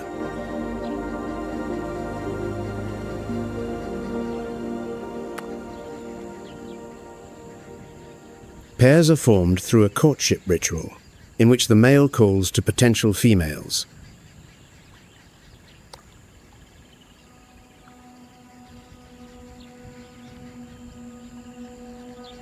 Once a pair is formed, they build the nest together, the male gathering the materials, the female undertaking the construction.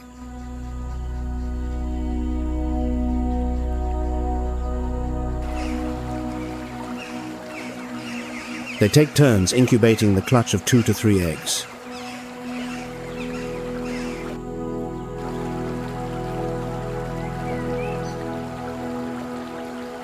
After about 25 days, the chicks hatch and are fed by both parents for another 7 to 8 weeks before they can fly.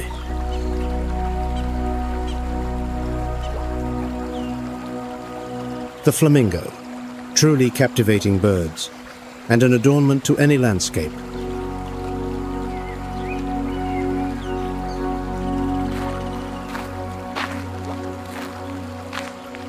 This extraordinary creature's wingspan can reach up to 5.5 feet, and it can stand nearly 4 feet tall. They can fly at speeds of up to 37 miles per hour.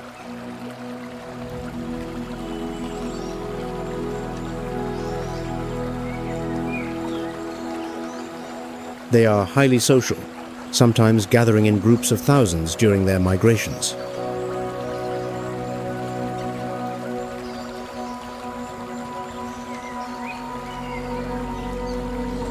Flamingos patrol shallow waters during the day, searching for food such as mollusks, crustaceans, crabs, and insects.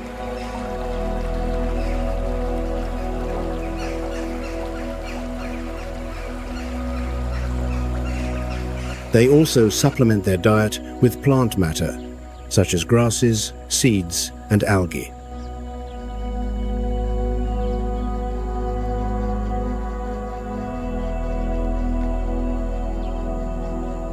The flamingo's beak is a highly specialized structure that functions as a filter.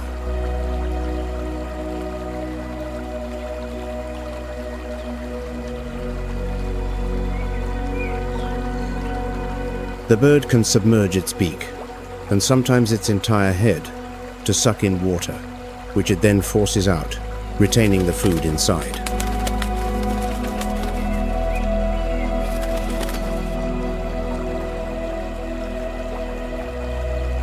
One theory suggests that the kelp gull's alternative name, the Dominican gull, refers to the Dominican order of friars, whose plumage it is thought to resemble.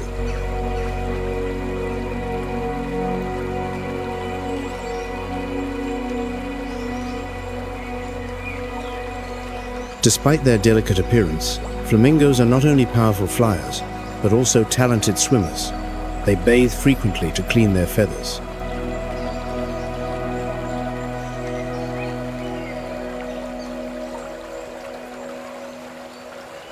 Flamingos are monogamous, but form a new pair each breeding season.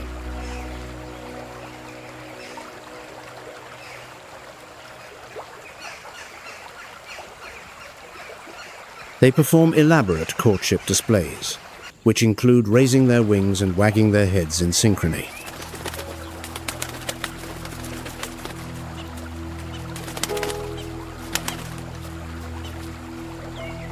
The pair builds the nest together. A single egg is laid, rarely 2. Both parents then share incubation duties for 27 to 30 days.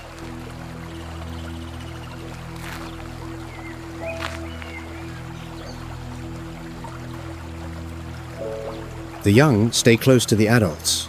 A juvenile is typically grey and will not develop its full adult plumage until it is 2 or 3 years old.